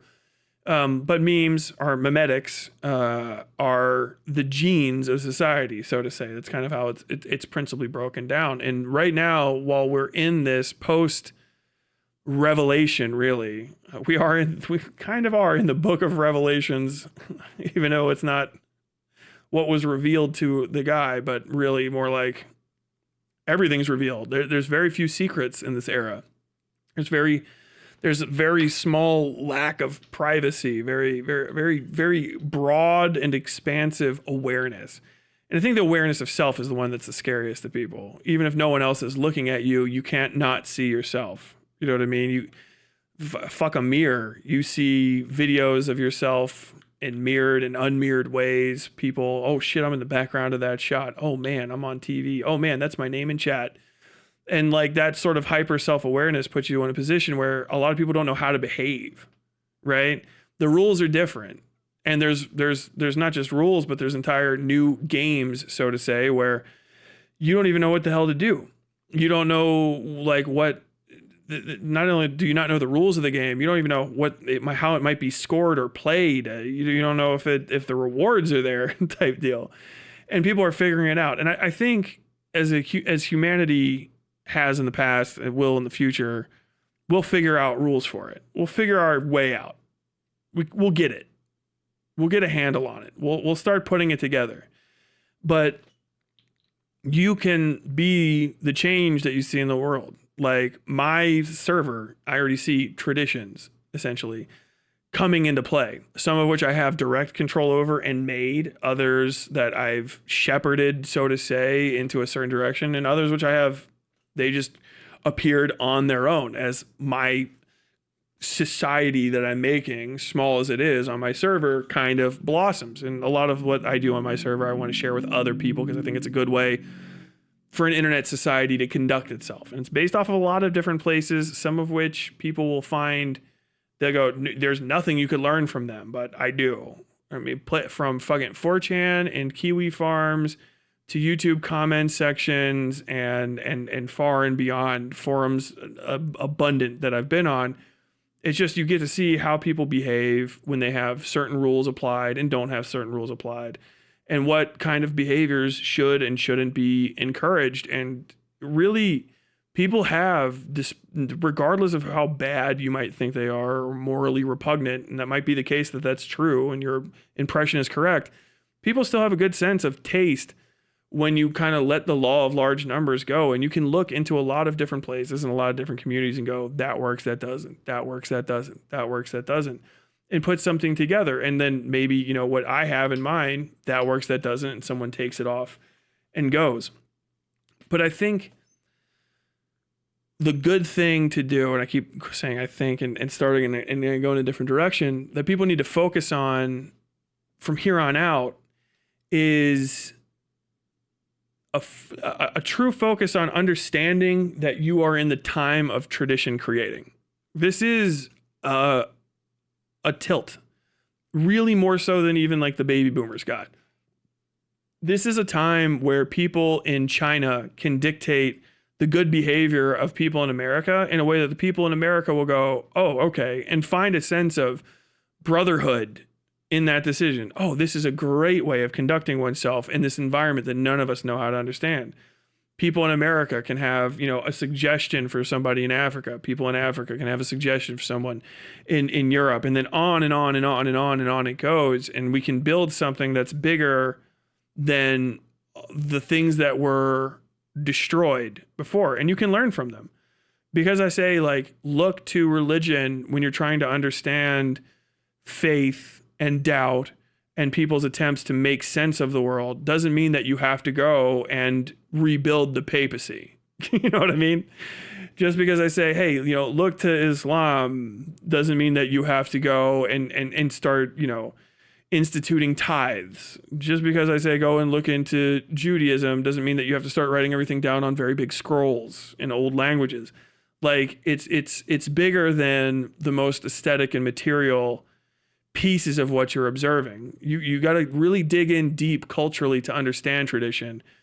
And you have to do so with, I guess as they say in The Wire, at least is where I heard it the first time, I think, soft eyes, and without prejudice and without superstition and without fear of, the known and unknown. Just let yourself be ignorant and open and blank and observe these other cultures and observe these other traditions. And then once you've done that to them, let that same alienness you felt when you observed something that was nothing like you, take that and observe yourself. And try to, now that you have been outside of you, observe you as maybe an outsider would. And then you can really start to affect change. And once you've done stuff like that, you can really start building things that are valuable. You can start constructing something that maybe you won't see the final product of, but you can hand it off. And some young person who will think more highly of you than you probably will ever think you deserve, and maybe more than you deserve, will grow old with the fucking overly starry memory of you and pass on that same thing to someone else. And as they build and build and build, it goes from an idea to, a commonplace thing. Oh, we just do that, to tradition. Oh, we got to do that. Why? I don't know. It just makes sense. That is faith, and that's faith writ well, and it's a good thing to approach. And you might not get it. You might not get the benefits of it, and don't feel left out. Just understand that you're in a time where you can make something for people that aren't here yet that will greatly benefit them. And if you can't do that and think it's fine that they'll never know it was me, as long as they benefit, well, you don't really have you shouldn't be in politics at all, and you're definitely not a socialist. So congratulations if those weren't the things that you were trying to do. But good video from Card Posting. Just a little too dry and a little too long to listen to the entirety of it, but I think I got the gist, and I think chat did too. So, thank you, Dopo Orochi thumbnail, dude. I love that motherfucker. Will you debate Andrew Wilson on what?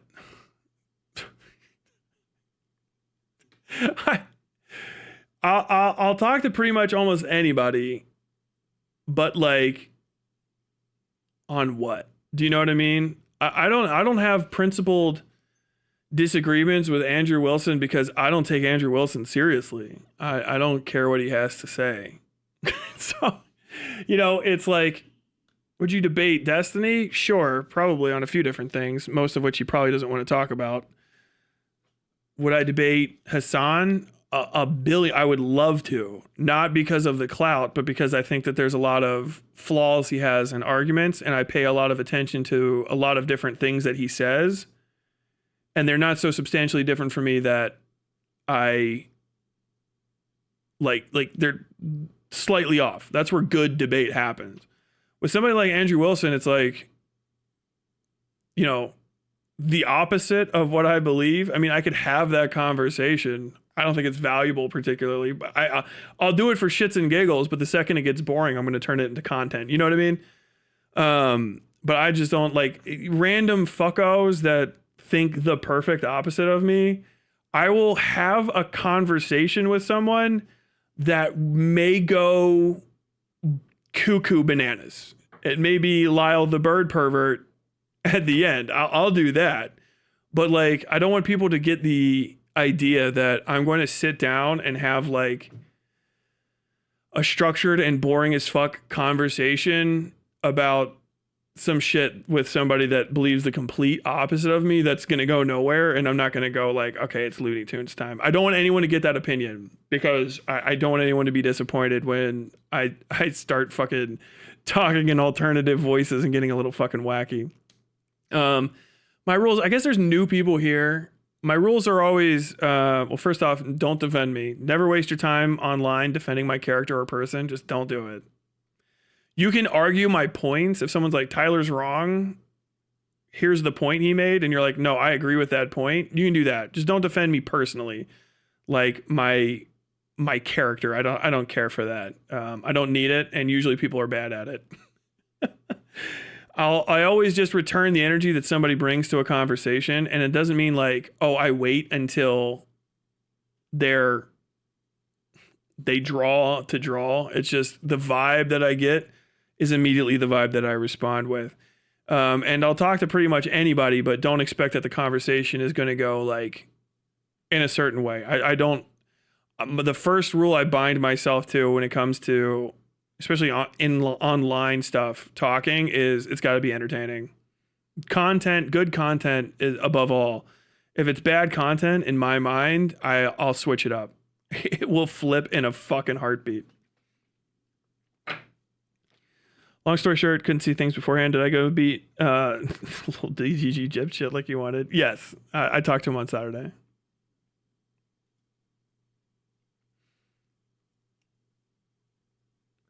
Would you debate Vosh again? See, the thing is, whenever somebody asks me would I debate, would I talk to? Yes. Pretty much. It's very difficult for me to say I'll like debate someone, because unless I have a specific item that I'm thinking of. Do you know what I mean? Like I want a topic. When I'm answering that, I know you're asking would I, but my answer is trying to be what would I debate them about? And if I have nothing, then that's why I'm saying no. I don't pay fucking any attention to Andrew Wilson at all, especially since he failed to open that jar. There's no reason. Okay, wow. It couldn't be me, man. I can't take somebody like that seriously. Vosh, I don't have any principled disagreements with him on anything, because he doesn't have any principled positions. His shit is just the doomer version of everything, and he has no foundational knowledge on any subject. It's fucking crazy. Like if you watch my videos on some of the things I've talked about with him, he knows nothing, which it makes sense because he's a former DGGer. But like I think the thing he's best at is like sociology, which I don't have a degree in. He has an almost expired degree in. But that's his thing, and he doesn't seem to be particularly knowledgeable or able to leverage his knowledge of that in any other way than like, I'm reading a study and so I did a sociology degree. You know, so like there's no expertise. There's nothing I want to like test my mind against. And his positions are stupid. Now if it's like, Tyler, would you like to fucking castigate Vosh in person for 2 straight hours on how stupid his takes on books are? Oh, yes. Oh, yeah. I'll get in there hard. Do you know what I mean? Like, it's time to fucking battle it out. But I don't have like debates. Debates are so stupid online because we say the word debate, but what we mean is an argument, which is fine. It's a content thing. And I'm not the guy who's like, you should never do debates. You should never. It's hard for me to call them that if it's not going to be a debate. You know what I mean?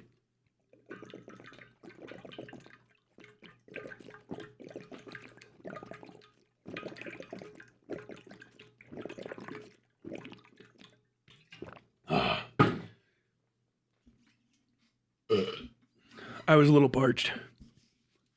Would you talk to Conserve Space if he ever wants to talk to you again? In almost a heartbeat. Not tonight, Lyle. My voice is killing me right now. So I'm going to be getting off here soon. You can hear it, right? No, it's just fear. I'm afraid of the bird pervert. It's so true. Wilson was defeated not by Destiny, Hassan, or anybody else, but by a jar of pickles. I mean, yeah. I think that Hassan actually should be debating almost constantly because he has principled, I would say, yeah, but even if it's just for kayfabe, it's still principled disagreements with people on stuff that aren't like major differences. You know what I mean? Like arguments over like whether or not black people are absurd, you know? Black crime statistics shit is insane, you know, because it's like two different, you're perceiving reality in one way and I'm doing it another. Calling that a debate is insane. Now, would I have that conversation with somebody? Yes, but it's going full fucking Looney Tunes. So like modern day debate people, if you're getting ready to like, Tyler, will you respect the moderator? No. If you set up a fucking conversation where the topic is that stupid, the moderator is also available for a fucking thrashing. I will fuck with everybody. I will turn it into a shit show because it's just insanely fucking stupid. Is the world flat or not? A debate. Now, fuck, shut. It's time to play fucking games for the rest of the time. But like with Hassan, he has a lot of ideas that are just slightly off of what people want that are relative to him. You should really be debating people that are on your side. The debates that Vosh avoided are actually the best ones to be having. Like if there's someone who is a expert, I mean, it might not be necessarily a debate, but like say I was talking about glyphosate Roundup Ready stuff and someone was like, hey, I need 30 minutes of your time. I'm a Monsanto person, or like I work with glyphosate and I want to correct the record on stuff. You know, that might be like a half debate, but like also like a question and answer session that's maybe, you know, whatever. With like Hassan, I keep not getting at it. Hassan wants the DNC to operate differently, right? DNC people want the DNC to operate the same. That's a perfect debate conversation. That's what they should be. Okay, we're going in one direction. Now, should we go 90 degrees or, 19 degrees off or straight? Those subtle, whether like the subtle imperfections that let you prove that you are both an expert at, conversation and rhetoric, but also, plenty about what you're talking about. And you can have the conversation from a position where you both agree on almost the entirety of the characteristics at play. That's good. You know what I mean? A lot of these internet debates, they start from such extreme standpoints on the side that you're never going to get any interesting information about the topic at all, because you're going to get stuck on definitions about what constitutes a woman and what is flat, really. I don't know if we've really covered what sand is at this point, and we need to get back to it. Like when you're that far apart, when it's like true left or right, that's not debate anymore. That's usually just fucking fighting, right? That's scrapping it out. Debating is really for like, primaries. I think that a 10% tax is good. I think that the 11% tax is better. Oh, okay, cool. Let's talk about that 1%. It won't be so off in the weeds that we actually have to hit 7 other fucking debate topics to even get to halfway done with the first primary topic. Debates as policy auditing. I mean, that's where they came from. Like the Greek tradition of debate is like, should we, shouldn't we? But like you start in from a position of like, we're all kind of here, right? You don't argue stuff like, is a man a chicken or a rock? You can, but when you get to like what, you're talking about like the old Greek Senate, what do they call that? No, that's only Roman. Democritus? I can't remember what the hell the fucking body was called. And you're voting with your white and black stones and stuff, and using rhetoric. You still, a lot of times those decisions are about something that's like a little off. Did this guy or did this guy not commit murder when he definitely killed this dude? Did this guy or did this guy not definitely kill this guy? Because we don't even know, almost all of the facts are agreed upon and established. Whereas when you're trying to talk like these right-left stuff, it's like, bro, I can't.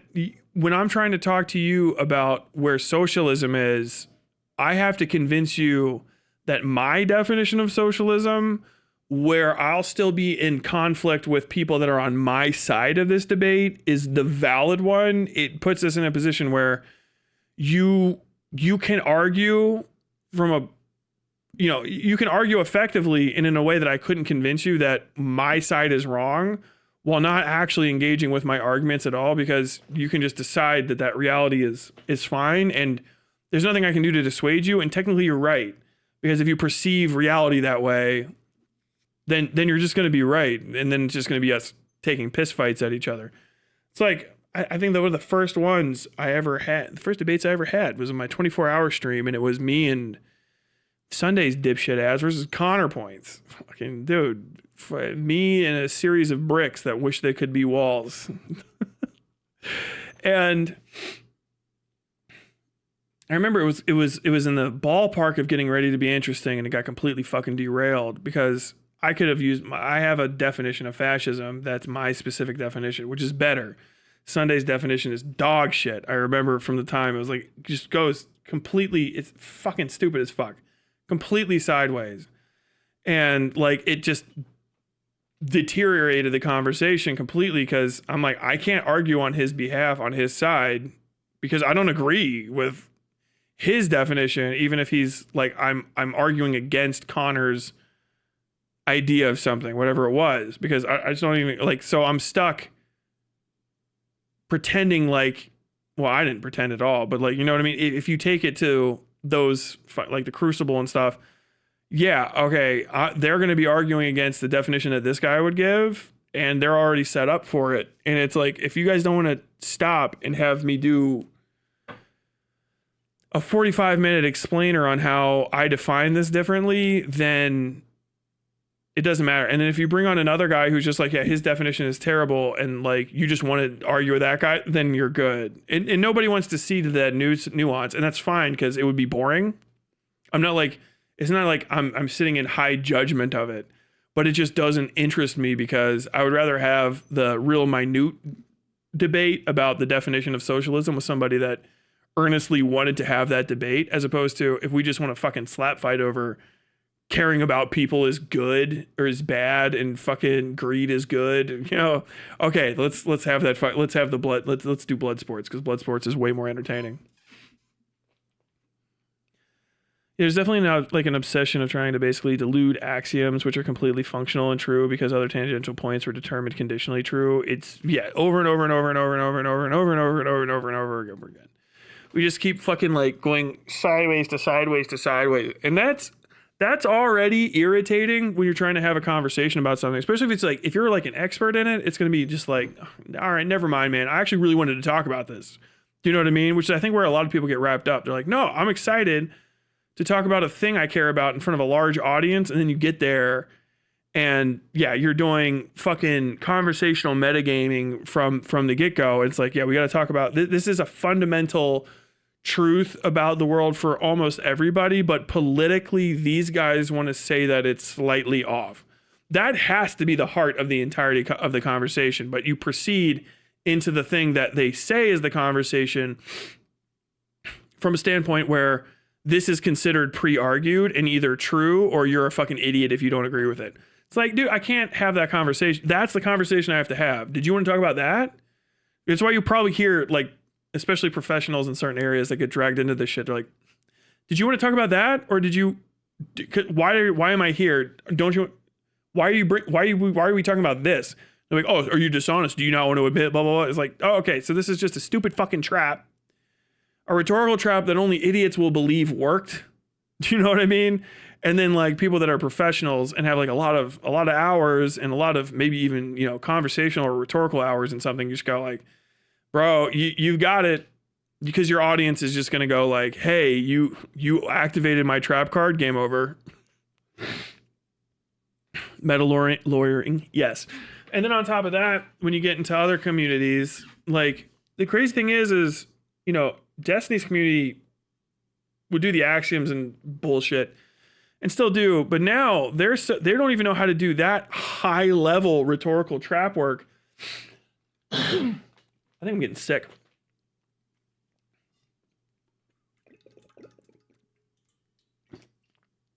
Did you think of Agora? That's probably it. They don't even do that. You just do like 4-year-old kid stuff, which is just definitions. You know what I mean? Like, can you define a commonly used word that is in no way, shape, or form perceived in a controversial way by most people? Can you define affiliated? Can you define coordinated? It's like, guys, you gotta chill here. Like, it's hard if you're just perceiving this kind of culture from the outside for the first time. And if you've never, I went to college. I have friends who are doctors and who have their master's degree. I have read dissertations from people. I have been in dissertation argument practice. I took rhetoric in school. I have done structured debate. Okay. It's not hyper impressive. These are basic things you can do if you get a liberal arts degree. It's fundamentals. I've done fundamentals, right? And like, once you've done fundamentals, you kind of see all this stuff laid out. When people don't know how to play the game, it's weird. How to describe it? Okay. Watching DGGers these days, watching DGG trying to have debates 4 or 5 years ago with some of their best people, Lonerbox, who people think is smart, I don't know, other people, Vosh, etc. It's like watching someone play basketball, and even when you miss a layup, if you hit the square, they give themselves 2 points, and you go, that's not how that works. But you can treat it as a different way of playing the game and still compete and understand it. DGG debates now are like watching people play basketball and no one dribbles or gets called for fouls. like, what are you doing? I'm playing basketball, and they just take the ball and they just walk across the court throwing their elbows out with their eyes closed, and then they get next to the goal and they throw the ball as hard as they can, and if it hits the backboard, they give themselves 3 points. And you go, what? Well, how does that work? And they're like, have you never done a debate before? It's like, what the fuck? And the thing is you can either sit there and try to explain basketball to them, or you just stunt on them. Like, okay, if that's, you understand, you're making it easier for me, so I'm just going to take that and run with it, right? So I'll just sit at fucking half court and I will dribble this ball back and forth off, because I'm already smarter than you and I'm faster than you in a conversation. Papa, and you just rack up points. That's what their debates are like these days. It's just dipshittery, right? All you have to do is have the bigger audience or the more dedicated group of people to fucking with them. And that's it. Absurdity. So it's like, no wonder no one wants to talk to you. In their minds, they're like, no one wants to talk to us because we're the best. No one wants to debate us because we're so smart. And it's like, nobody wants to talk to you guys because you are pants shitting morons that you can smell. You have stink lines coming off you from a distance. And even people that would be interested in like spirited debate, like looking in at you or go like, what in the fuck? Like, could you imagine?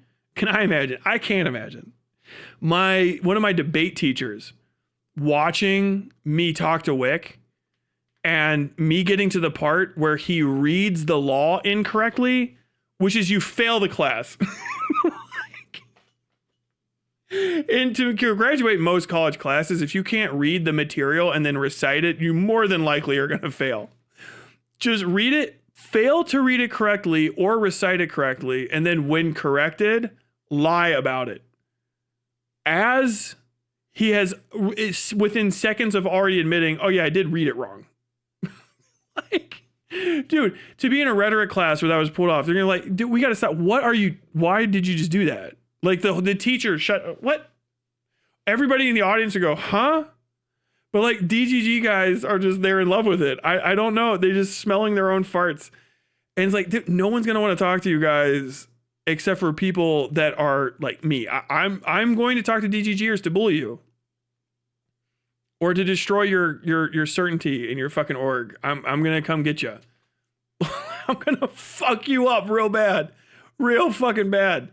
And your own rules make it easier. Like, that's the craziest thing, is like, it's a pain in the ass for people that want to be professional, because like, if you're some guy who's like a scholar, you know, whatever, you have like your Juris Doctorate or something, you gotta go to work. You're not gonna do blood sports shit with Destiny.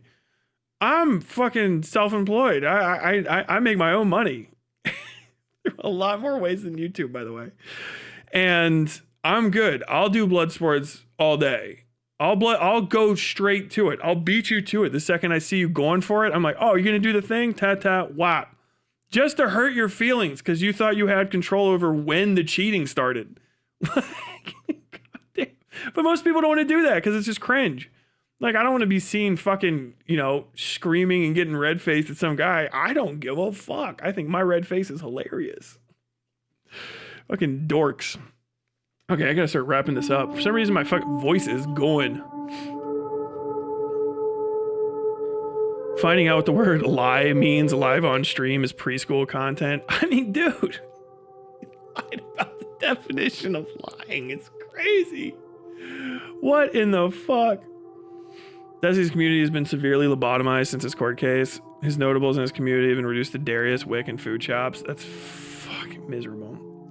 The only thing DGG knows is how to do is litigate Destiny's allegations. That is it. And they're not that good at it.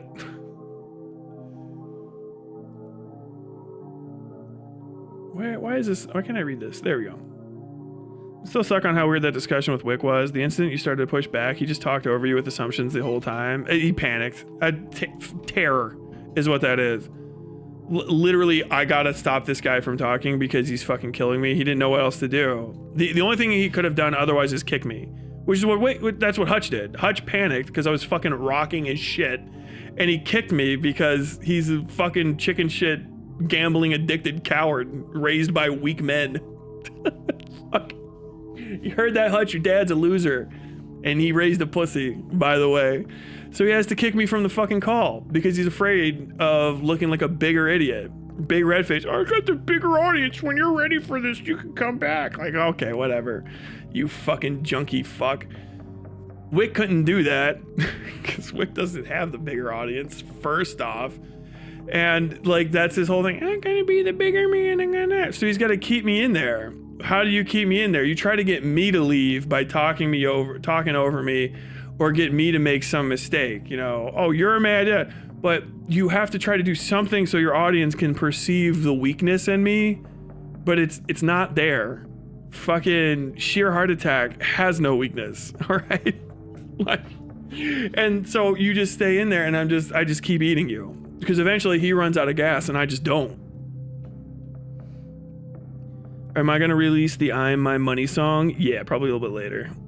Darius versus me when? I have no idea. Let's be honest, probably never, but standing by. Wick was watching that North debate live and said they were passing you around like a barracks bunny. Ew, dude. Ew. Ew. He's so fucking gross. You should demand to talk to Stardust for sexually harassing you. She did the same thing to J-Stock when you did that to her. But I might have to talk to Stardust. Ew. So gross. Fuck. I don't know, maybe. I might. But I mean, what is it gonna be like? Why did you sexually harass me? I don't know. Maybe we could. Maybe that is a rabbit hole to go down. Actually, you might be kind of cooking, Moon. Maybe.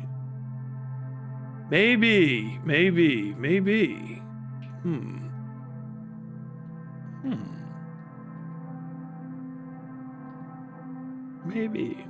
I don't know. I'll see.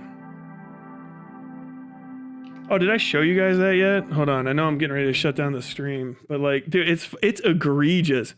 I don't think I know I've never made any sexualized comments about Stardust because a number of reasons. One of them is I try to principally not make sexualized comments about women. You can talk about people's bodies, especially if they're like a funny shape or something, but like the sexual characteristics should be the briefest of mention, only if it's funny, and it's still a big risk if you do it. But dude, these ones were crazy. I commented on it twice. Damn, another man. Dude. Like, how do I get the pop out? No, I don't. We'll just do this. This is fucking bonkers, man. It's like, damn, another man with a better chest than me. Fuck. Right, Look at them titties. Look at them titties, dude. I'm not really. I see them. I'm not that into it, to be honest. I see them titties. I would check out clips, but other than clips, I'm probably just gonna. I see them titties. They're well developed. They're well developed, my man. Good for you. You know, we'll hit up some of these other. Is this too below the bell? I'm so sorry. Well, It's like, damn, another man with a better chest than me. Fuck. Okay. All right, Look at them titties. Look at them titties, dude. Bro, I've never heard such misogyny from a woman in my life.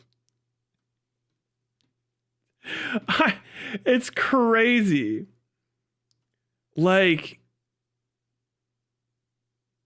that's the way like a closeted right-wing guy, like like that's the way that like Andrew Tate sexually harasses women, you know? Look at them titties. Look at them titties. Like, what in the fuck, dog? What the fuck is that? It's so fucking crazy. I cannot believe it. Hold on, there was one more of these. I think that one was the worst of the two.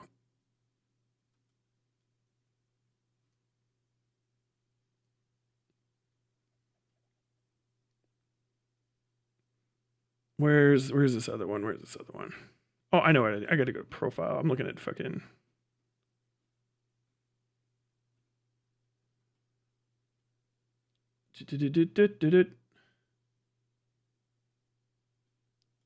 Is this the other one? It's like, damn, another man with a better. No, it's this. Damn, another man with a better twice? chest than me. Fuck. Okay. Oh. There was a different one. I thought I retweeted the other one, but I guess it's the same thing. Blah, blah, blah. It's like, damn. Is there a different one?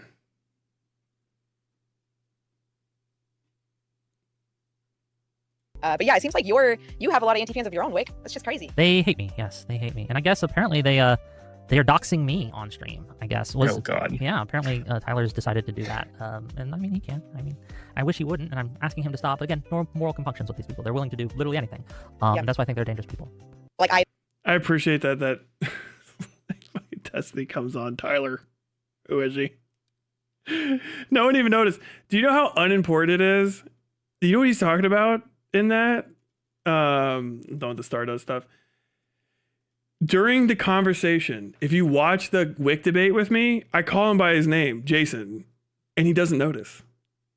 I say, thanks, Jason, and he goes, he doesn't notice at all.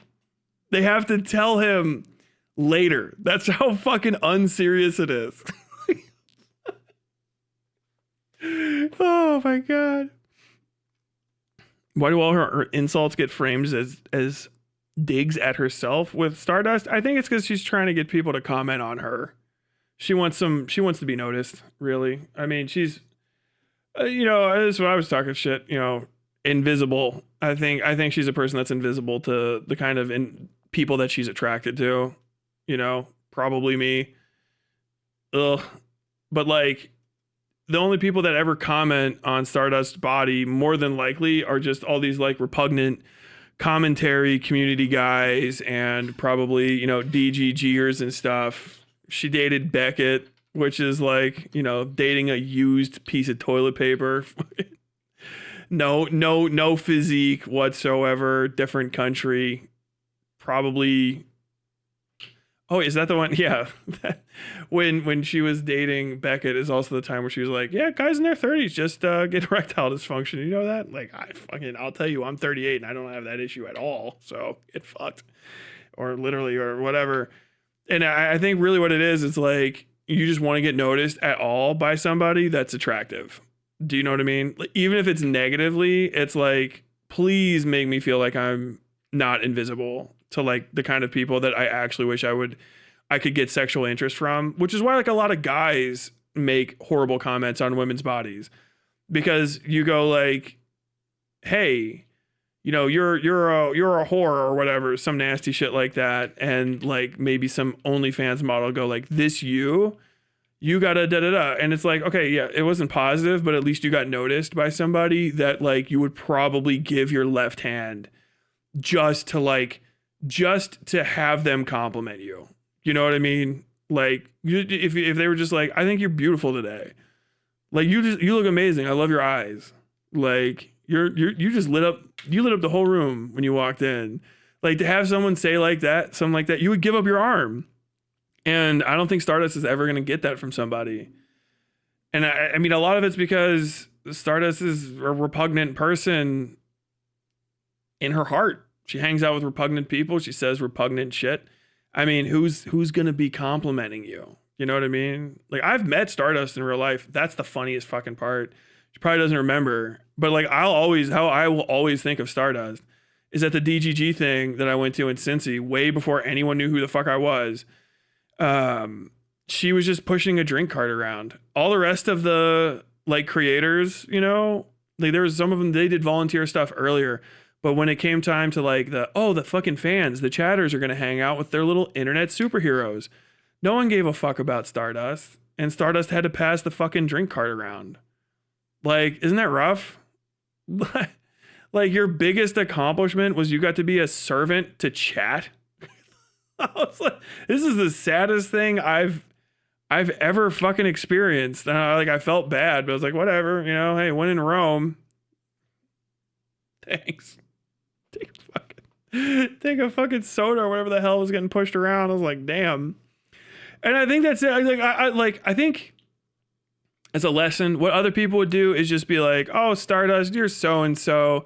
Don't you know what you look like? Here's a mirror. Da da da da da, and just dig in. And I could, but I don't think there's anything that I could say about Stardust. She probably doesn't think about every time she looks in the mirror. She's probably a fucking bundle of self-hatred. Do you know what I mean? Like, you get up every day, you get online, and you start streaming to 5 people so you can watch videos where J-Stock and Morale say every possible disgusting sexual thing about you. You know, whoever, if J-Stock is or isn't doing it. I know Morale does it. Call your weight into question, talk about this color of your skin, make fun of your religion and your religion's connection to men or whatever the fuck it is, and just dog you relentlessly. And then like, those are the only men that are going to pay attention to you. And that's fucking rough. I mean, maybe if you're like, maybe she's actually like into girls or something. And even still, fuck, dude, GGG or DGG is a fucking shallow silo for women. There's what? Erudite, 3 pedophiles,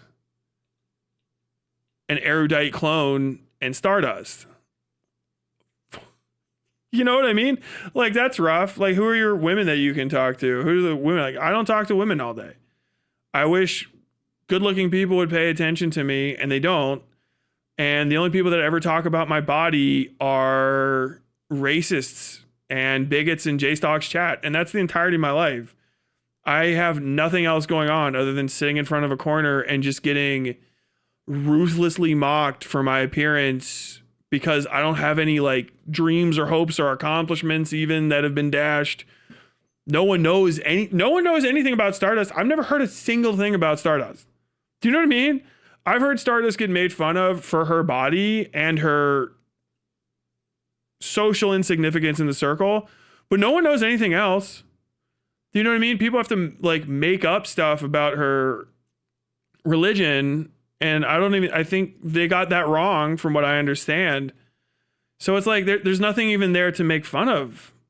She's just an empty vessel of pain floating around in a miasma of insults and mockery. And so, like, you know, I can't even get that mad. If anything, like, as per usual, her entire existence is just as a, you know, tool to attack whoever she's attached herself to at the time. In this case, DGG. Like, even her behavior isn't uniquely hers. It's just representative of a greater organization of which she's a part and of which, without which she would be nothing, which is depressing as fuck. Like, you're a nothing person, but like, actually, like, I'm not mad at you in saying that. This is the reality. I've been doing this a quarter of the time as most of the Twitch poll olds, and I think Stardust is from old Twitch poll, and my streams are monumentally larger. Aiden's been doing this even. Aiden Projects has been doing this since probably, you know, before, you know, she got online, and much larger. All these people, J-Stock's got a much larger channel. Like, the people that bailed on DGG are so much bigger. And then all you get from it for your loyalty, I don't think has Stardust ever even been brought on with Destiny? Do you know what I mean? Like, does Stardust get billing? Probably not, because probably Destiny doesn't want to have sex with her because she's not his type. So not even going to get billing, not even in a position to get sexually harassed by your sexual harasser of a pseudo boss. You get nothing. Every day, get on Twitter and try to insult guys who hate you into making comments about your sexual characteristics in the hopes that they'll say something so egregious about you that you can turn it into like an additional 20% of likes over your typical 10. You know, I like trying to drag out another 2-hour stream of watching J-Stock insult you, and then Morale get on and insult you, and then saying like, wow, Aiden Projects says Destiny's bad. Watch Aiden Projects scald me for half an hour while I sit alone getting older for nothing. No good money returns. No men in your life, no women in your life. The only time you have like social connection with any of these people is when they're forced to hang out with you because you have an event together. Every one of these people that are in the DGG sphere is like, yeah, oh, this is my co-stream partner, but you're in a different state on Discord. It's like you're getting on Skype meetings to get fucking scalded by people. And then at the bottom of that is Stardust. Just so desperate for attention from somebody that you're just doing the thing that is the only thing that you know how to do, which is the thing that people do to you all the time. Like an abused kid just going out and trying to find a butterfly to pull the wings off of. To say that the butterfly is ugly. And the pain that has to cause must be extreme. Do you know, like, does it hurt? I guess that would be my question. And I don't think that Stardust could even let herself answer it. And it would be, does it hurt to just be you for no reason all the time? You're not offend me. I can't be offended by someone that looks like you talking about someone that looks like me. That's the reality of it. I'm not even going to try to fucking make a negative comment on your appearance. You just haven't put in the work. Do you know what I mean? And I'm fine with that. Go ahead and be yourself. You talked about me. That's the exact amount I'm going to talk about you. But like, does it hurt, man? And like, answer it to yourself. I'll tell you right now, I'm not going to watch your stream to find out the answer. I don't care. I don't care about you. I think most of the people don't. You're just an excuse for content. You're just, like, as disgusting as it is, at most, a brown girl for DGG to put out as a target and for commentary to target for being brown. Being a brown girl who's, you know, a little overweight. And that's so fucking depressing, and I'm sorry for you. You shouldn't do this anymore. Like, was that like the highlight of your day? Was that the best it gets? How much money did you make? Was it worth it? Fucking crushing, man. Like, and I think about this with a lot of people. I don't want a lot of them to end up. I don't have any reason to seek vengeance against you guys.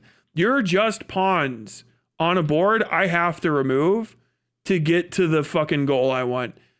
If you remove yourself, then there's nothing there, and you have the ability to do so, you know?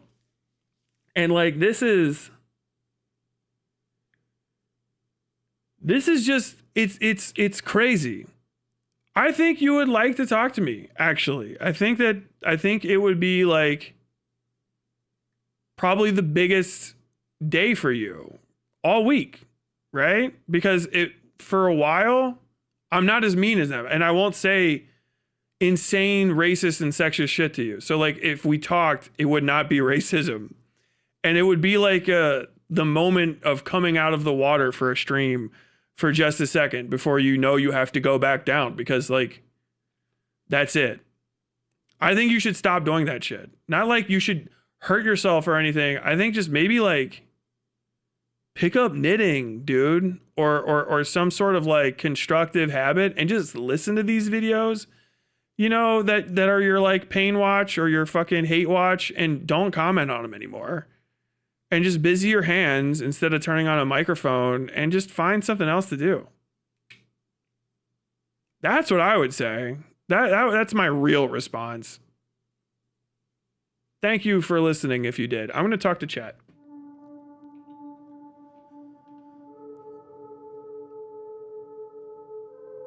Wait, I have to binge watch Tyler for the obsession statement? Weird of you. I don't know what that means.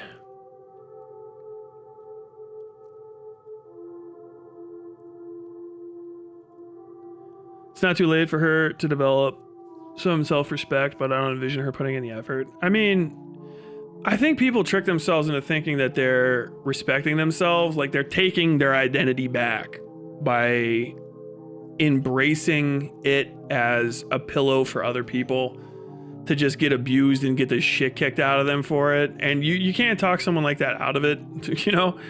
Not really my place, and it's not worth the effort for me. But like, that's probably what it is, you know? Like, I own who I am and all of my conflicted feelings about who I am and how I don't fit in with all these people. But like, as long as I'm valuable to somebody who represents what I've been taught really is value, proximity to wealth, light skin, good fucking features, being skinnier, whatever, for not just Stardust, but for a lot of these people, then maybe I will have value.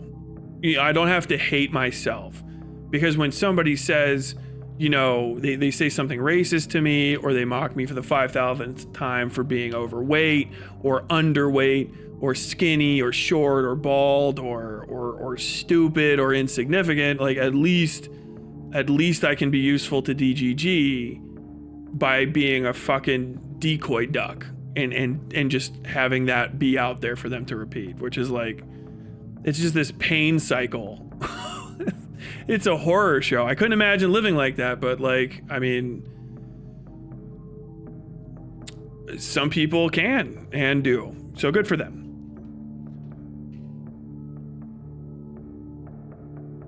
Bookshop ending is the best ending.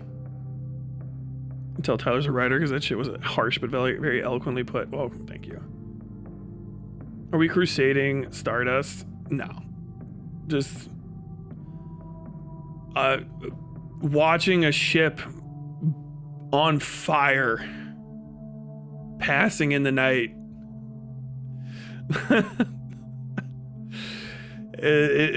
At some point it'll meet the horizon and it will be indistinguishable from all the rest of the stars. I make fun of her editing. That's a good thing to make fun of people for.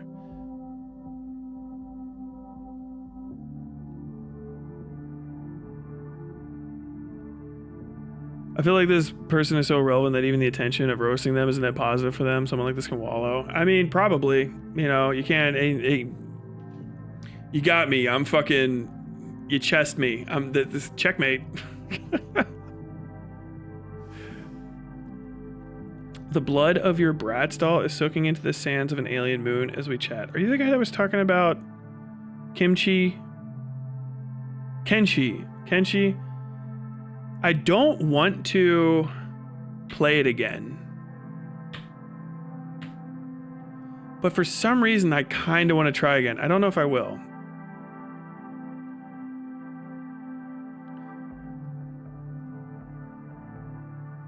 Oh, 8-minute subscriber. Oh, 8-minute watching time. That sounds right. That rant sounded very conflicting. On one hand, you sound like you don't want to go all in. However, you proceed to shit on her for a hot minute. Who gives a shit? Ain't no one, right? I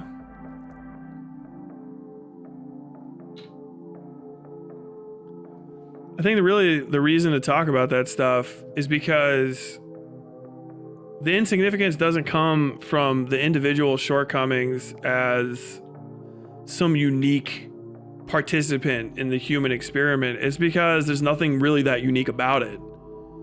So if you decentralize, I mean, it can feel like insults, but it's really just reading. It's fundamental. If you decentralize it and stop personalizing the pain that people are putting themselves through and like turn it into like, oh, hey, you're this, you're that, and rail on them, when you pull back, you realize they're just doing the same thing that a lot of people are doing, which is what I did during the rant, if you paid attention. And it's a commonality. It's not a thing that's like unique. That's the problem. That's really the issue, is it's a byproduct of how people exist with society and who they are. That's the worst thing. It's you're not insignificant because you tried, you know what I mean? Or because you failed. You're insignificant because that's the state you began in, and it's the state you entertain. You have achieved. This is it. You got what you wanted, actually. Even if you don't accept that about yourself, this is the final station. Arrived at early and on time, the way it was always meant to be, because somebody else more than likely set this path out for you, and frightened and, you know, maybe even wounded from your past, you sit in the seat like so many others around you and you say, this is fine. And the doors close and the fire starts and you burn in silent agony for a whole lifetime until you're gone. And if no one gives you the warning or no one uses you as a alarm, then everyone else that might be like you and have been, you know, have to suffer the same roads and slings and pains that you've suffered that put you in that seat, you know, if they don't get warned, they're going to go and sit in the same seat and they're going to sit in that silent train car to eternity and they're going to burn the same way you did. And I don't think people have to do that. It's very much the Cruelty Squad and the Meaning of Life video, is that some people really do feel like that horse shit is the hand that they've been dealt, or they refuse to see that the hand that they've been dealt was dealt and is a hand. And until that changes, you're just stuck. You know, it's like, it sounds like me being mean, and it can't be said in a way that's nice. That's the other thing. But it's me kind of, you know, doing my Walter White banging on the window. You can ignore me if you want. You know, it changes nothing for me. There's nothing that could have been changed. I'm like describing, like I said earlier, a boat on fire on the water that I'm watching float into the dark. It's not my fault it is the way it is. I can do nothing for it. Doesn't affect me in the slightest. But I'm a person that observes things and talks about them, so.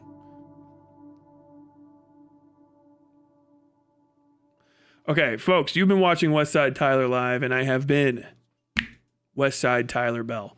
I hope you guys enjoyed your time here, and I'll probably be back maybe in a couple days. I'm not sure. My work week is suddenly very empty because I don't have any current projects. So I'll be writing for the next couple days, and if I have time, maybe streaming on Thursday, but don't count on it.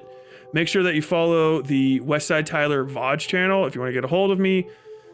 Twitter, email, a billion other different places. One of the best ways to just chat or like continue conversations that you've heard here is to join our Discord. The link is, as always, in the episode description down below. Join the Westside Tyler Live VODs channel if you want to catch this VOD, if you didn't get all of it, or if you want to see clips and stuff from it, go ahead. As I'm getting closer to some other communities, people are clipping my content and sharing it. That's fine. I'm going to start sharing this or saying it.